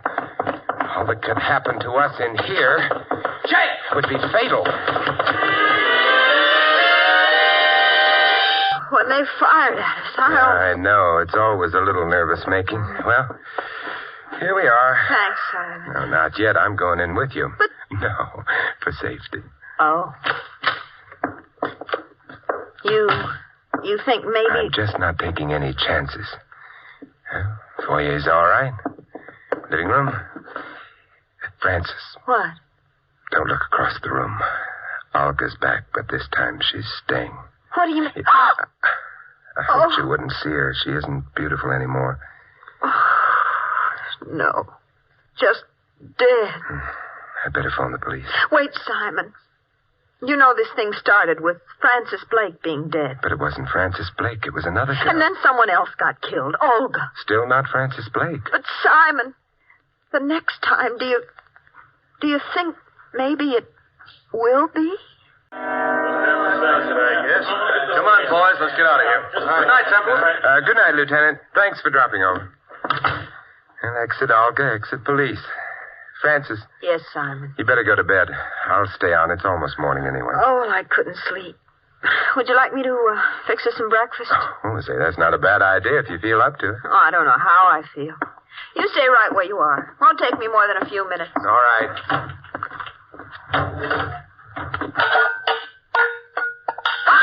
Okay, that's all the sound you're going to make, sister. The gun's loaded. If you got ideas about yelling for help, remember this. Bullets get to you quicker than help. Now, let's get out of here. By the service door, like I come in. But, Simon... The boyfriend, you write him a letter from where you're going. If you're lucky, sister.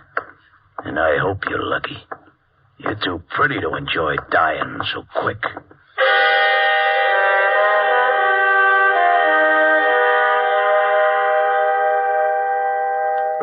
Hey, Francis, what are you cooking? Steak? Francis, I don't intend to oversee your cooking, but... Francis.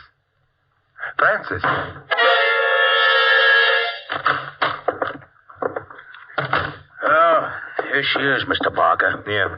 Nice work, Jake. I want to know what this is all about. Yeah, I bet you do. You and me both, baby. What'd you do with the stones? The stones? Yeah, the chorus girl's delight, the old man's charm, the stones. Oh, you mean jewels. I don't have any. Maybe not on you, but you're going to tell us where they are, won't you, baby? Suppose I don't know. I wouldn't care to believe that. Well, you'd better start because I don't know. All right. I'll start not believing you. Jake. Yeah? I don't believe her. I don't think she's behaving right. You don't, huh? I don't. Okay, Mr. Barker. What are you going to do? I'll slap you around a bit. It's going to hurt you more than it hurts me, too. Oh, no, you can't. Want to bet? Hold it a minute, Jake. I'll get it. Yeah? Barker? Who are you? Simon Templar. You've got Frances Blake there, haven't you? It's your phone call. You must have. Listen, if you don't hurt her in any way, I'll get you the stones you're looking for. She doesn't know where they are. Matter of fact, where are the stones? The Carter cleaner's shop. Look, don't hand me that. We already been through the joint. But you didn't know where to look. Yeah? That could be a deal. Okay. But your girlfriend will be under a gun all the time. First funny move and she gets it. No funny moves. We'll be seeing you. Okay, Jake. We're going visiting. Maybe we'll trade in a babe for the stones. If the stones are handed over. If they ain't, we'll just trade her in. Good morning, and... Oh. You were here last night. That's right, Mr. Maxon. I was looking for a plaid coat. Plaid? Yes, maybe it would be here on this rack. Oh, it wouldn't be there. You see, this rack is for dresses. And this is for last night. Sorry to have upset you, Mr. Maxon, but company's coming, and I've got to set the table for them. Joint looks clean. No blue uniforms around. Park it, Jake. Okay. Here we go, baby. I can walk by myself. Yeah, I know, but I enjoy your company.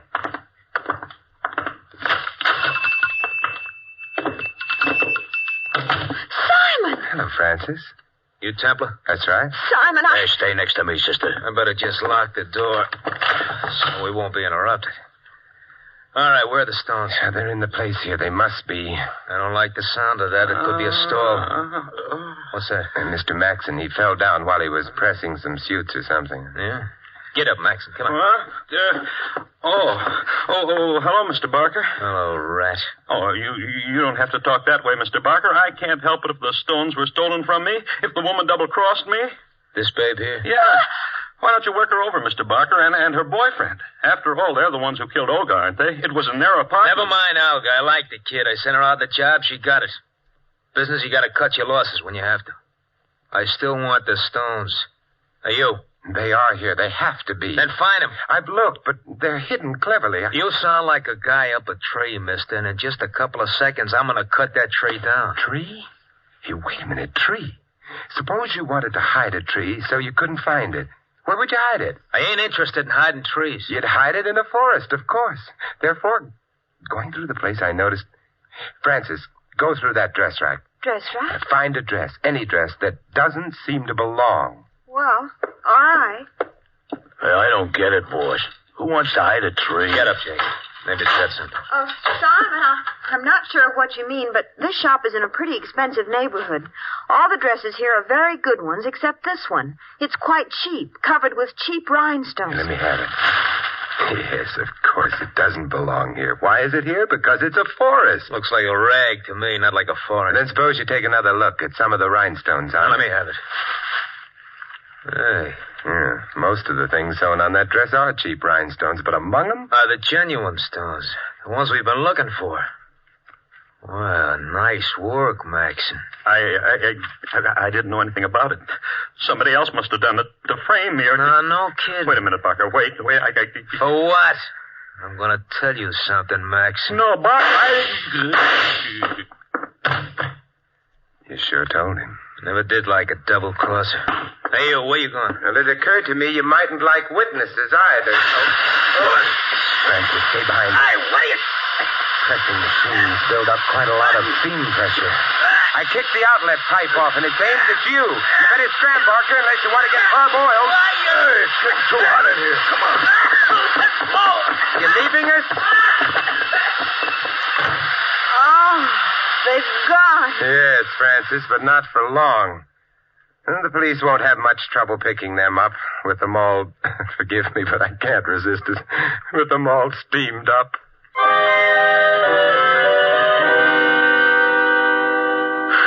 Simon, I'm terribly grateful, but I can't resist... Francis. ...asking you what it was all about. Oh, an intellectual, huh? Well, you see, Francis, Maxon and Barker were partners in the jewelry business. Illegitimate. They worked out a nice idea. They'd use very distinctive clothes left with a cleaning shop as disguises for themselves and their confederates. Oh, and disguises which couldn't be traced because they'd lead back only to perfectly innocent people who had alibis and everything. Mm-hmm, right. And the last job they did involved a girl who wore your plaid coat while stealing the jewels. Maxon, however, decided he wanted all the jewels for himself, so he killed the girl and hid the stones. And Olga? He had to kill Olga because she suspected something wrong and came to this apartment because that's where the plaid coat came from. Mm-hmm. Well, but how did you know that Maxon had killed her? Back in the shop, he said Olga had been killed in this apartment. How did he know that? Because he'd killed her. Oh, Simon, what would I have done without you? The question is, what are you going to do with me? You have been listening to another transcribed adventure of the Saint, the Robin Hood of modern crime. Now, here is our star, Vincent Price. Ladies and gentlemen, our cast tonight included Shirley Mitchell, Viola Vaughn, Larry Dobkin, Lou Merrill, Tony Barrett, and Jack Moyles. This is Vincent Price inviting you to join us again next week at the same time for another exciting adventure of the Saint. Good night.